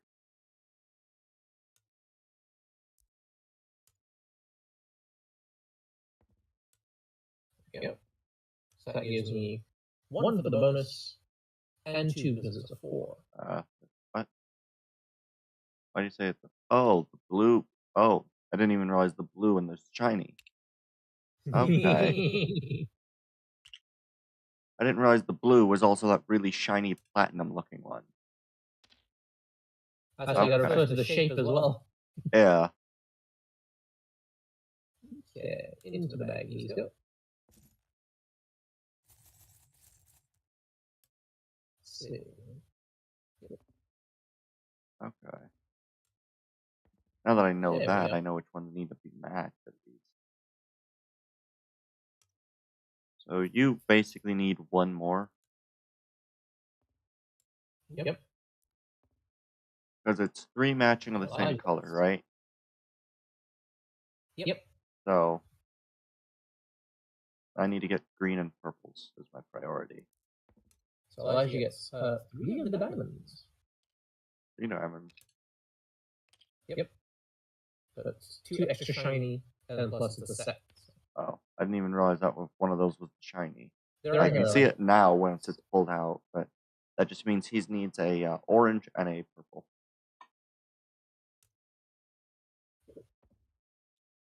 I mean, yeah, I just need 1 more orange and purple.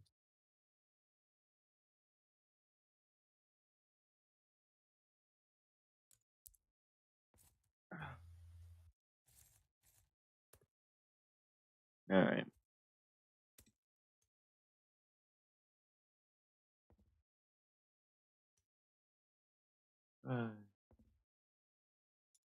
You.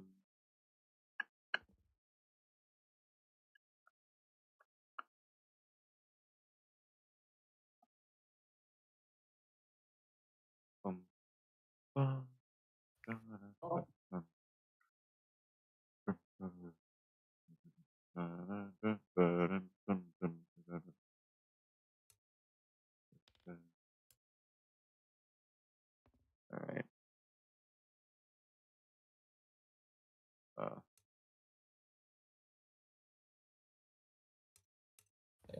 Alright. Or it's a ping moving him. That needs to go up here. Okay, so he gets 1 diamond. Yeah. And then I'm supposed to get moved. I can move the singular away.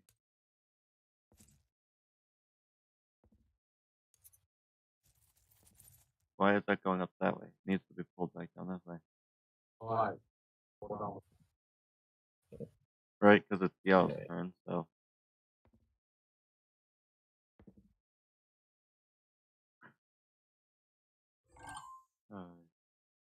Interesting.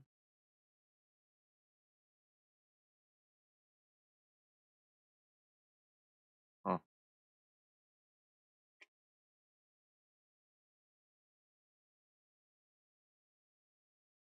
This is very interesting.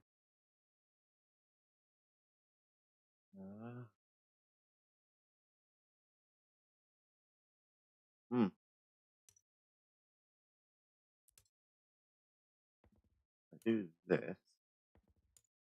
That's these 2 move. I'll just move these out of the way.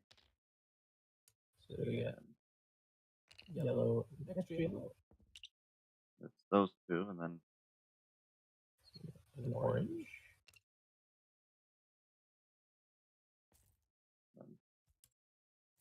These as well. put them in the bag. Yeah. Oh, come on. In the bag. There we are.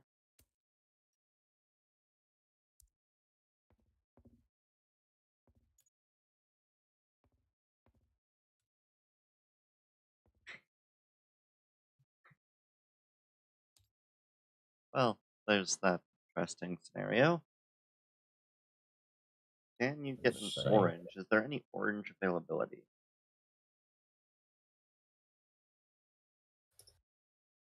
Completely unlikely.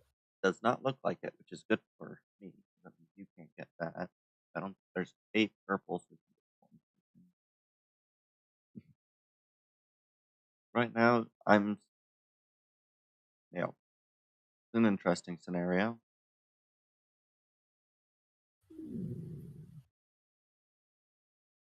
Very interesting scenario.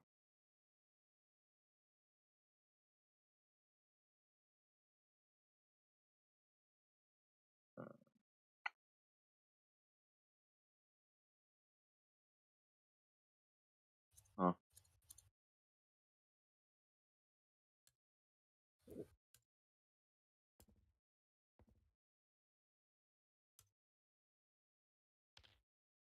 Two diamonds.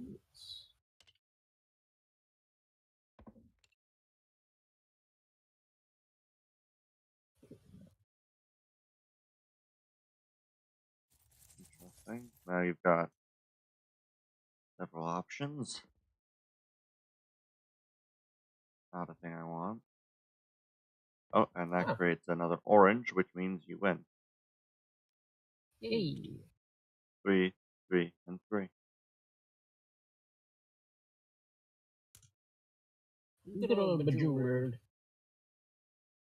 And in theory, the Bejeweled Rotate is also possible with this. Things will just be even more pointed to. What's Bejeweled Rotate? When instead of switching around, you rotate it. Interesting. Yeah, that's the one. Bejeweled Twist. Also, we need to decide whether we should go clockwise or counterclockwise.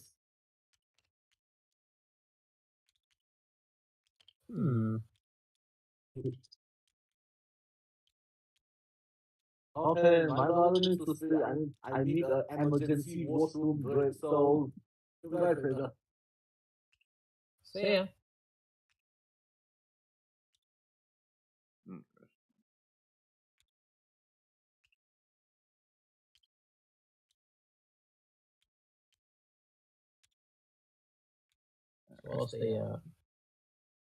Once we form this lovely thing.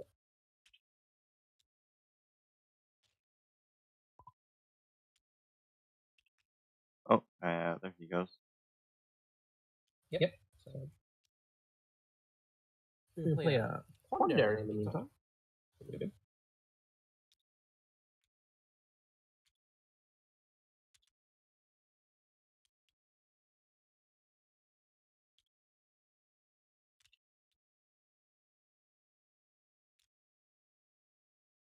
Twelve. Good. So what? Wondery? Yep. How does that game work? Right, so I know you have first to explain the movable, but so this shuffle around 1, 2, 3, 4, and this is exactly how they did it back in the day instead of using a 12-sided die. 3, 6, testing. 7, and 10. And then we just Highlight them all, press flip G together, slap them back on. input. Give it a little refresh. Shuffle. And then we just take 1, 2, 3, 4.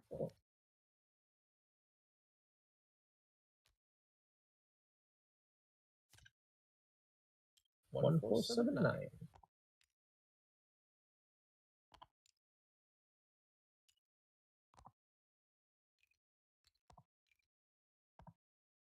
There we are. Alright. So since I won, I'll just go ahead and go first. Let's see.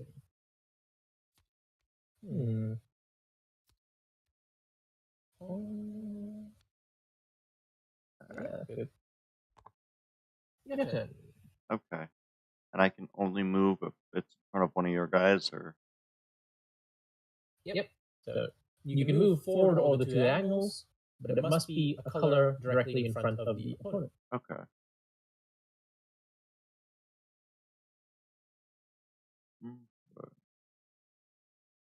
Move there to a gray space. White space. Can I move all characters, or Just one. just one? Okay. Yep. I want to move.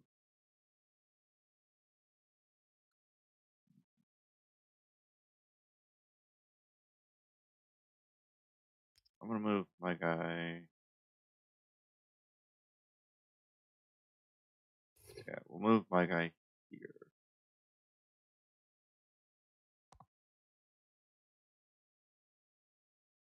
Oh.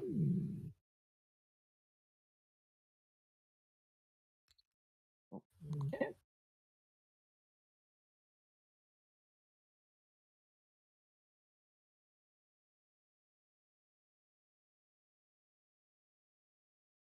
Let's see what you got. Ah, you moved. Okay. Alright, so I can move gray again. Or I can move.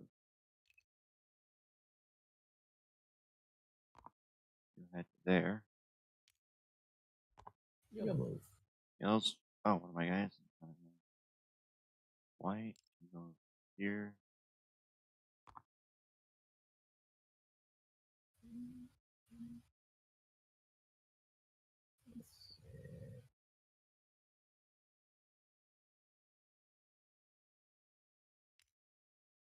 Okay. Let's see. I move there. White, white, or white. So I can move to white. Or orange. Or orange, yes. White or orange.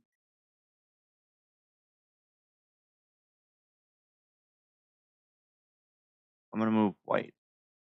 With that guy. Okay. I can only move to a dark blue. Okay. And now I can move here.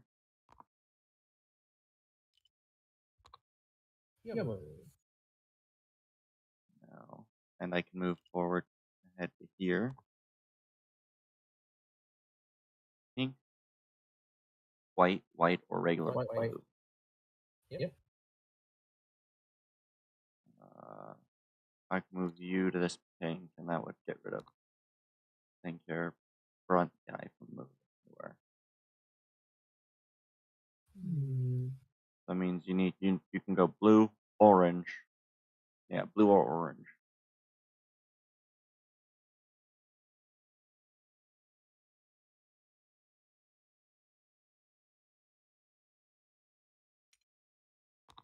Okay.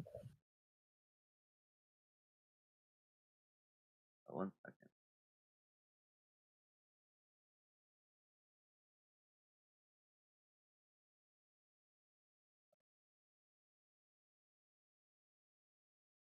Your move. Yeah, I'm just having to respond to it.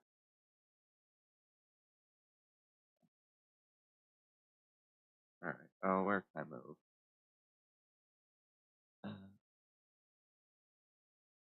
Just be directly, so white, light blue, pink, or light blue. Okay.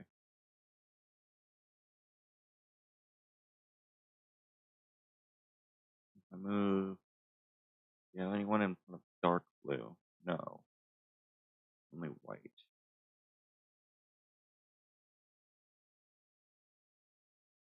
Okay, so I can move you to dark blue. Oh wait, none of your guys are in front of dark blue. Light blue. Yeah. Okay. So it's white or dark blue. Right? Oh, I can move white. So I can move him up here.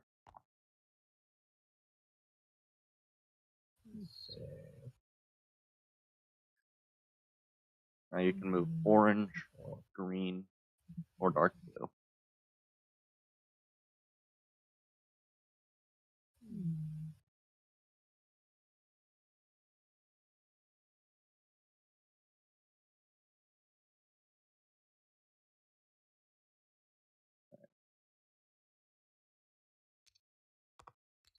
So you can go there,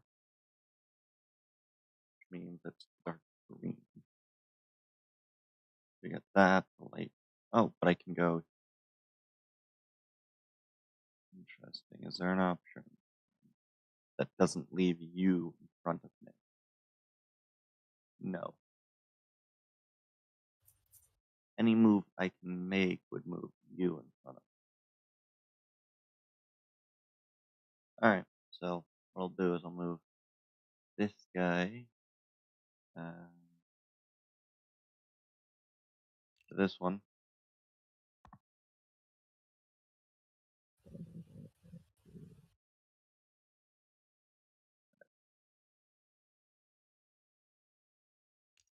Means you can move that guy to there.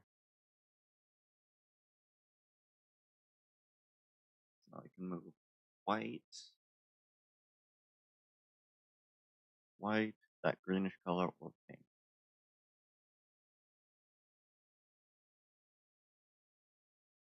We'll move him up here. Now I can move from an orange stick to mine. Means I can move him to the orange up here. Yeah.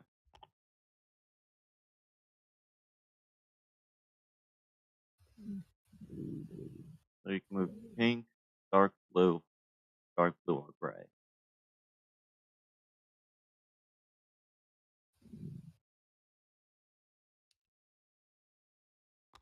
I can move him in orange.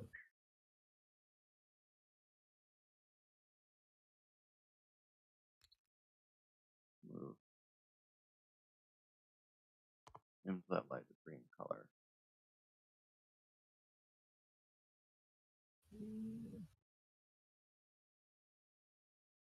This is a very interesting scenario. Yep. Okay. So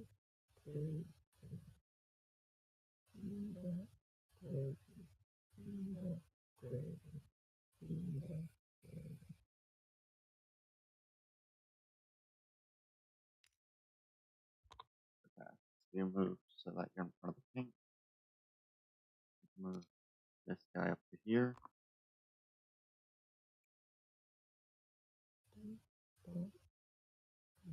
That's dark blue, or the deep gray. Now you gotta move into the orange.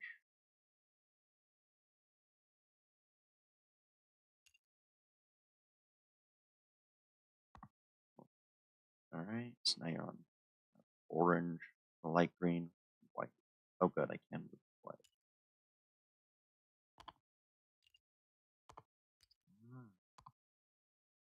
Interesting, so now I need to make sure that there's none of my guys.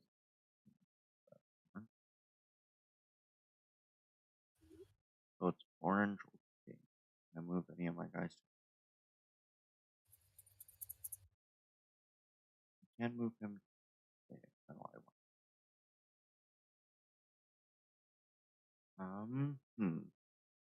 Ah, no.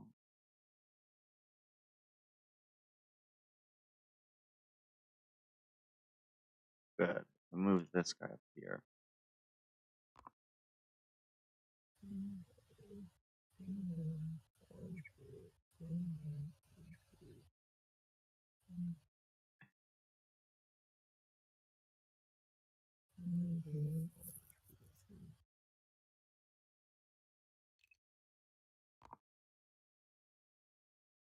Ah, dang it. Okay.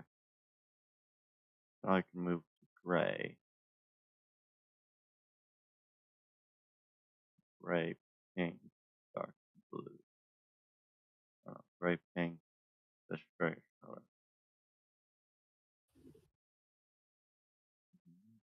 Yeah, I don't want to do that. I could move the guy forward, making it dark blue. Can any of you guys progress with dark blue? He can, but he's not as much of a worry. Alright.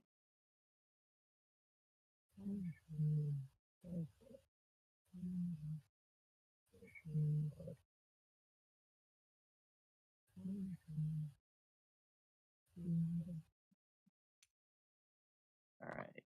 So now it's that light suit I can move to, which means I can move this guy to here.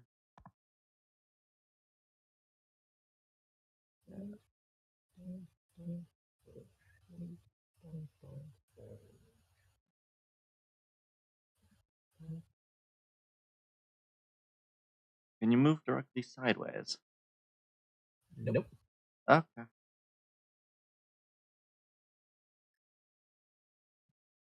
I think that leaves your only option is to go to the orange with the one in front of my guy on the blue.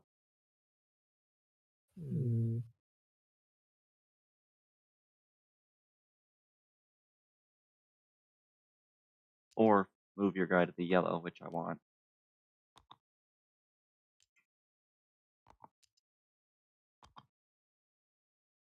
I think it's move to the yellow or move to the orange. I think your only options are move to orange. Either one is an orange that I want. So I just need to basically not step on a pink, blue, or yellow in front of me. Which won't happen, unfortunately.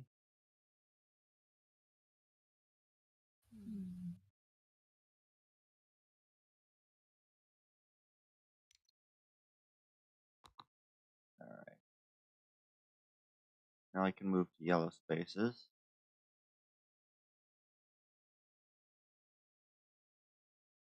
Or I can move him up here.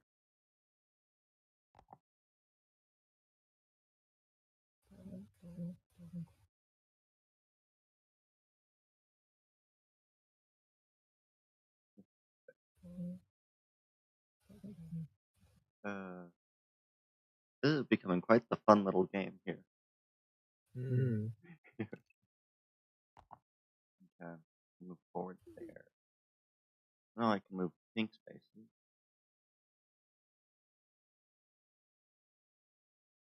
I can move.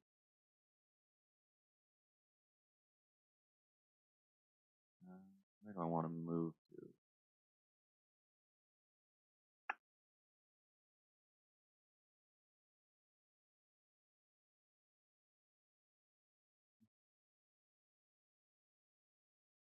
Alright. I think it's. Oh. I can move here. Right? Yeah.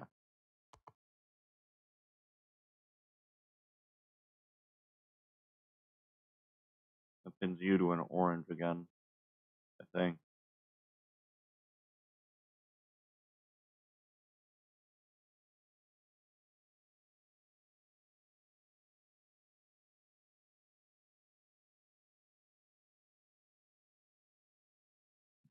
This is quite an interesting game. Now I can move to dark blue.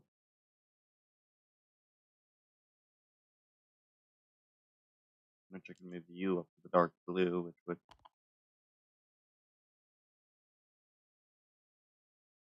Again lock you to an orange.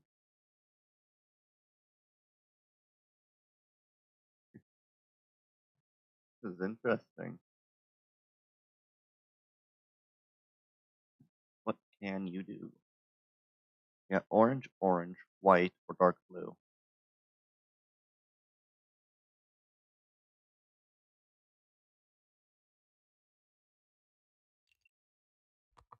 Nice. Now I can move to the.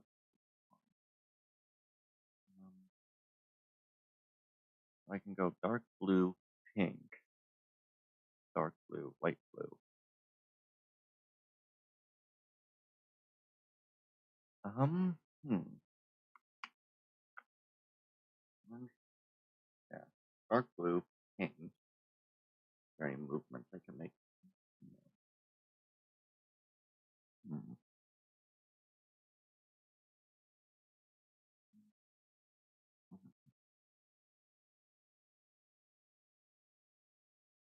Can I move? I can. No, I can't.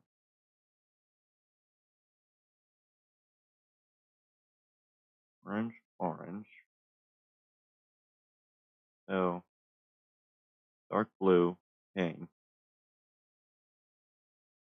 Dark blue, light blue.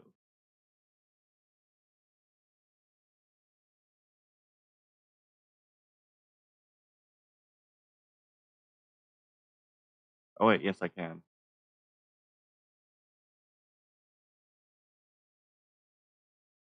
But I don't wanna. Dang it. But that's the only move I can make, is moving you up here.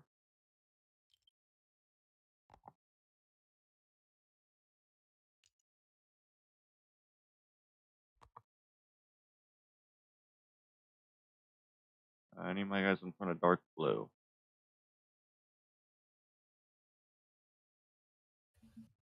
No. They are in front of white. I need them in front of gray.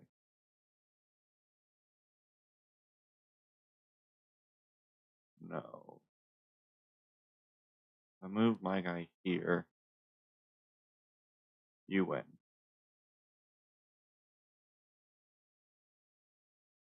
But I could move here.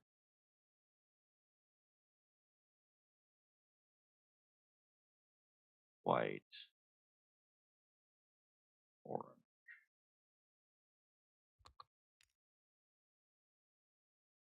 Wait, that's your character.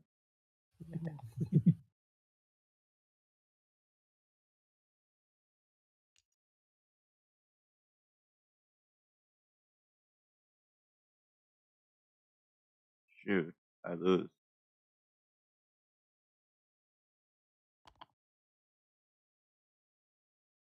You win.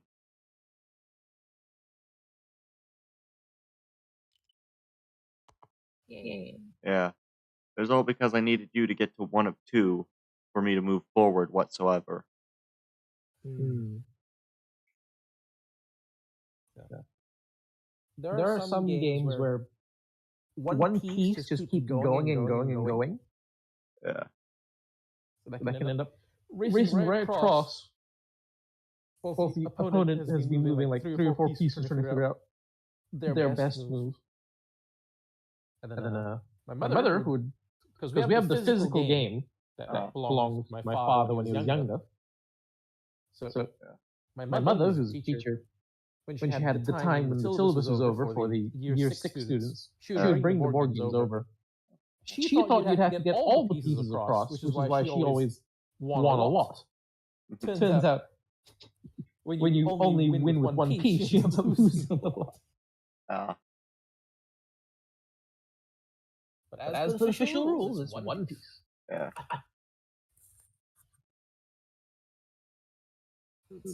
Yeah. For half of that, I was looking at a thing that I've been getting worked on, which is nice. I hopefully might soon have some new artwork for my channel, which will be nice. Might. What? This landed right side. Which did? This thing. Oh. Oh yeah.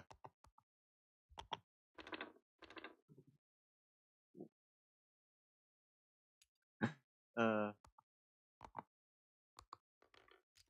wonder what happened with the place the big bunch of them inside of one.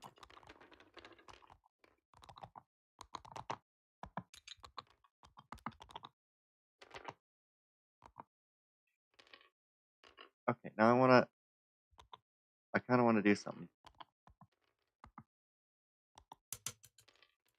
Can we drop, like,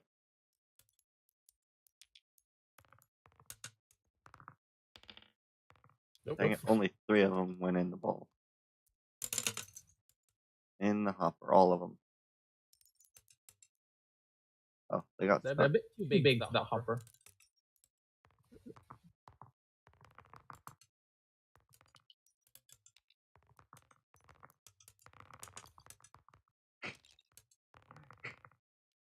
It didn't work as well as I wanted it to.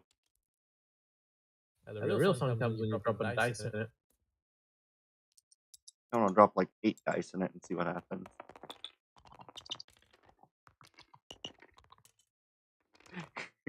Because there's like 5 things that can roll around in there.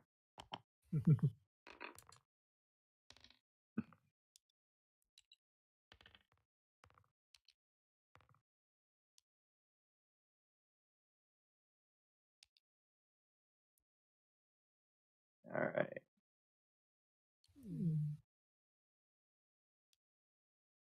Oh, huh. Oh, there it is. Alright. Alright.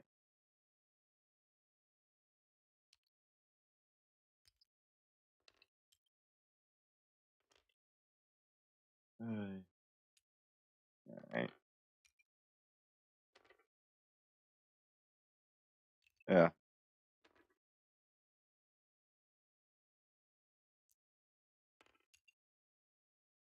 Very interesting. Alright.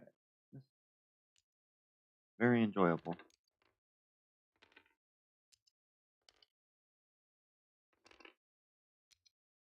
Oh wait, there are 5?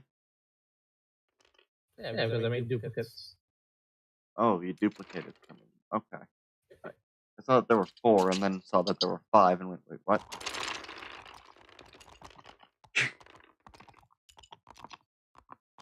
Because I still have them selected, I can easily grab all of them. It kind of acts as like a bomb. I wonder what happens if you put it in the top one or one of the other bigger ones.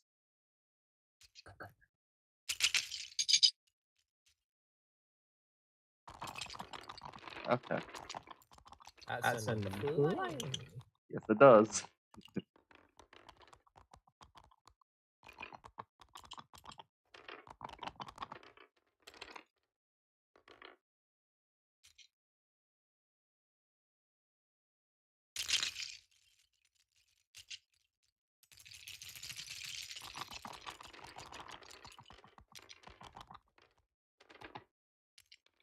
Oddly enough, they bounce a lot less when they're done like that. Yep. Because they don't impact each other with their own physics. That's why. They don't? Yeah, because you're forcing them to exist in a smaller space, which is why they end up launching out. When you drop them in this hopper, they actually have space to wiggle around before then dropping down the tube. Yeah. So what we could do... Chunks. Where is this?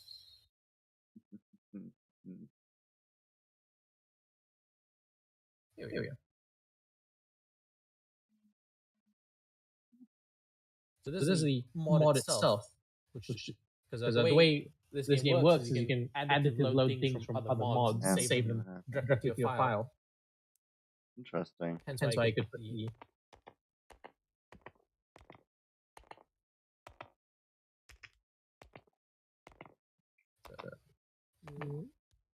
objects, tables. What happens if I do this? Oh. Interesting. Yeah. Get more space in on this. Yeah.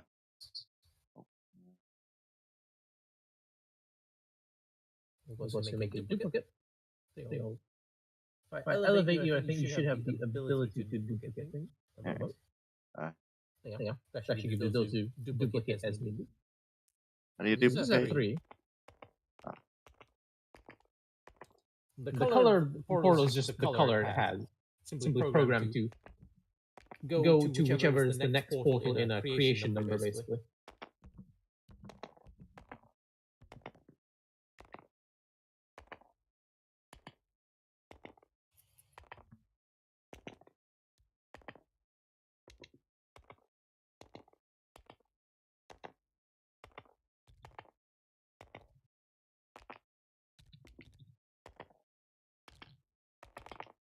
Nope. Not feeling it. No, I have made dice accelerators before where I would put these portals facing each other in a cube and then shove dice in it. Sound that my fan made. Huh? The sound that my computer fan ended up making. Oh. Oh. Don't know how loud your computer fan is. Louder than mine.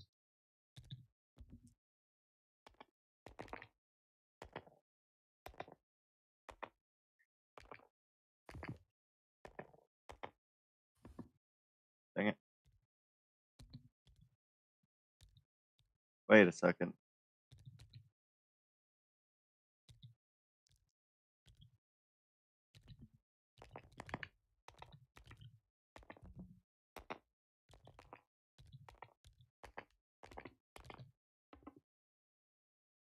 Interesting.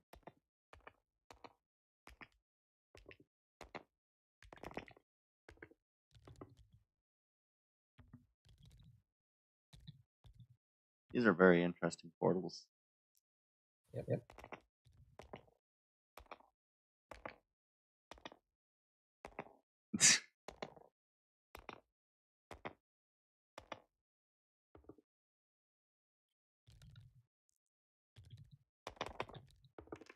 Oh, that's interesting. They keep momentum. Yep. That's how it works. The actual portal game where they maintain momentum and it's getting pulled by gravity, they eventually reach terminal velocity. Yeah. But in this one, the physics don't quite allow that. They just end up getting enough momentum to actually escape from the portal. Like so. I wonder what happens if you drop it just purely straight down. Will it still eventually escape? Yeah, because it gets given extra velocity as well. Yep. All right. Interesting.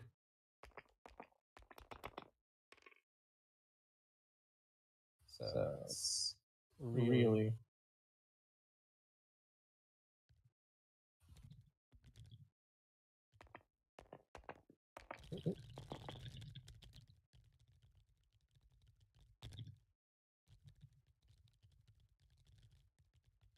Shaky.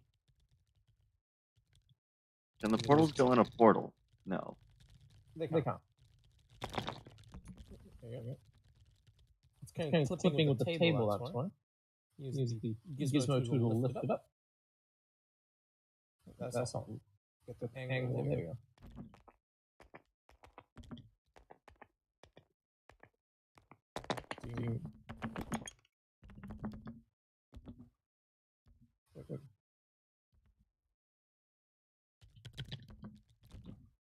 Hmm.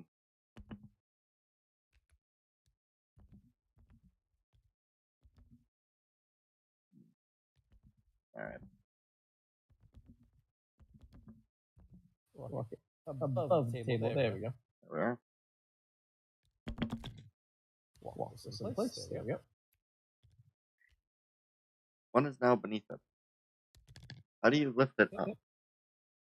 You see next to your rotation degrees, there's a lift one. So you Lift click height. on that and raise it higher so that way they can actually clear.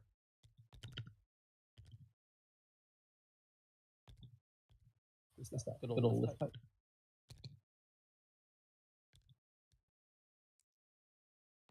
Interesting. Very interesting.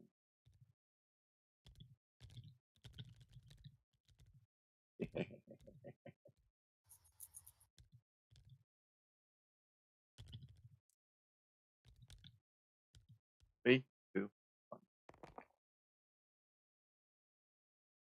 There's still one underneath, I think. Nope, it just dropped below it. Because basically it spawned underneath it after teleporting. Yeah.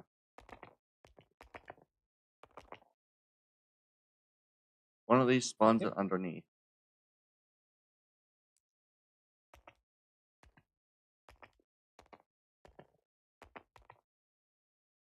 I think this one spawns underneath. I think it should be the biggest one that spawns underneath because they can spawn on either end of the portal. Yeah. So it's a random chance. Yeah. Why? If we did it with a different table that's a bit bigger, that might actually sit on the level.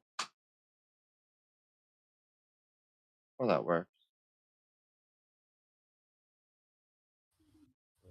There we go.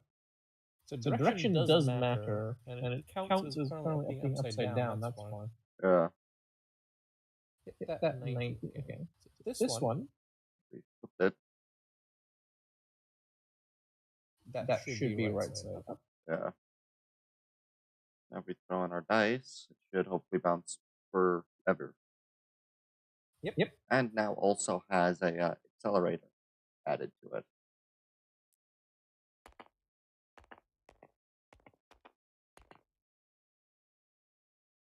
Or not.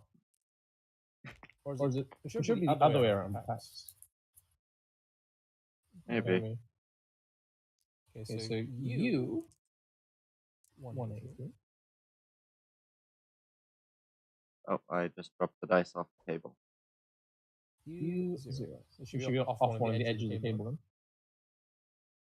There it is. Let's see.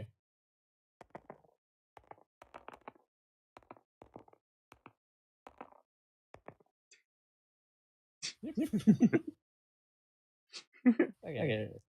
There's a way to cure that. Let's see. So, objects, tables, Whee! none. Then, This is fun. there we go. This bad boy.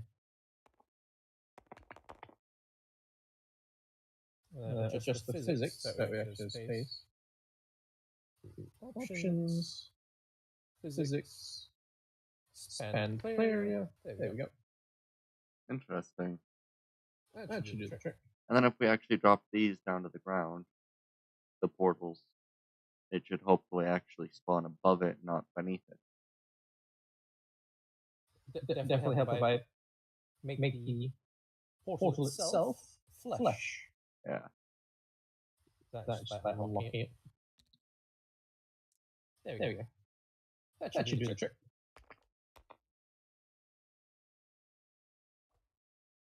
Oh, I just heard go off the table sound. It's just sitting above the... Oh, where'd it go? There it is.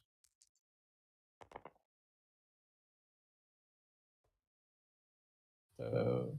Oh. Still insisting. So it's actually spawning it beneath the table now. Yeah.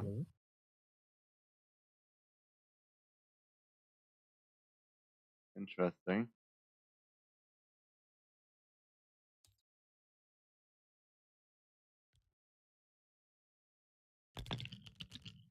Oh. Interesting. I found the flick button. Ah, yes. Pretty fun. Nope.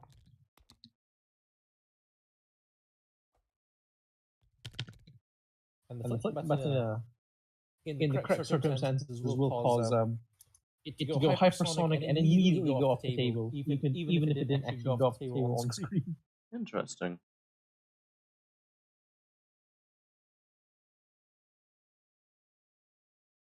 Very interesting.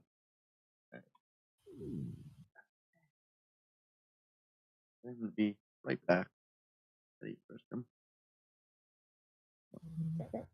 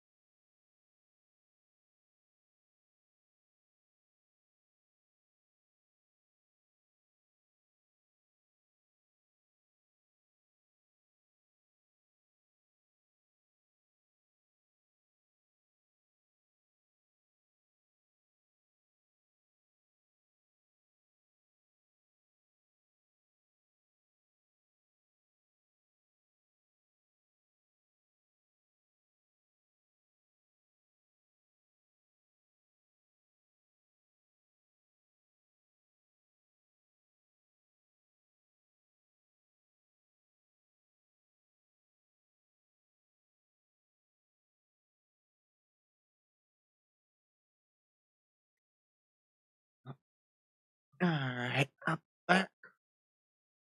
Welcome back.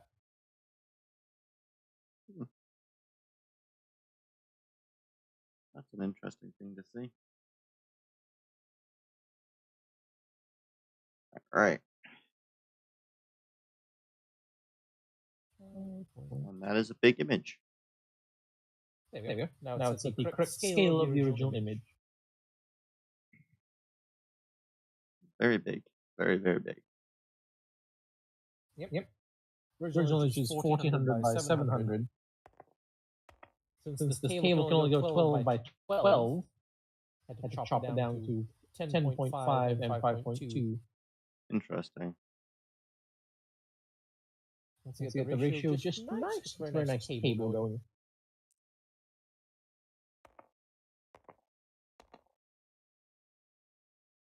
Apparently, this one right here seems to always put it under the ground.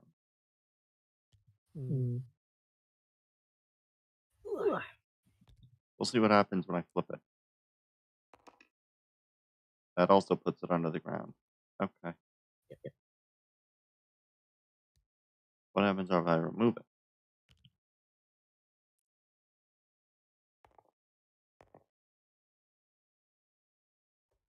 Okay, so if it goes in the big one, it always seems to end up beneath it.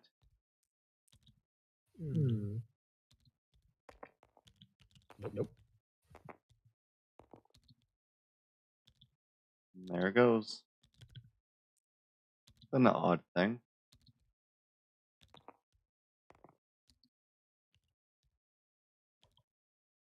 Because it's not the same scale. I don't know.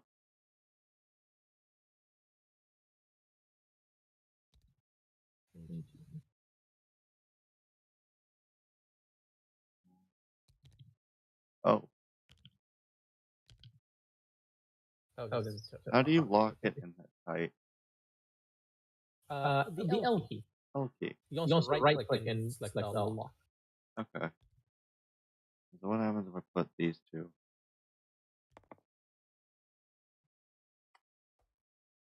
That put it in the ground. Interesting.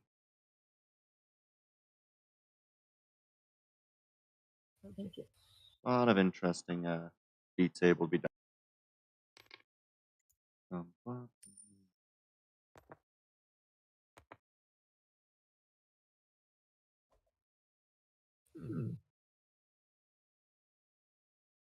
odd.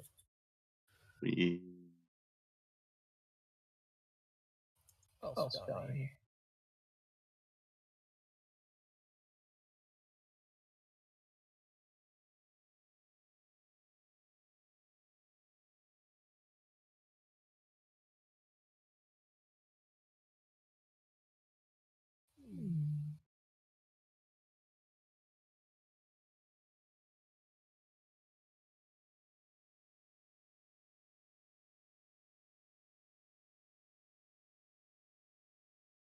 I'm enjoying using the camera tool to see what I can do.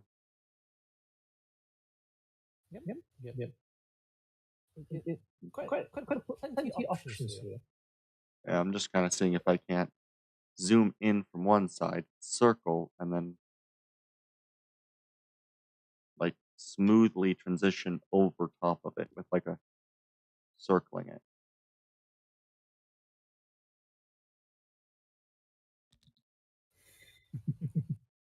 Take a look at these two. What, the two I locked together? Yep. Try picking either of them up.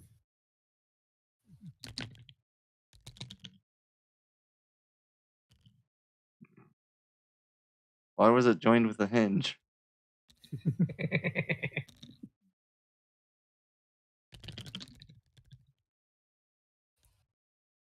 What does that do now if I put in one?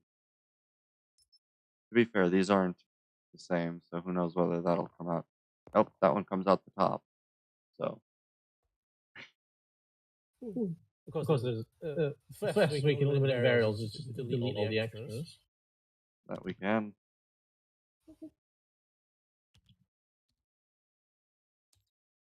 Oh. Yeah, that is one thing. The table itself is an object. I noticed. One time. There.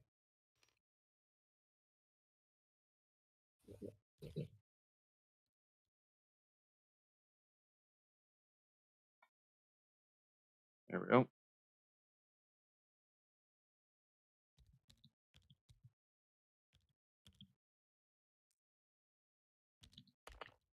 Nope. Oh. Created a particle accelerator.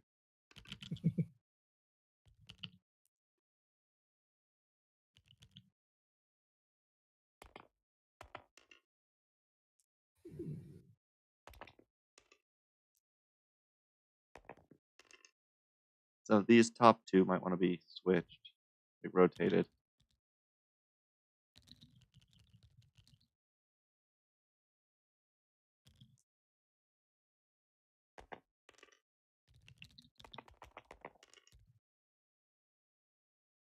How happens if you just let go right?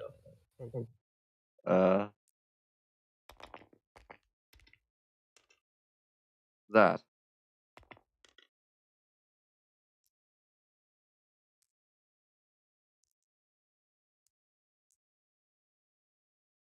It will not let me grab the dice for some reason. Oh lord. I accidentally grabbed the dice as well. This is gonna start flying. Here's nice flat dice for you. And then there's the number one.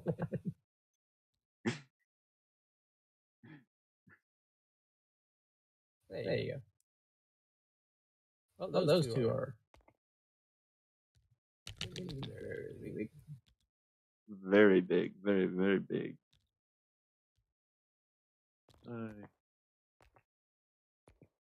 Oh, you put a coin in it.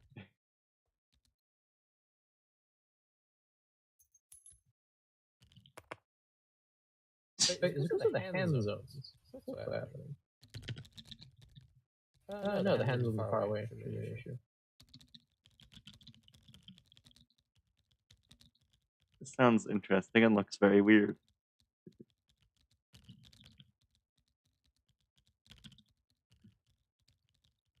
This one is into itself. What happens if you throw something in there now?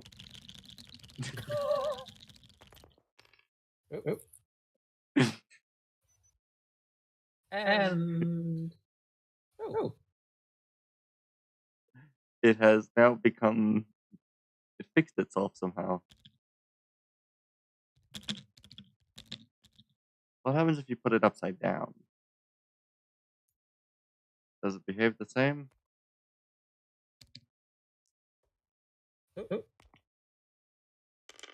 It's now perpetually flying. Well, this is an interesting turn of events. So if I drop this dice in it. I can't. Don't have it. Increase lift strength to maximum.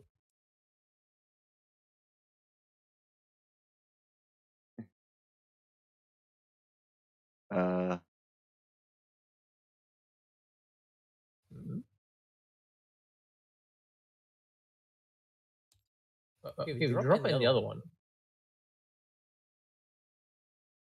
Huh.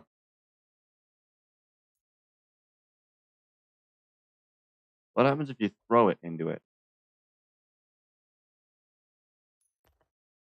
I do have the flip tool here. I got it.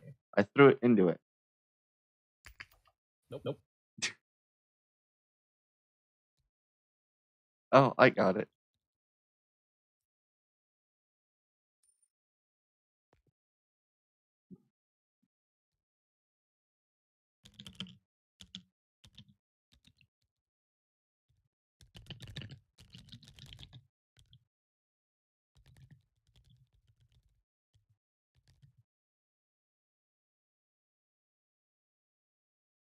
Let's see what happens now.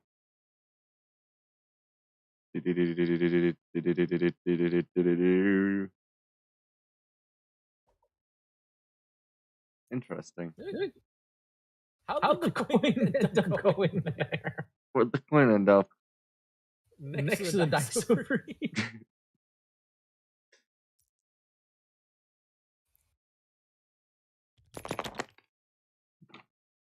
Yeah, it appears to act more like a tunnel.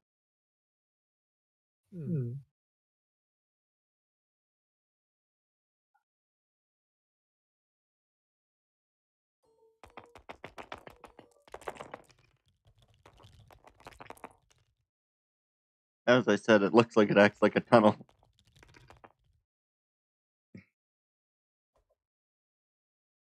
Somehow.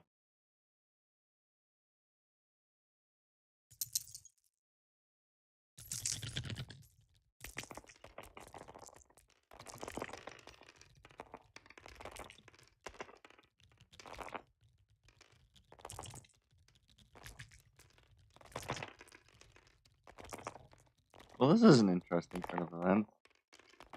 Yep.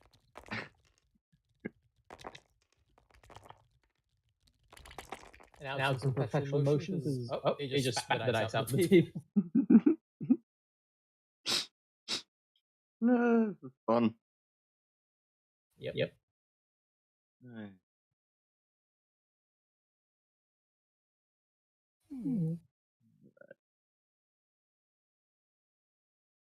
Let's see.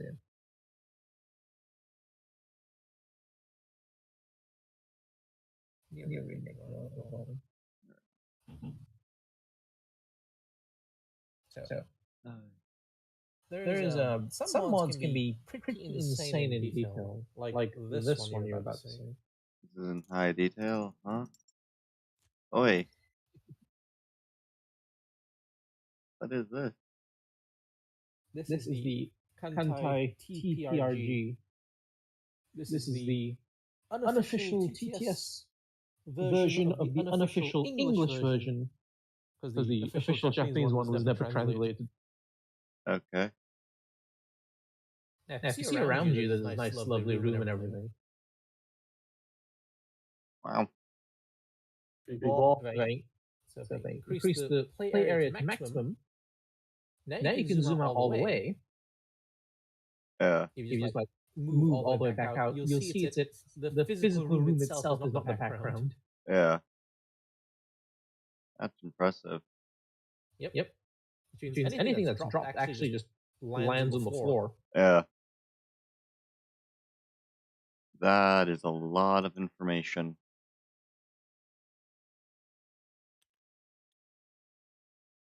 Sounds realistic if you drop anything on the floor. This is a lot of information. Yep. It's one of those extensive RPGs. Not as bad as D&D, not that bad yet. Never saw this game before.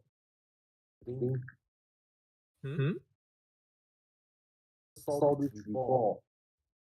So what? This is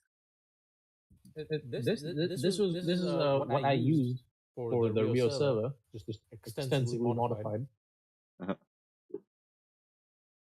Yeah. So, if you come over here to this radio, if you press the number 1 on it, I think it should do something. Maybe it won't since I don't have my music on. It rotates at least. There we go. Do you hear that? Yes, I do. Yeah, because this uses its own playing everything, so it can't be muted. People have tried, they can't actually mute this thing. Can they stop it? And or is this at all copyright availability? This is the Kantai Collection game music, so they would have to copyright every single Kantai Collection game video out there, which means you'll be fine. Okay. Yeah, saying how old the IP is, no one's really bothering to enforce it.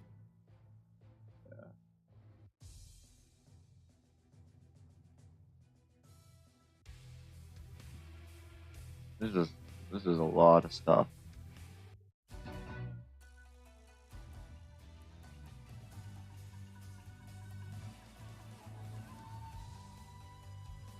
Hey guys, Yeah. I remind me of something. One of the first episode, I think it's actually Yamato. Nope. You know why I say that one of the first episode is actually Yamato. And why do you say that? Because one of the bosses is called that, and it was takes place at the southern sea. I mean southern part of Japan, which is somewhere near Okinawa.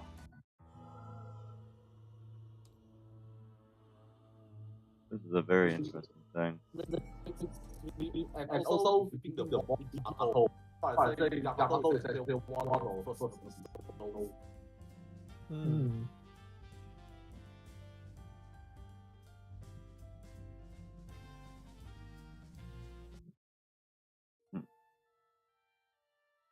Yeah. This is basically just a RPG game, tabletop roleplay game. Yep. Interesting. But the majority of the uses are the Discord tool because you can't get a full server into something that's only limited to 10 players per server. So in the actual TTS itself. So most you only need like the one person to control it and then modify it and eventually get the results people need. Okay.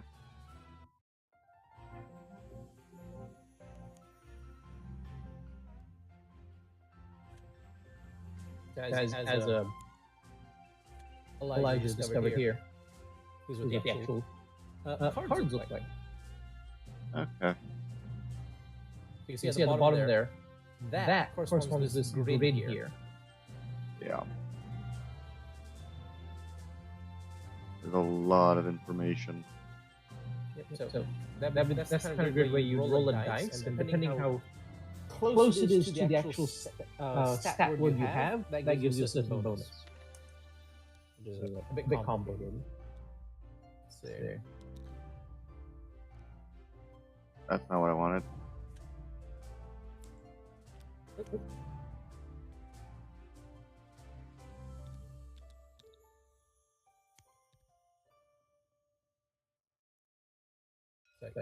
she here has command. There we go. The Okay. word command itself is... Oh, am I reading it wrong?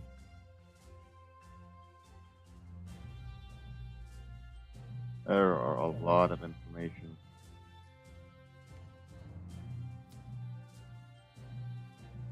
Wait, Kasuma.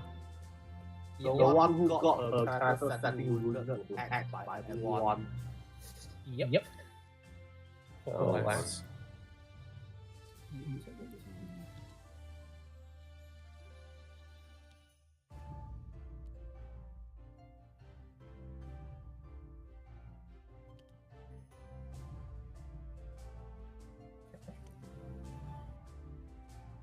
There it is.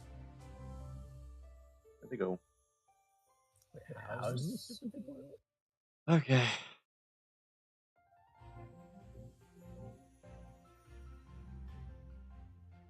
Oh wow! And now there's a 2D character on one of those plaques. Interesting. If you can actually see this token Yeah. and two dates.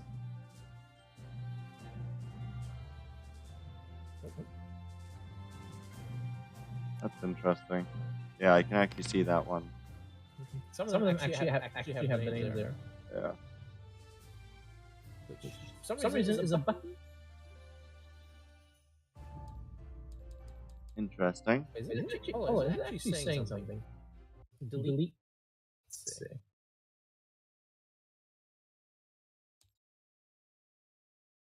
No. Hmm. So what? Inside of the bags that have... Oh, okay. So inside the bags, you have one little character sheet thing, and then little to figure show. Okay. the figure specifically for the actual combat zone here. Yeah. Okay. Connections. Yeah, there we go. She has connections here.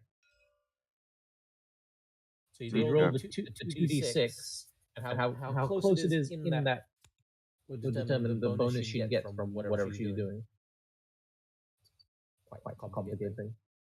Okay. And of course, the equipment here. Yep. It's More information than I would probably care to try to. The actual game itself is not that fun, really, to play. Because it's the kind of game where you watch them do the important decisions through RNG, and they can do the stupidest things like, oh, you should go this way. Oh, no, we're going to go RNG and go in the opposite direction. Interesting. Oh, we should attack this important boss enemy. No, we're going to attack the submarine that we can't even hit because of its launch rate. So it's kind of like XCOM in a sense, with its random RNG. Worse than XCOM because you have very little control. XCOM, you can choose to shoot or not shoot. Yeah. XCOM, I might want to actually. I actually had an account on the game just because of BNC. Yeah, that was the invisible hand. So the game master plays both the admiral, which is played by this female admiral who suspiciously looks like Congo. I don't know any of those characters. It's easy enough to show you who that is. Battleship search. Congo. Where are the bongos? Here she is. Okay. What? This fella. What? Where? Huh? Oh, there. Ah. Okay. Yeah.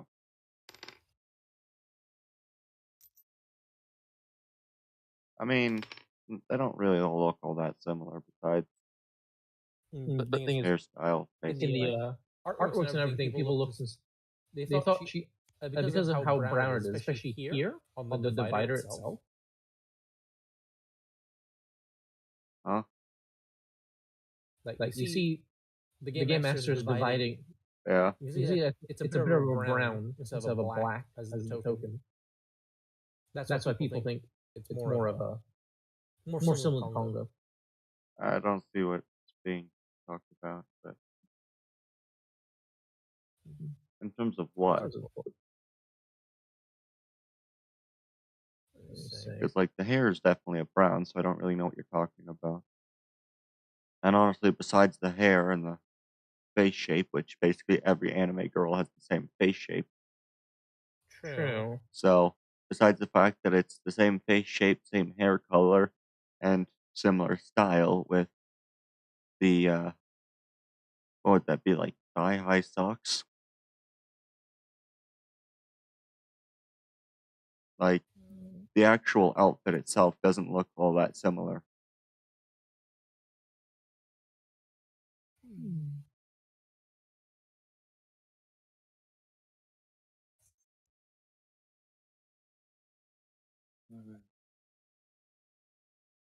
Because yeah, that's the fun thing with anime is it's basically if it's an anime woman, you've got maybe like one of 3 face shapes, and they all basically look the same. Yep. What changes is hair color and hairstyle. And in some mediums, they'll have almost exact same face. Yeah. Syndrome. Yeah. Case in point, whatchamacallit? Custom order made 3D2. Every single character has the exact same face. Yeah. Well, it just seems to be like a standard of anime is it's like you have very little differentiation in face shape for most characters. There is like 3 general face shapes for I think like females and males, and then they just kind of go with that. Yep. You could literally look at one character and see about 5 others that look pretty darn similar. At least in terms of face shape and hair color, hairstyle, all that, they all look the same. If all those match.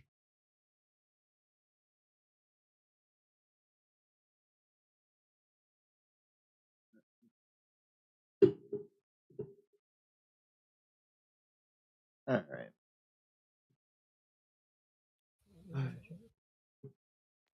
It is kind of interesting seeing a turret that is not on a ship. Yeah, because that is a thing that Shimakaze has. And you're saying, Elijah? Yeah, I just noticed that Kongo is the first anime. Kongo is the only one who has a second model at the start of the show.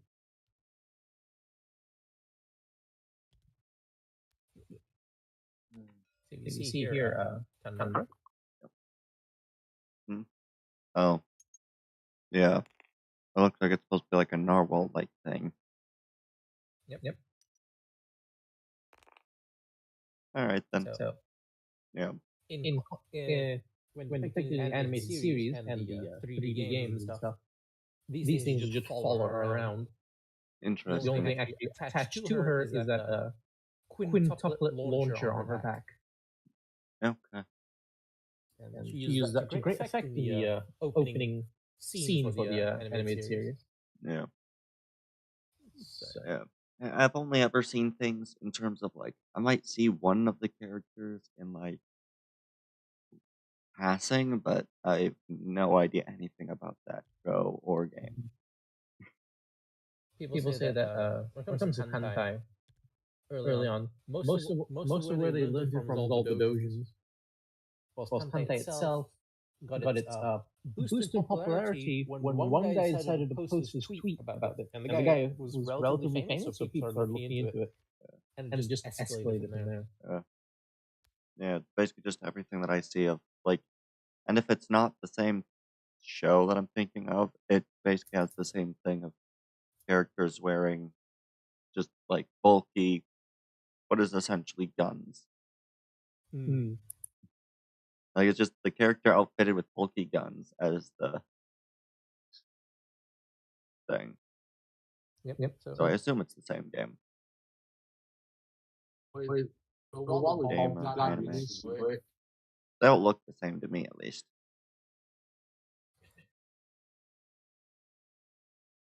Let's see. Search.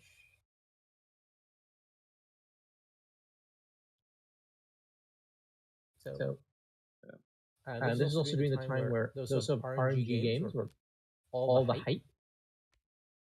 Hence why it survived, but it was expected to die early because of the popularity it lasted until now and still lasts. Albeit it hasn't really updated much in terms of gameplay, so it's pretty stale in that regard. Well, I think most games kind of keep gameplay relatively similar. You just At add the more very to it. at the very least, it add the yeah. Otherwise, they do still have a popularity. Mostly because the artists are running characters. Yeah. Because I like the Angolan design of the villains. The thing is, I'm consistent on that. Doing older game had artists who were kind of starting out. Case in point, Shigure here with the comically large turret slapped to her back. And for some, because of the relative age of the game, you had artists who no longer continued their work. Some of them passed away. Some of them just outright vanished. Even How old is this game? What year was it released, Elijah? Hentai, when was it released? 2013.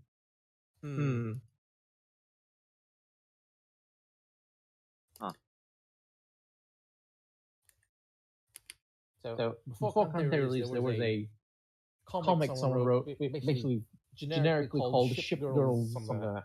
Hmm. Which was the basic design. Something like that, yeah. That was by the artist. That was by the Taiwanese artist called Zeko. Yep. He's also the one who draw film texture. Draw who? Texture and several other American ships. Unfortunately, this doesn't have much of the Americans.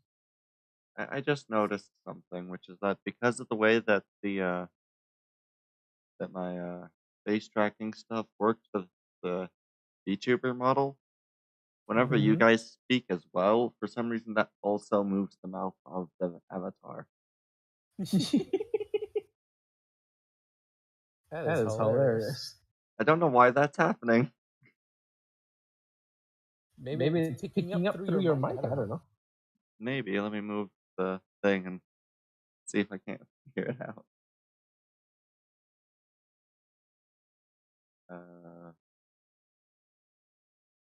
Let's see. Call of Art, consistent gameplay, pretty stale.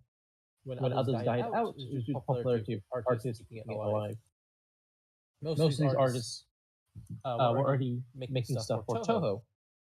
And they would jump ship quite literally into making lots of hentai. Because like the few games we had a lot of characters. So. And the game itself doesn't have a lot of details. There's historical reference that people could refer to, so they can make their own stories and everything, especially in the artwork and all that. Yeah. Interesting. Yeah, I just figured out why that's happening, which I don't know how I'd change it from. Because I bought a mixer so I can change volumes and stuff. That because it's only one connection that goes into the computer from the mixer, it's taking both the microphone output and like the input for my headphones, both of those. It takes both. It doesn't separate one or the other. So interesting. I wonder if that's something I can change in Discord. I wonder. If not, it'll just be kind of funny to see every time that anybody talks. Basically, your mouth never shuts. Yeah. Maybe I got it to work this time. I think I might have figured it out. Maybe. So No, still does it. when it Oh comes well. to Zeko started it, then Kantai came out. Then Worship Girls came out, which is a Chinese-based game that attempted to explore further into the Allied side instead of just exclusively Japan side with a bit of access early on. It didn't do so hot considering it was about the same type of outdated, boring gameplay.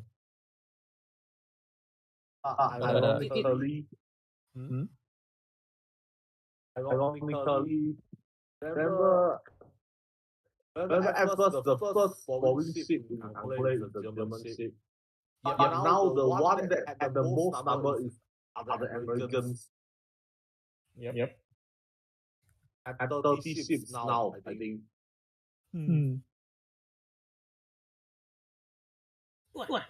The second most numerous is still Italians. The third will be the British. Yep. Fourth will be Germans, I guess.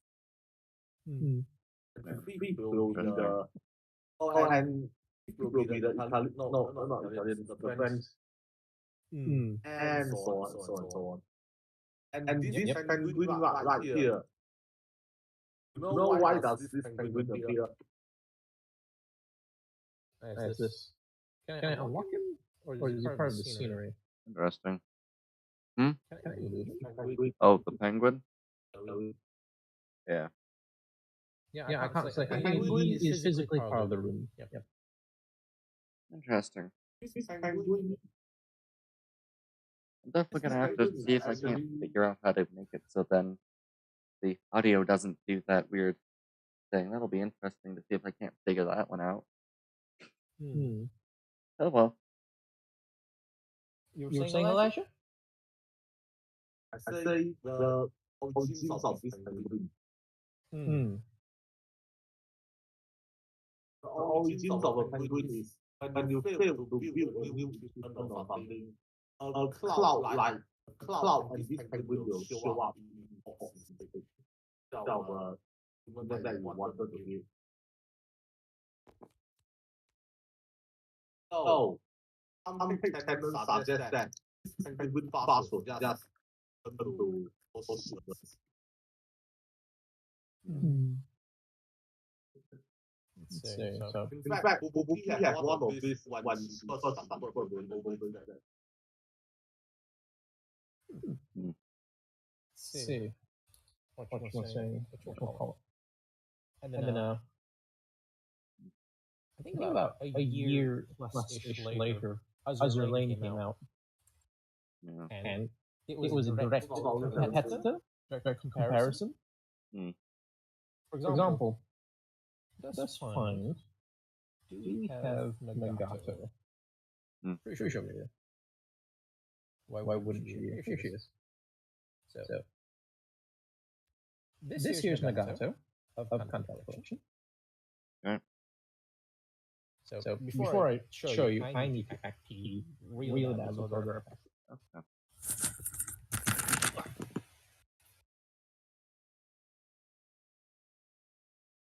While that happens, I'm gonna see if I can figure this out.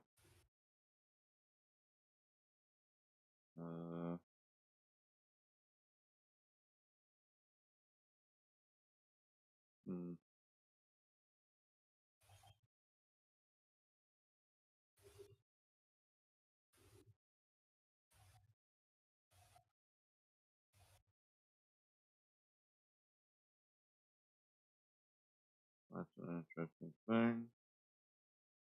Yeah, I don't know how to change that. That's an odd situation.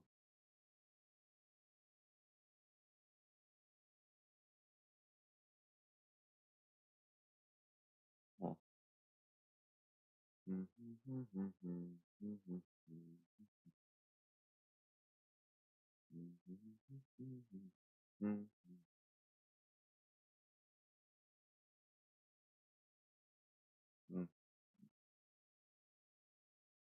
Yeah.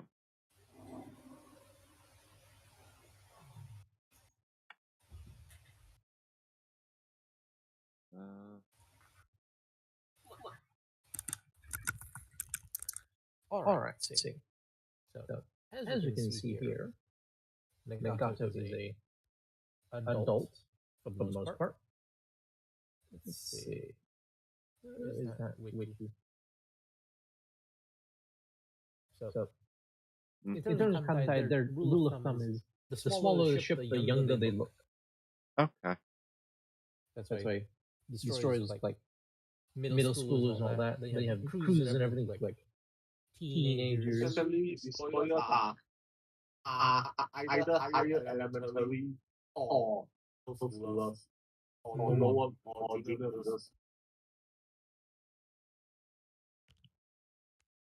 Because Asasio is really Asasio when first appeared is really elementary.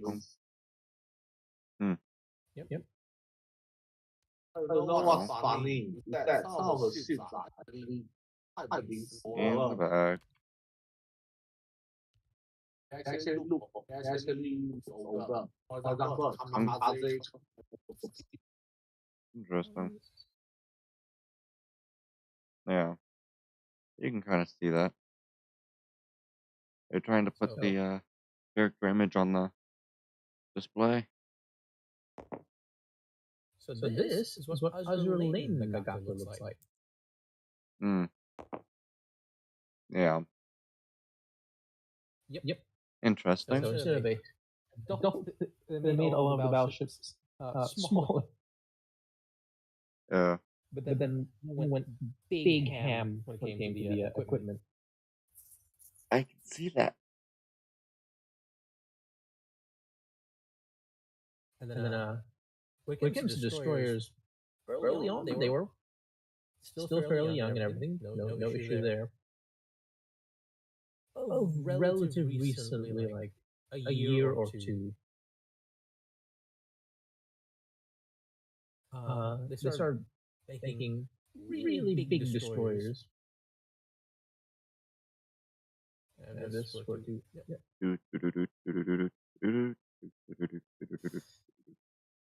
This pretty just proceeded to do things. Like, Yeah. Alright. things like this. Speaking of destroyers in Cambodia, Well, that's an some interesting look. destroyers are huge. Yep. The background looks image. There we go. That didn't help much. You were saying, Elijah? I say that some destroyers in Cambodia is actually huge. It looks like she's already 16 something inside the destroyer.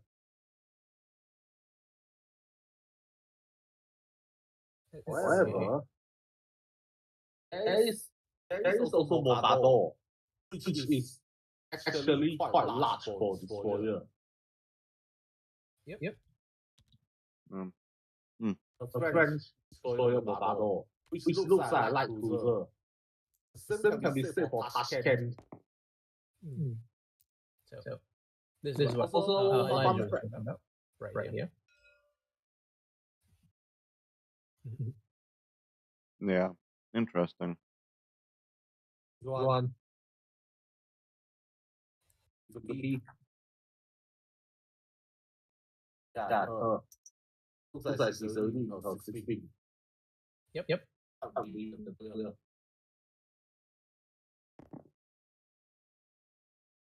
So Being quite large for destroyer.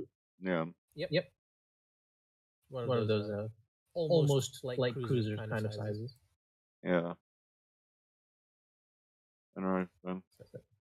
And being one of the later design ships, you can see that the chosen artists pretty good. Yeah. Good result. Now, an example of one that has not been updated. Has not been updated in forever. Is that her?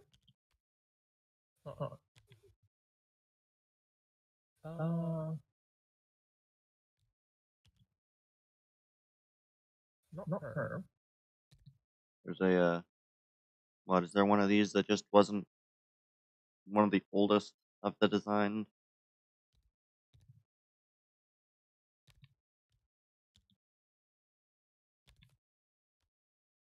Pretty sure it's heavy cruiser. Bum, bum, bum, ba-ba-dum, ba-dum.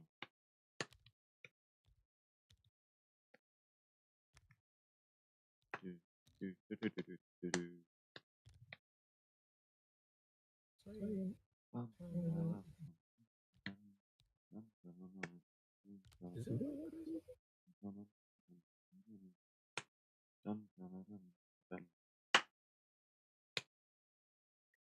Oh, yeah. He went. Interesting. I need to refer to the wiki. Interesting. Because the only way Hunter actually updates the art is when they get the same artist later down the line when they're better at their work to remake the design, especially for the upgrades and everything. Interesting.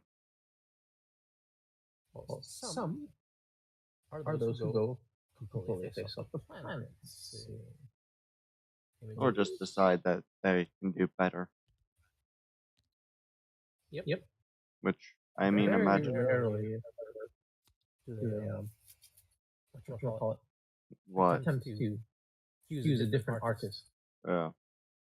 later down the line. Heavy cruiser.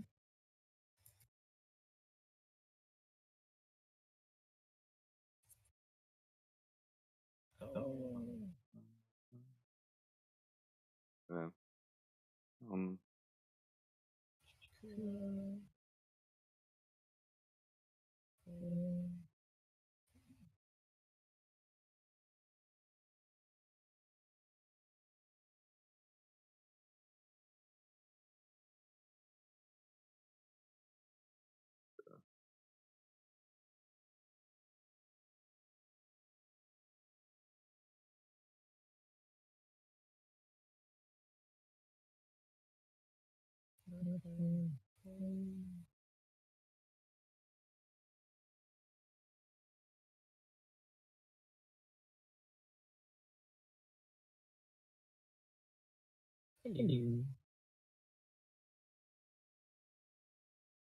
Hello.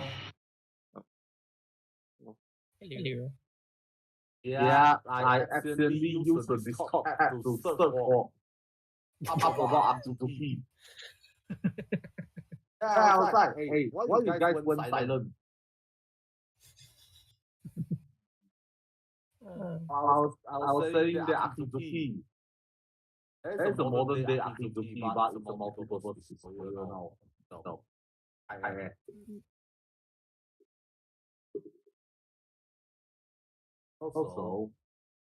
also talking about Colorado.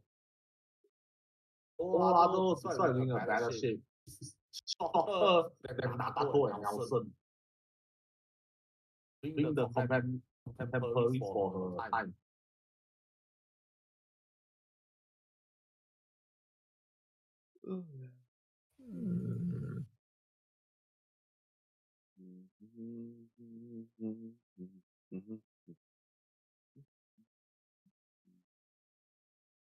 Which ship was it? I don't remember.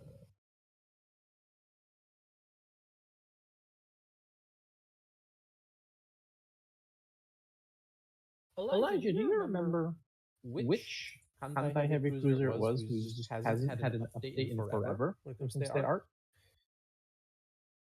But updated. Yeah, because the artist was just no longer available for whatever reason. Heavy cruiser. I'm pretty sure it's a heavy cruiser. They have a ship like that. In none of the arts were Furukakan. Oh, wow. Don't think Singapore sisters either. Definitely not Suzukan and Kumano. Omagami either. I don't know whether it's Kone and Tsuma.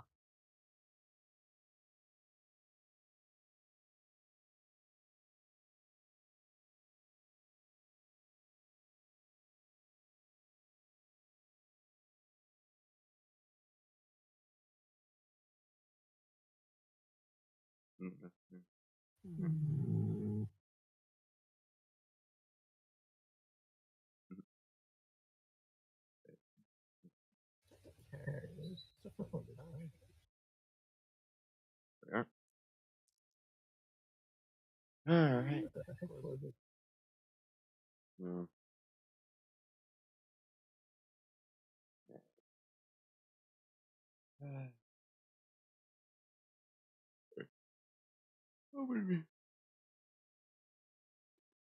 Alright.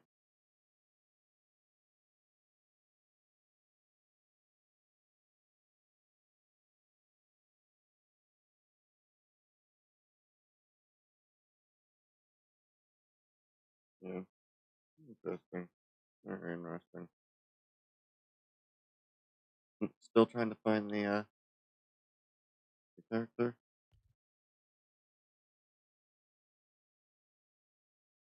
Again, you still come to Colorado again. Colorado is short.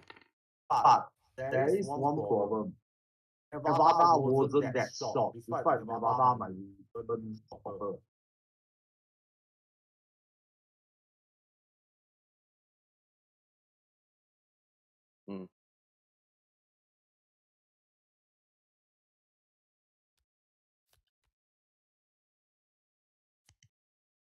of Iowa, when it first appeared, probably one of the tallest cities out there. Okay. Because Iowa is also one of the longest battleships. Huh? So he was Another one Alba. larger. Alba. Yeah, she has not been updated for the longest time. Which one? Because the artist didn't quite disappear, but it basically didn't appear again until they started making covers for novels. So the artist just kind of dipped. Yep. Makes sense.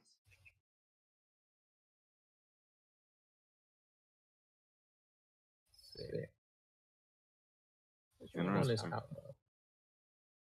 Light cruisers. Alba is maybe the No way. one. It was purple. She was wearing pants. Suspended skirt. She not Is it the truth? Oh. She's not even in here. Very well done. Interesting. Copy, paste. Oh, she's two states. No. System.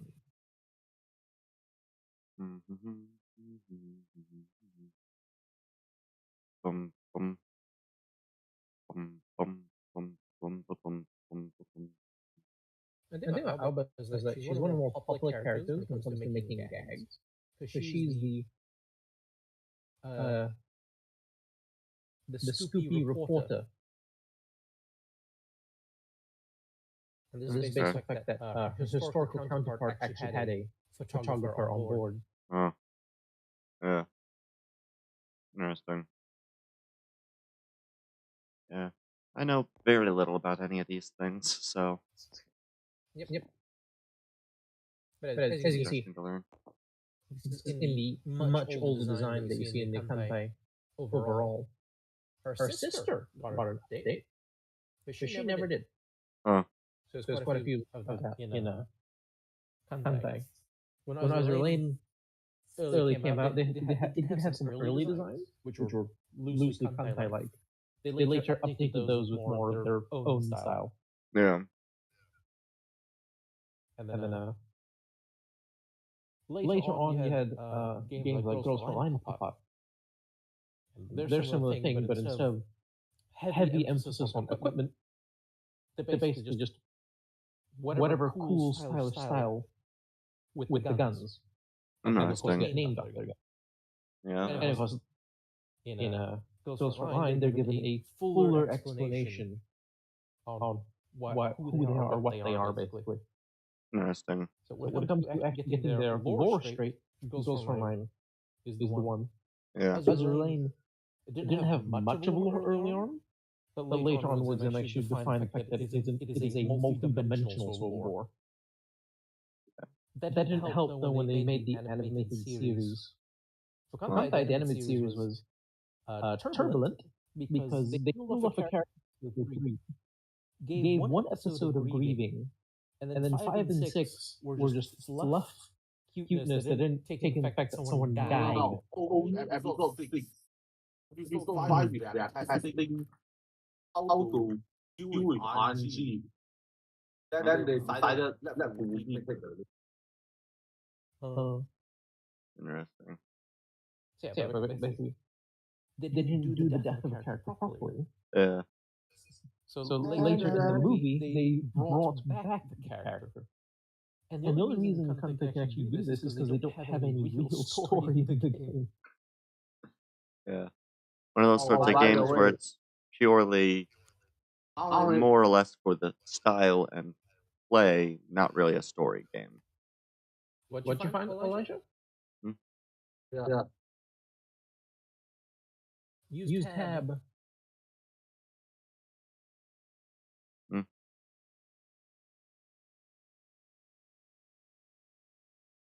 Here it is. Spooky. What is it? Oh. Right here. I like how you're now the ruler. Okay. She was the one who's made the main character in the first season and in the movie. So in the movie was with the and the game fat itself. actor. Not the game itself will be our first shoot to allow for shoot. Who were the other starters? Whoopi, Murangumo, Azanami, Aguma, and Amidari. Oh. And then we review that.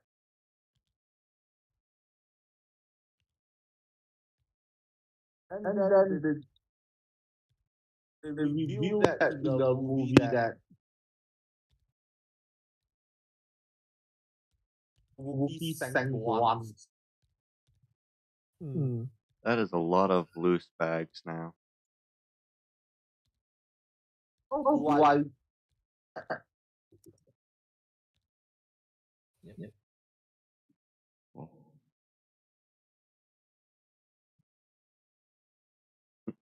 Which one again? See what's inside.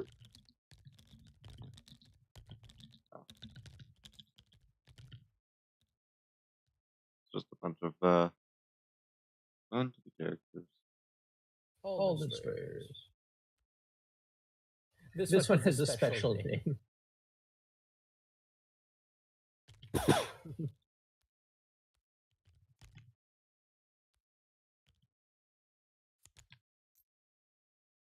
Oh Lord, there's a lot of loose now.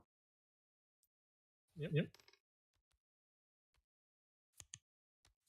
And then we have this times the most in the whole scene. Because it's her sister who is the one who dies. Wait, what? She lost her sister in the Okay. series. She's the main protagonist. She's the autistic one, quite literally. All right then. And her sister is not even in this game.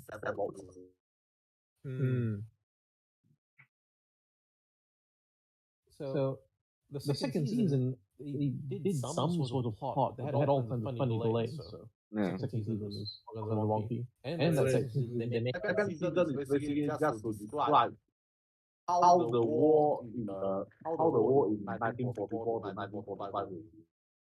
Yep. And they use Shigure to represent that. And they actually had a role. They actually have a instead of just your V, they actually have a export animal. Yep. Which is also the voice actor of Captain Right slapping Noah.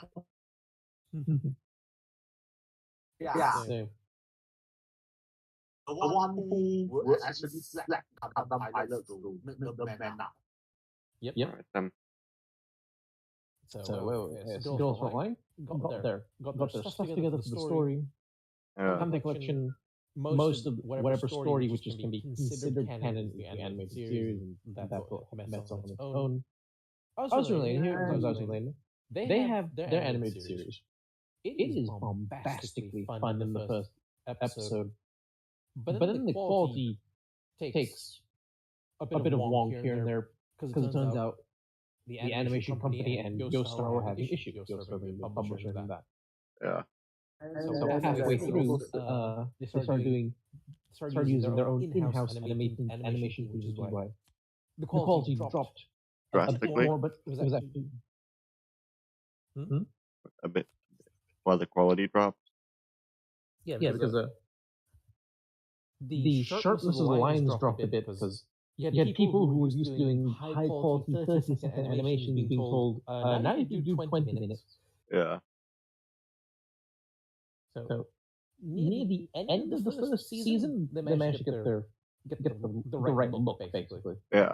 In that middle phase, you can see things like the foreground they were given less importance. They had to quickly make it. Interesting.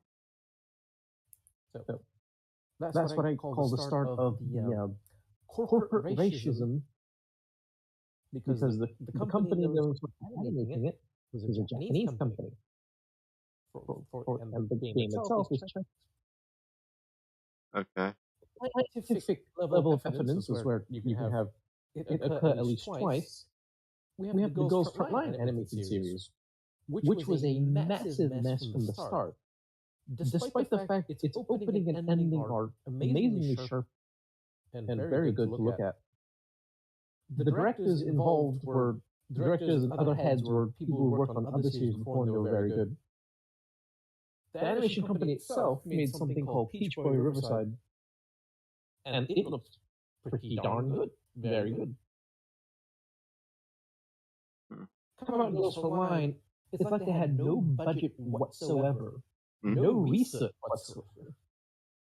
The soundtrack, they didn't use a single track from the game itself. It was original track. They changed some characters into others. For example, instead of meeting SCP-44 early on, they meet G-43 for some reason. And the characters who use this one gun are using the wrong gun, and then their guns change between scenes in the same episode in the same act. That's an interesting occurrence. Pardon? I said that'd be an interesting occurrence. Yep. And then one of the more famous scenes is when M4A1 moves her gun, and it just turns into this ugly mess. Girls Frontline. It is something to behold. Yeah.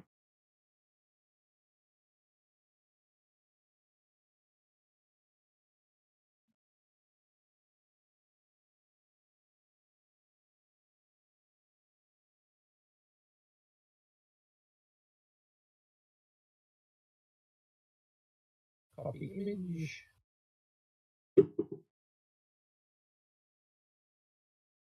And message.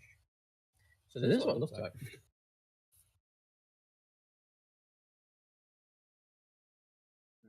Now let me.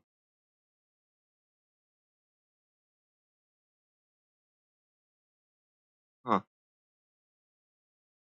It was normal, and then when she tilts her hand down to that angle, it morphs into that shape. No one knows why. I mean, general shape is. I can see the angle.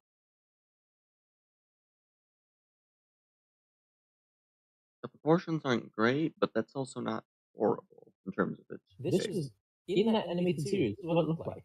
This is what it should look like. Yeah. I can kind of see it.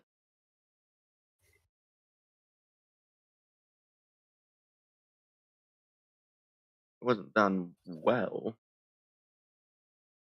but I mean, in terms of that being drawn, that's a pretty decent representation of it at that angle.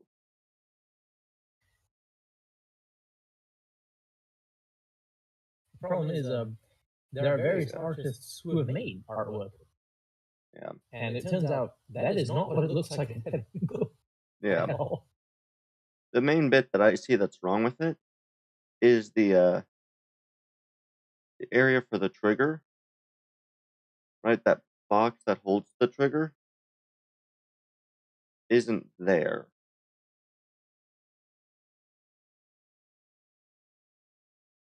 Like the area that's supposed to house the trigger, bottom section, that's not really there or present. Yeah, it's not there. The magazine gets pushed below the front handguard there. Yeah.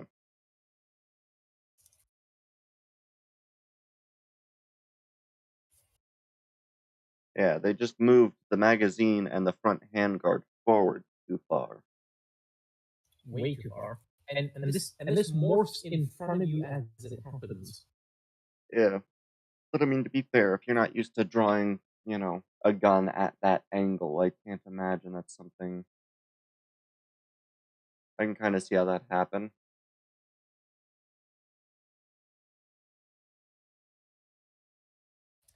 Then another one shows up, which makes no sense. Yeah.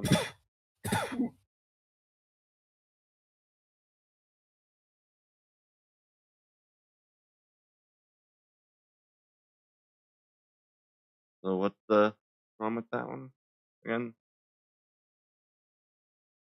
The image directly above it is exactly what it should look like. Okay. All of a sudden, in the foreground shot, it looks like this. And that foreground shot is big enough for people to see clearly. I always say I don't see the Remember, major. the image directly above it is what it should look like. That image, along with its insert, which is the screenshot from the series, is what people saw, despite the fact both of those exist in the series. How could they draw it correctly in one scene and then draw it that badly in another? Wait, what? Are all three of these supposed to be the same gun? Yes. Okay. Same characters with their same gun.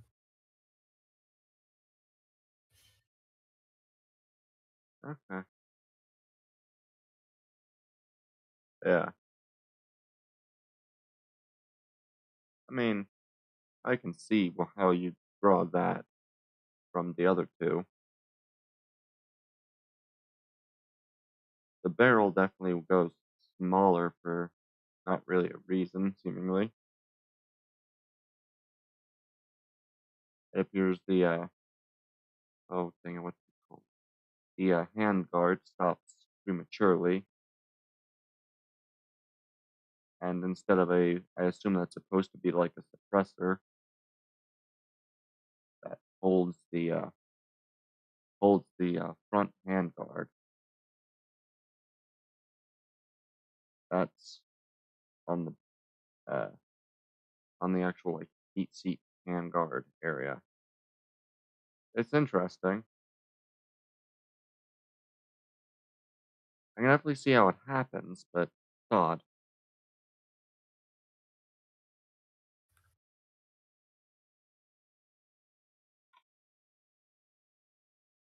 Yeah. I can definitely see how that happens. Alright. Huh. Yeah. Yeah, there are definitely a lot of characters in this. So aside from the animation errors, music they didn't use from the game, all kinds of wonk. The story itself was based off a comic, since that comic is quite accurately based off the events of the game, but instead of a male commander, it's a female commander with an actual face. They did not once consult the actual comic artist when making this. Okay. So they did do one thing correct, which was they changed an early bit where they showed the commander doing something intelligent and smart.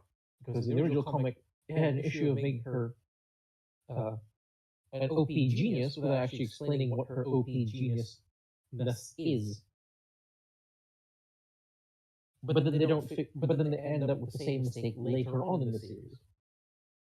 One good thing that they do with that female character, though, is that they make her less of a lazy slob. Because in the comic, she is a lazy slob. So what? She's smart but a lazy slob? Yep, that's what her character is supposed to be in the comic. And in the animated series, she's less slob. They actually show her why she's a genius, but then forget to do that same thing later when the other commanders are asking her how the hell she's so good at her job. Well, to be fair, I don't see that part being anything. If you're good at your job, you might not say what you are, but That's the thing. They did improve the character, but then forgot to continue that improvement later. yeah. Because one of the commanders who asked how do you be a better commander, was told, "Oh, listen to your dolls." He is known in the comic for listening to his dolls. I do not know what you're talking about with that second part. What is the dolls thing? In Ghost Frontline, all the characters of the guns, they're all androids. They're all robots. Okay. Those are collectively called dolls. Okay. Specifically T-dolls, tactical dolls, compared to the A-dolls, which are the civilian dolls. Okay. So, basically, in that game, all of the human battleships are androids. Yep, all the anthropomorphic characters, instead of being warships, are guns. Albeit they're not anthropomorphic, they're basically robots given a gun and told your name is the same as the gun you're holding. Okay. So, They're just named characters, guns. Got it. yep. Robots given the name of a gun and given that gun. Alright then. Yep. And they actually have an explanation for that because the PMC that they're working for insists that to be the naming scheme. Okay. And then when they showed like backstories for some of the gun characters and everything, they actually have proper names or different code names. Yeah. And then in later sequel stories and everything, they would actually use their proper names, since only the PMC required them to use their gun names as their registered names. Okay then.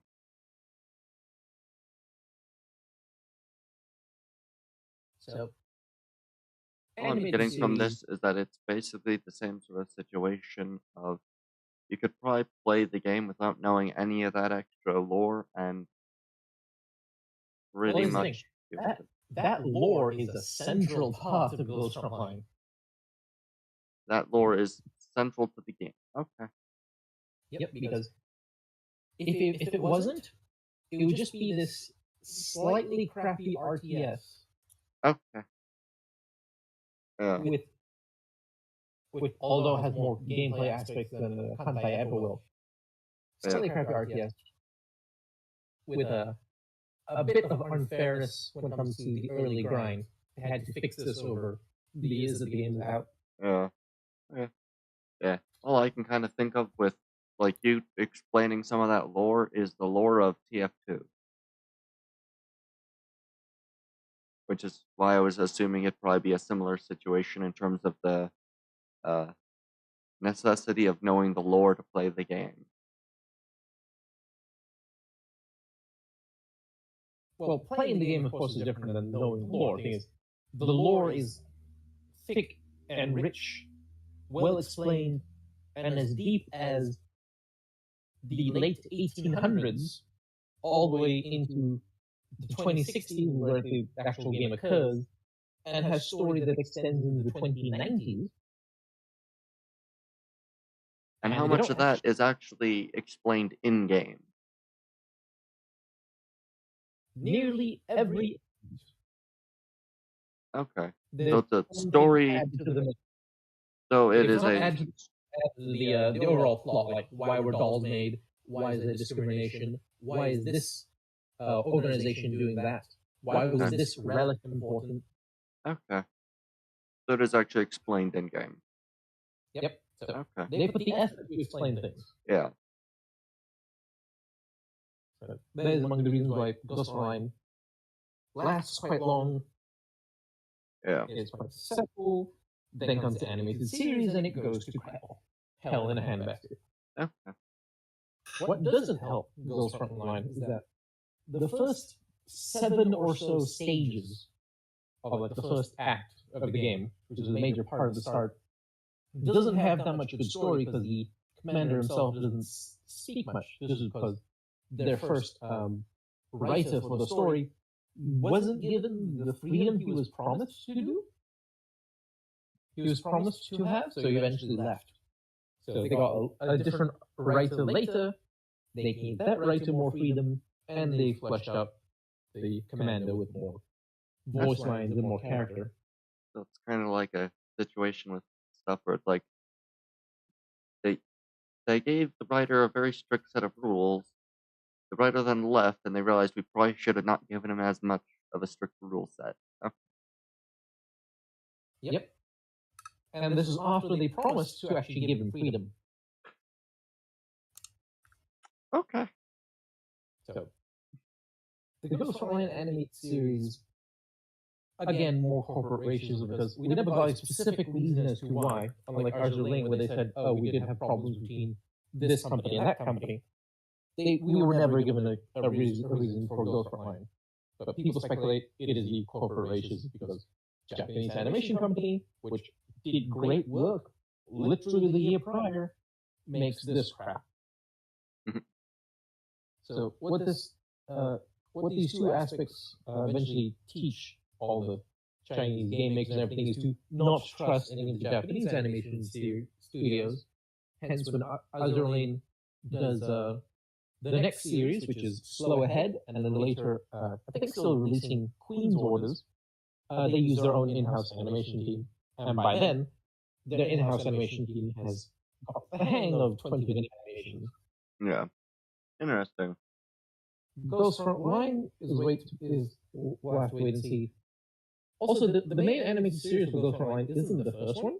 The first one I got was based off two comics, which they then combined into one series. One was Ghost Frontline Healing Chapter, and then one was Ghost Frontline Madness Chapter. So the Healing Chapter was just them being goofy characters in contrast to their grimdark world. Well, Madness was a lot of references to things about the guns, like how the Scorpion machine pistol doesn't actually have that much range because it's a very short barrel, or how the super shorty shotgun, because shotguns in the game are supposed to act like the tanks with the shield in the front, wouldn't actually be a good tank because she is short as hell and the bullets would fly over her head and hit you. So wait, what? So, shotguns in the game, they act as tanks. They have these portable shields that attach to their back. So, they're supposed to protect their allies.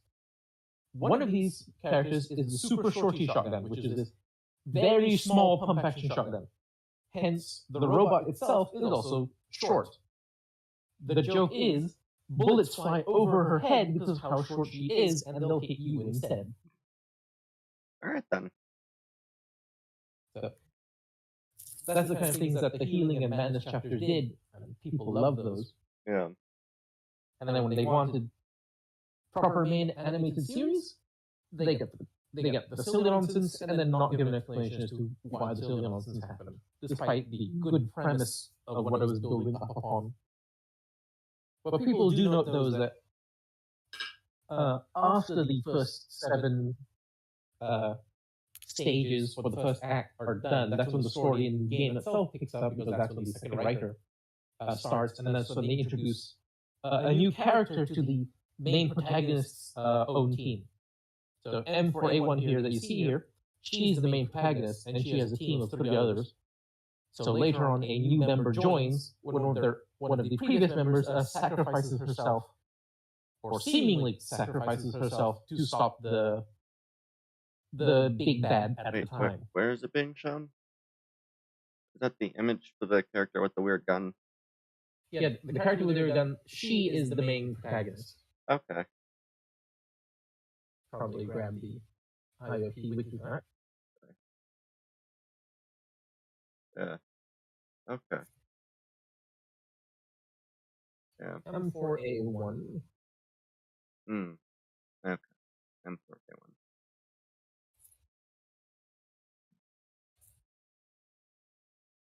Yeah. I know very little about any of these games, so it's kind of interesting. Just the funny thing is, I have not played any of these games. I'm just the one who looked into their story and everything. So essentially, you know everything and have never once played it. Yep. All right.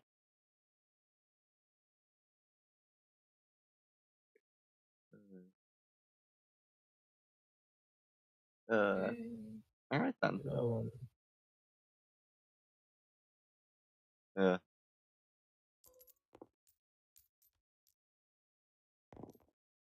I think you're. So that's M4A1. Okay. Her other teammates are Sopmod2. Interesting. Yeah. I only know of any of these type of guns mostly from watching certain YouTubers that do stuff with guns, Yep. such as like what's the name? Yeah, Brandon Herrera and Kentucky Ballistics.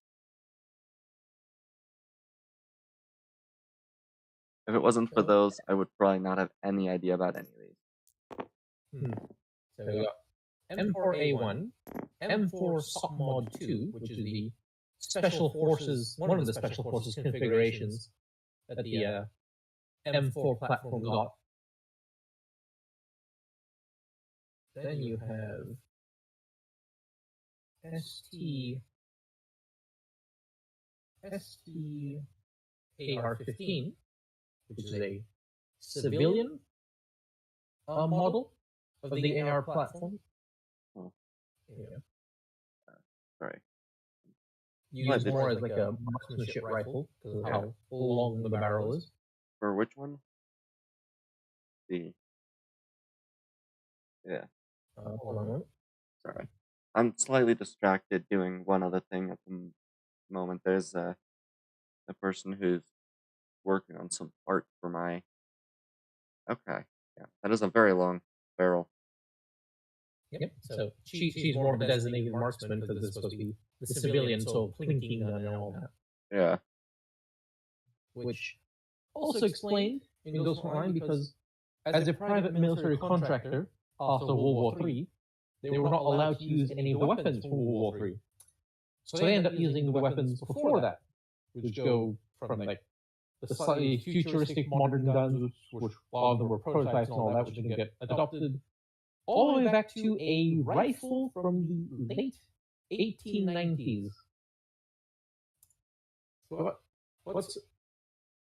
And as a joke to the fact that she's like the oldest gun wielder in the entire game, her Modification 3 artwork changes her bayonet to a laser bayonet, and her gun now fires plasma bolts. Interesting. So the oldest gun in the game is now the most futuristic looking gun in the game. Interesting. Yep. Can you remember which one she is? I'll grab the image as well. And then M16.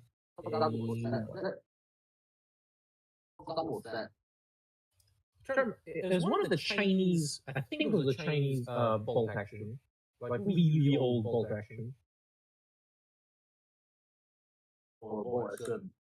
Like one of those based off like the very early what you call it? Mauser designs. You are talking about the Maxim Unfortunately, the Maxim is not. I say that, but I'm not entirely sure if the Maxim is in the game or not. Considering Russia is still using the goddamn Maxim. So which one? Which gun is it? That did not. Why did that do that? Very strange. Anyway, that's M16A1. So Okay. these four represent a special crack team that's sent behind enemy lines to do stuff. Okay. And at the start of the Ghost Frontline series, you're helping M4A1 because they're being chased by the enemy sub-boss, and they had to split up. So you help M4A1 rescue the others. Oh, right.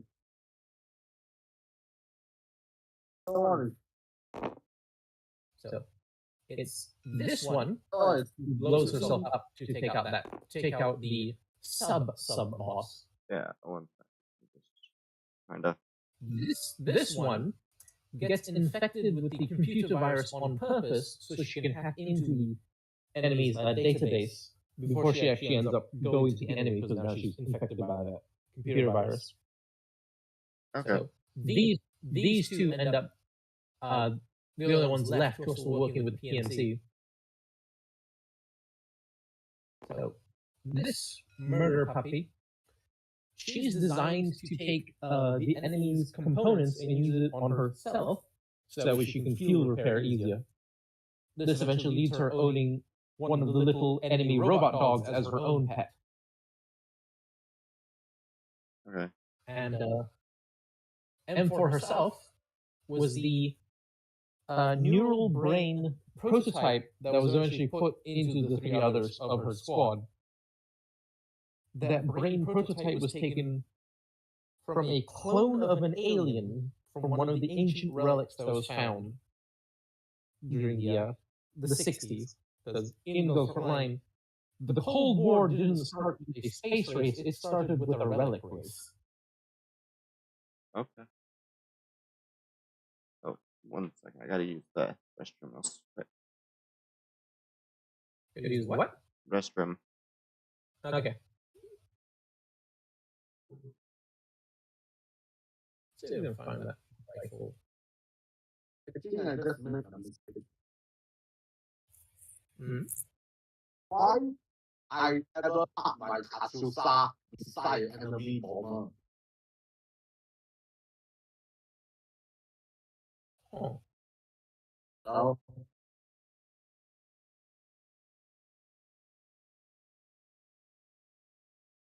Nice. Yeah? Why I ever park my Katsusa beside an enemy bomber? Why? That's a really dumb.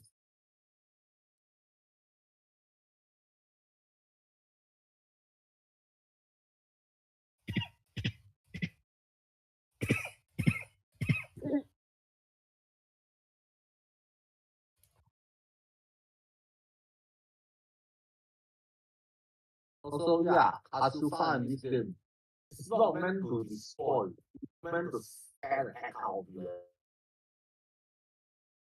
Yep.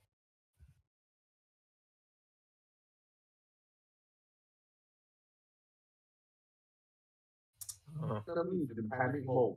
They will have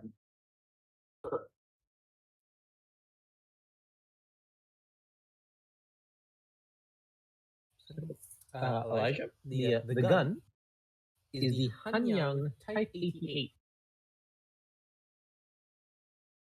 oh. Yeah, by the way, the Mexican gun is actually not option. Yeah, It Maxim was so British was British made actually. because Russia's still using their Russian Maxims, the ones with the big openings to put handful of snow into the actual cooling chamber.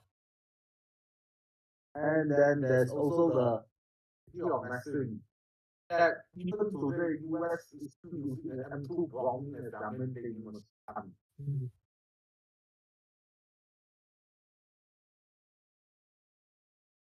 Likewise, Germany also had their colored version of the M42. Hanyang. So, according to the IoT wiki, the Hanyang arsenal would begin construction of the Type 88 in 1895.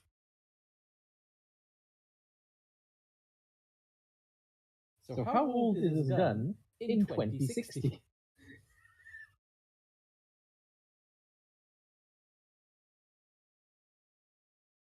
that's over the USS Constitution.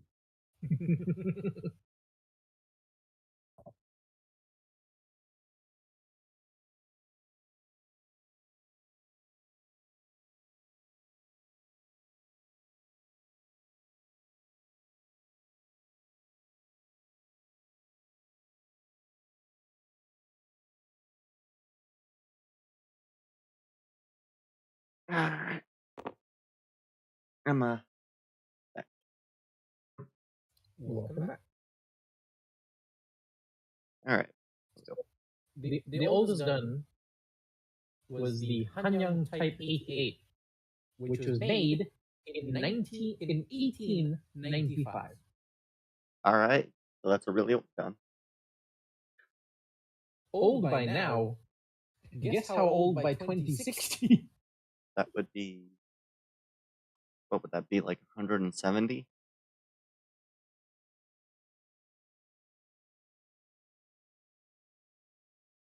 Closer to like 180. Yeah. It's only 20 years. 175. Yeah. So old. This is what she looks like.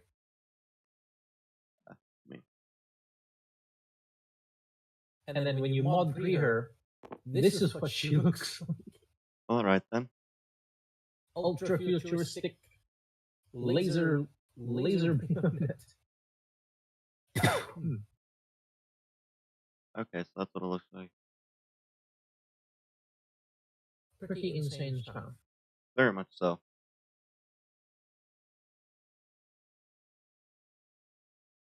Let's see.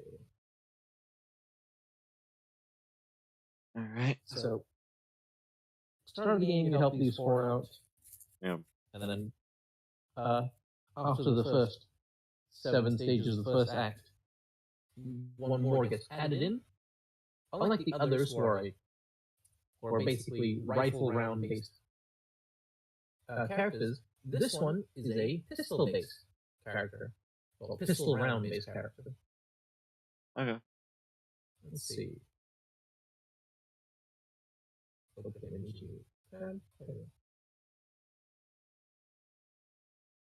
see. I'll just replace the Type 88.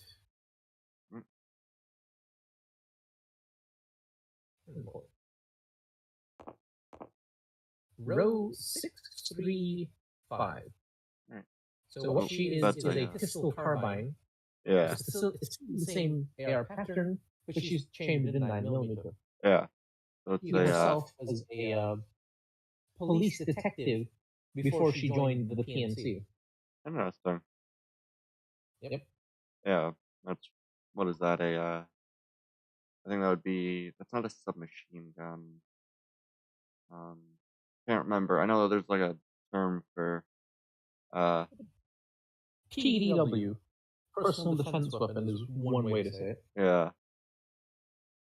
So it is technically a submachine gun, but you can also use the older term pistol carbine. Yeah. Because it's carbine using pistol rounds. Yeah. The main advantage of putting that in ARs was you don't have to retrain those who used the full-on rifle. Yeah. Because it's the same ergonomic, same controls. Yeah. Just quite useful. Mm. So, the 3 others who follow M4A1, yeah, they were given specific programs to protect her. Okay. She did it begrudgingly because her personality is flawed, although quite brilliant. She does it fairly loyally, but questions herself quite a bit. And she's so devoted, she ends up joining the enemy side to do so. Seeing as how problematic that aspect was, the scientist in charge, Professor Cheria, gave Ro, instead of an order to protect her, an order to learn about her. So instead of trusting her commander based off an order, she would trust her commander based off what she sees the commander do. Okay. Which is basically organic trust. Yeah. Mm-hmm. So these 4 work together when this one blows herself up. She later joins the other side. She, because one of the factions the PNC was working with betrays them, gets shot. She saves her by putting her mind into that pet robot dog. Okay. And later, when they reinstall her into a proper body, it becomes a sour point of contention whenever it's brought up. By the way, it used to be this dog. Okay. And the nickname given to her was Banana because of the yellow color. Okay then. When she was that dog. Yeah. Okay. That's when the Ghost Frontline story really picks up. And then of Oh, course we get I was wondering- the grim darkism. Yes, Elijah? No, I was wondering why people when they say to last minute crazy. Say that again?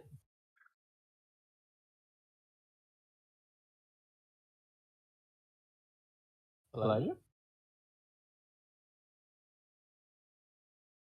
Oh. Elijah? You okay? The connection is a bit weak because I just started something. Okay. So what were you saying? I was saying, why do they say someone that gone bananas when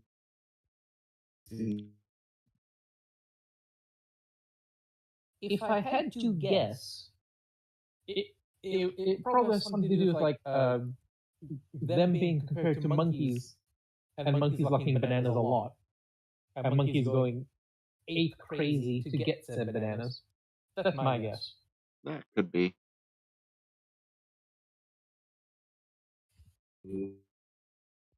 Of course, another way to interpret it is someone going bananas, as in starting a coup to take down a democratic country just for the sake of a banana company. Because that is what the CIA did.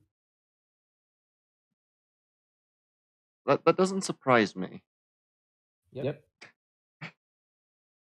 The main reason being the director of the CIA at the time, his brother was the one who was running the banana company. That company was about to lose their revenue because the perfectly democratic country there wanted to stop exports of bananas in order to help their population. So CIA starts a rebellion coup, overthrows the government, and the banana shipments continue. Yeah, that sounds about right. So, can one really trust America when their own spy agency just does that for the corporations? I mean, I'm pretty sure most people know the government does things like that, and they just kind of go, yeah, that's the government. All right. Yep. I'm pretty sure that's what most people end up doing. At this point, people have learned it all in history and all the declassified stuff. Yeah. So, Ghost Frontline, they've got the story together. They face issues and a series. Characters are a lot of fun. Yeah. And the important thing to remember about Ghost Frontline is that it is a sequel, not a sequel, it is a prequel to a series of games that are called the Bake series.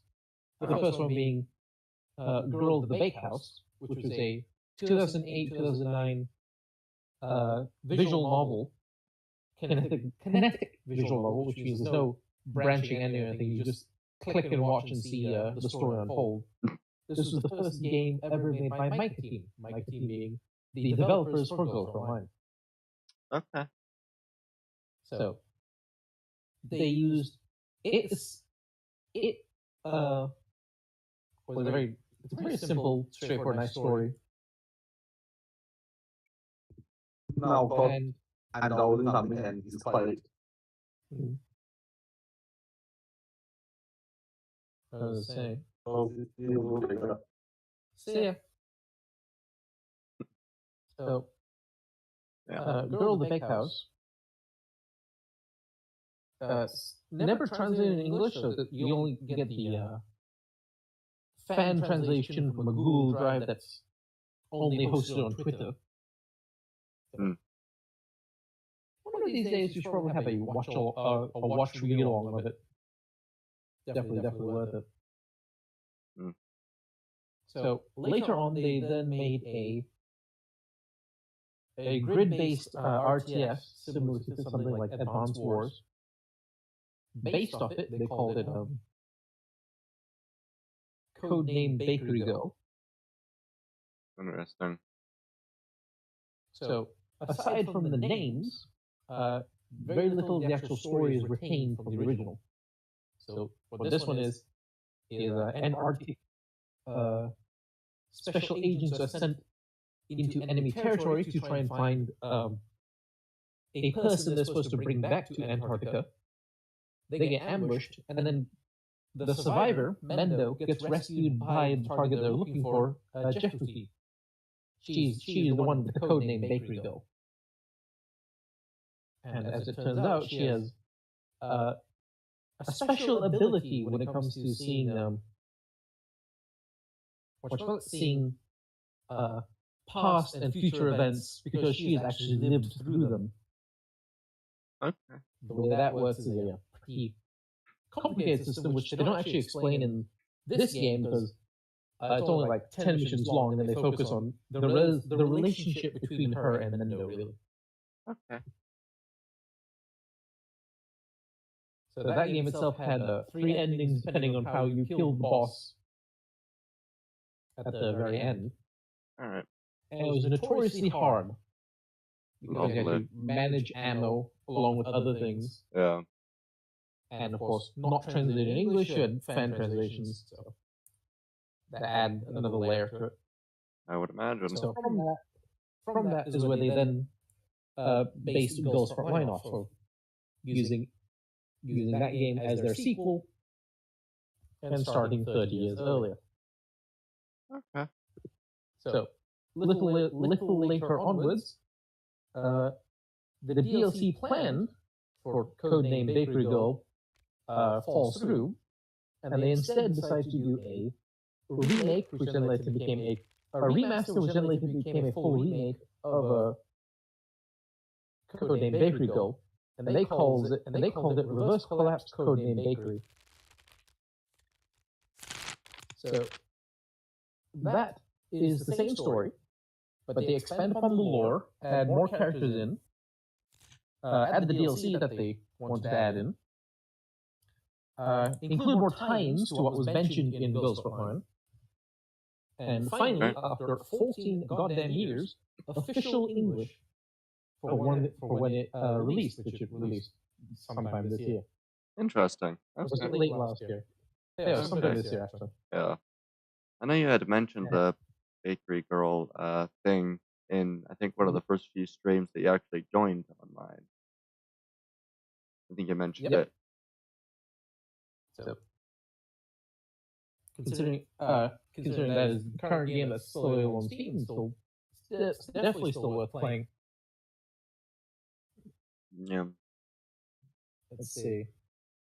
So that's the one that brings the storyline into the 2090s, and then in Ghost Frontline itself, there are mentions of a incident on Balin Island, which is this island off the coast of China. The one in the game is slightly different, but it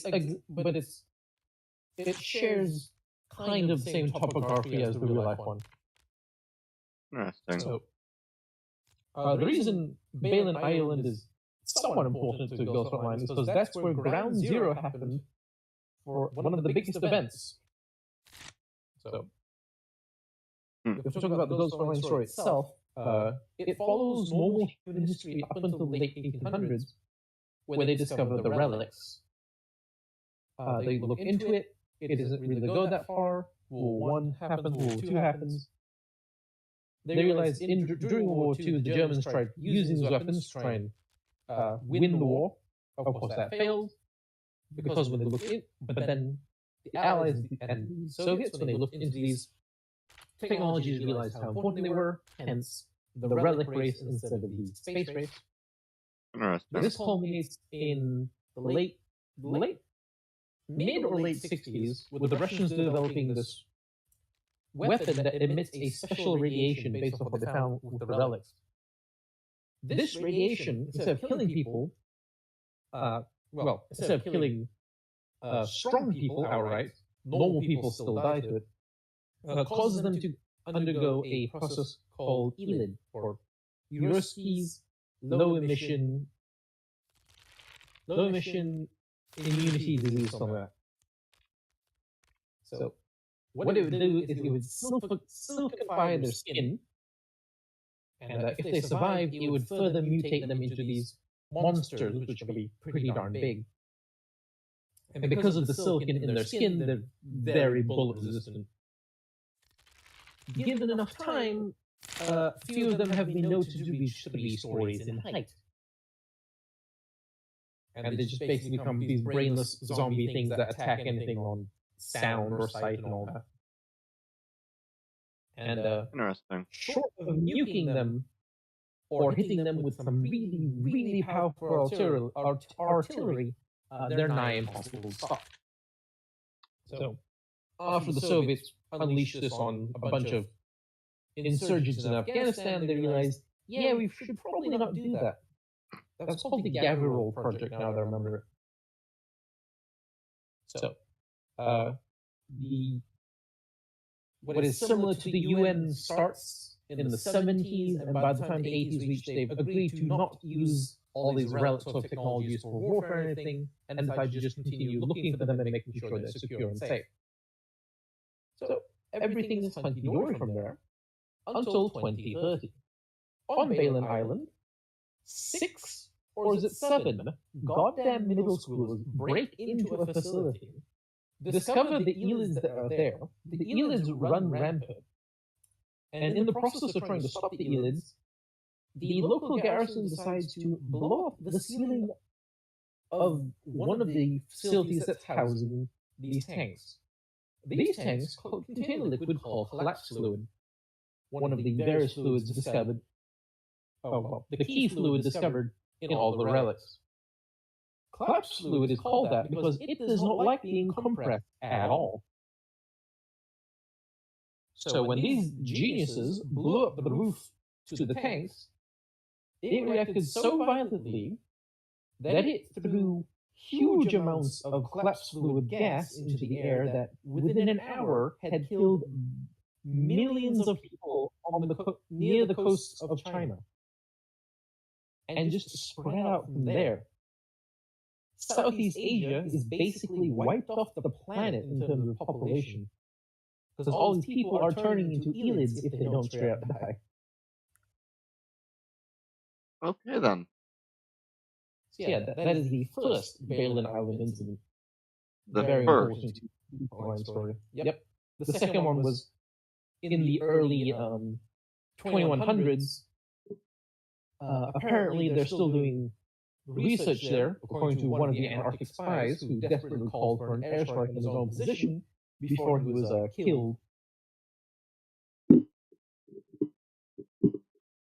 And a part of the research they were doing was looking into the alien eggs of the aliens that actually brought the relics to Earth. Okay. Because among the first things they found in the 1800s was an alien corpse. All right, then. Yep, it is a deep, long-standing story. This sounds like a story idea that was made by someone who is either really high or really drunk. Well, the way I'm explaining it is a bit wish-wash.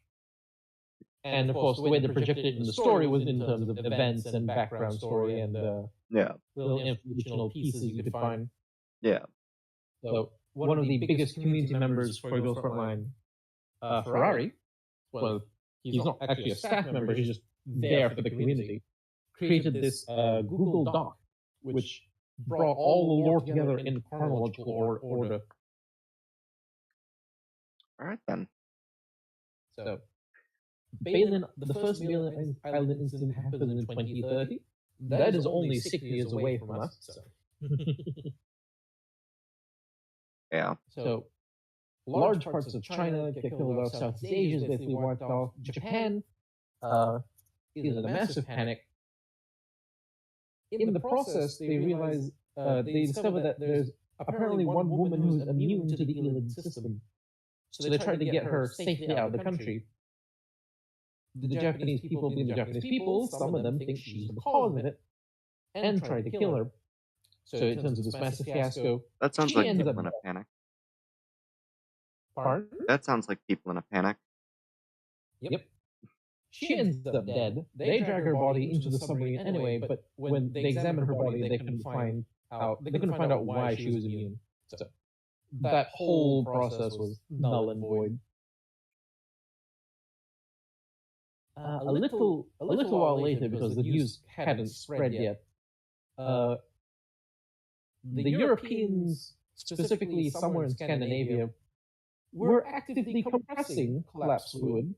That created the Northern Light incidents. So again, millions of people started dying. In America, same geniuses. I think it was near the central part of America, North America, started compressing collapsed fluid. It detonates. So America gets forced to basically live on its more coastal side of states, because the complete middle heartland is just a complete waste zone. So the result of this amount of death and destruction and a crap ton of refugees is that there's a lack of space, a lack of resources. So a second wave of European African colonialism starts up. Using the chaos, communists take over Russia and start the neo-Soviet Union, the new Soviet Union. Germany ends up getting split in West and East again. And then, with all tensions rising and everything, World War III starts, and it is centered where, of all places? Ukraine. They made this long before the Ukraine war. Yeah. To be fair, I think it's kind of... Yeah. I find it always interesting hearing people talk about, like things with, like, the Ukraine war or whatever, because I have to imagine that there's probably a better reason that Russia decided to invade other than it used to be Russian land. Well, the main reason people talk about is the fact that Ukraine, from what is a neutral country, wanted to join NATO. Yeah. That's not much of an explanation, because but even still, the risk... Yeah. They'll just do NATO. Well, that's the bit, is that the risk... It's stupid that if NATO was actually contemplating expanding to there, because you probably want a border of non-NATO countries. Otherwise, the moment that Russia tries to do anything stupid, you end up with entirely every NATO country basically being forced to blow up Russia. Given that NATO also includes the US, and the US spends like 3 times as much on defense as like the top 10. The recommended amount, according to the UN or NATO itself, was 2% of the GDP. Yeah. America has 4 point something. Yeah. We spend a lot on the military. Of course, that then spawns the meme of F-22s as the image, and they're saying, this country is about to learn why we have terrible healthcare. Yeah. Although, that also doesn't help with, all of the rest of what US has. Like, if we want to take you out stealthily, and without you knowing, we use an F-22 or other stealth craft. If we don't care, we can probably send in something like frickin', I think it's called the, I can't remember exactly, I think it's the B-52. Yep. Like, if we don't care that you see us coming, we can send that thing, which has been in service for so long that I think it's been like in service for like 60 years or something like that. There was a Star Trek meme where pilots on Star Trek vessels are discussing why they're still keeping the B-52 in service. And the image of the B-52 is with its engine pods replaced with these Star Trek engine pods. I mean, you can continue to upgrade any airframe as long as the airframe continues to be suitable for the, purpose it's been built for. Of course, this brings up Vesuvius's ship? Theseus's ship? I can't remember the Greek ship Oh, which the ship of Theseus? yeah, that's the one. So basically, most of these B-52s, aside from their core key airframe structures, have mostly been replaced with all the spare parts, new parts, all that. Yeah. But I mean, the main point for the ship is as long as the major hull is intact, or, the essentially shell of the ship is intact, you can replace internal components all you want. The thing is, the ship of Theseus is that every single component, including the outer shell, was replaced over the years. Yeah. So what they stated was all the pieces that were taken off, regardless of the condition, or you could say they were magically fixed somehow, were then put together to assemble a complete identical copy of the Theseus ship. Yeah. And then pose the question, which one's more original? The ship where these parts came from, or the ship that's made from these parts? Yeah. Well, with the entirety, it'd probably be the new ship made out of the broken pieces. Of course, this is when it extends to philosophy and asks, what makes you a person? Is it all your cells which are being replaced by the millions every single day? The fun part And with this that is that doesn't actually, actually make any sense, because, Mhm. that question just doesn't make too much sense to me. Like, it's probably from the way I'm wording it, but basically the understanding is yeah, what makes you who you are is what you accept to be who you are. Even if bits of you are replaced, as long as you feel that you are who you are, then you will be who you are. To be or not to be. yeah,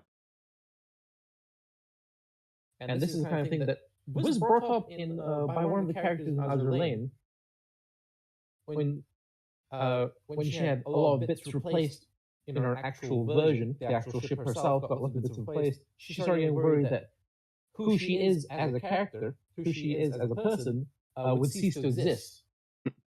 So the commander had to eventually calm her down. yeah. An interesting question. So, World War III proceeds to erupt. They use all kinds of fancy weapons. Human population, which was already quite low, gets a bit lower. They start investing more and more into robots and machines and everything. Eventually, World War III ends. But the concept of nation is not.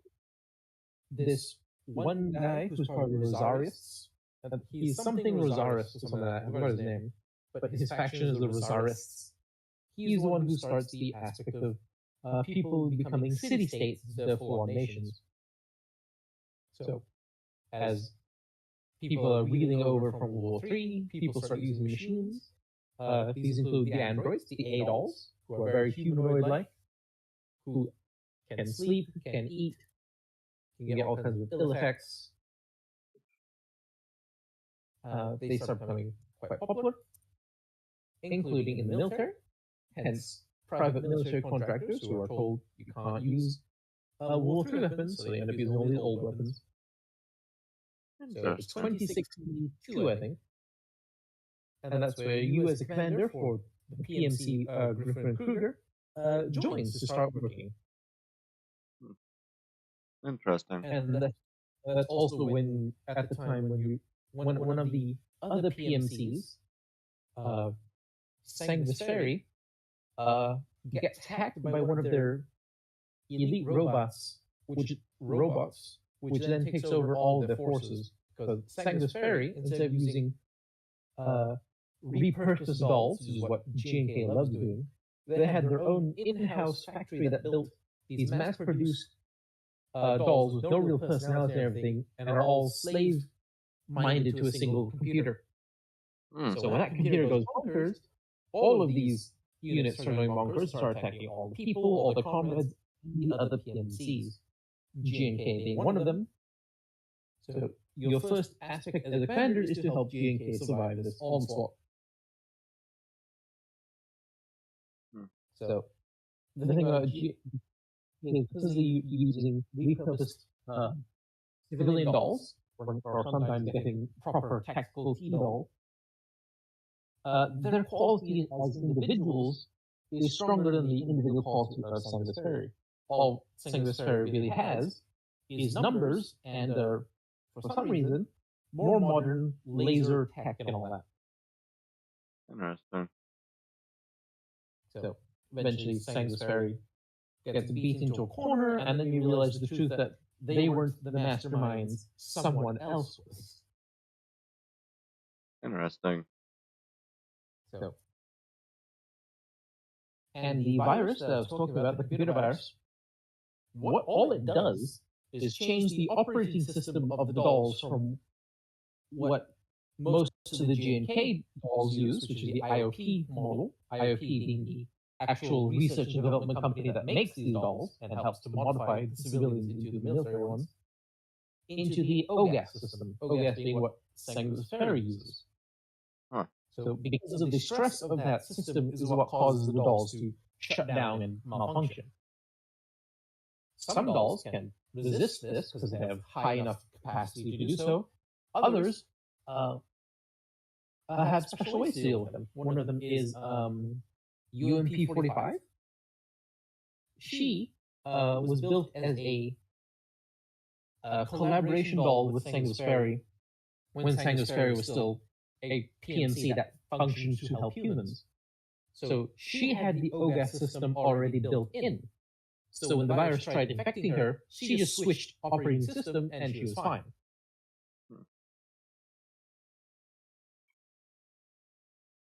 And as it turns out, the main reason for one of the biggest outbreaks is because when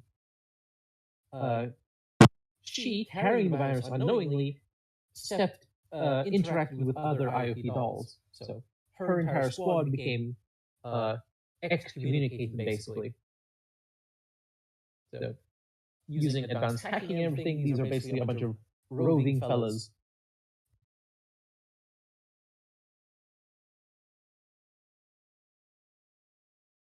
Okay.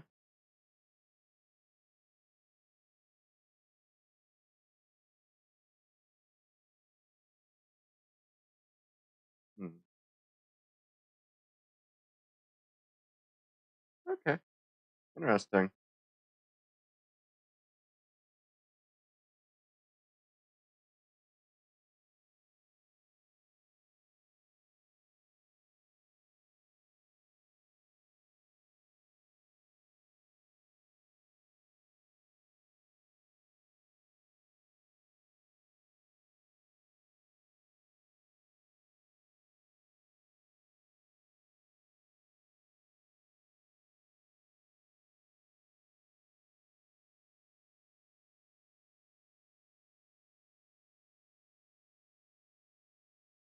Interesting.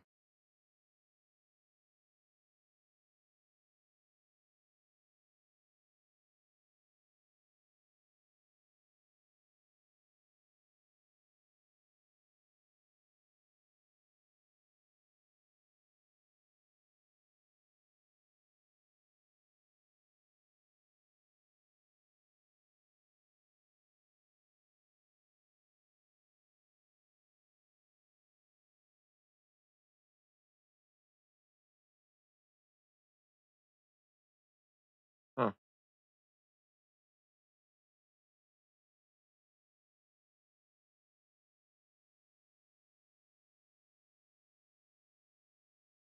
Interesting.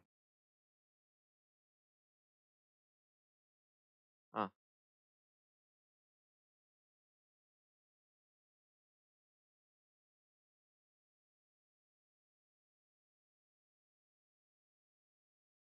Interesting. Collapse. You'll eventually see 6th generation T-dolls, which now have carbon fiber instead of metal for most of their internal structure, and have, I think it was like 4th generation neural clouds by then. So really high-tech stuff.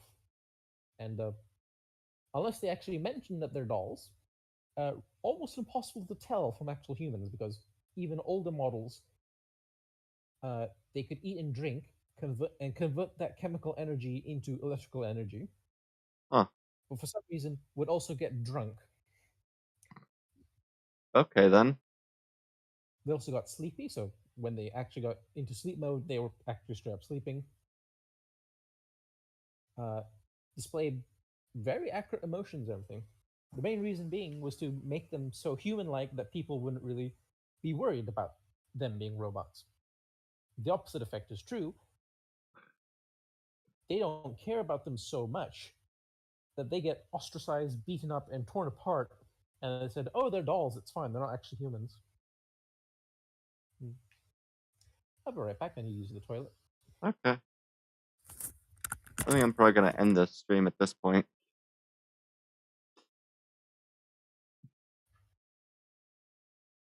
Alright. I'm just gonna end the stream, guys. Goodbye.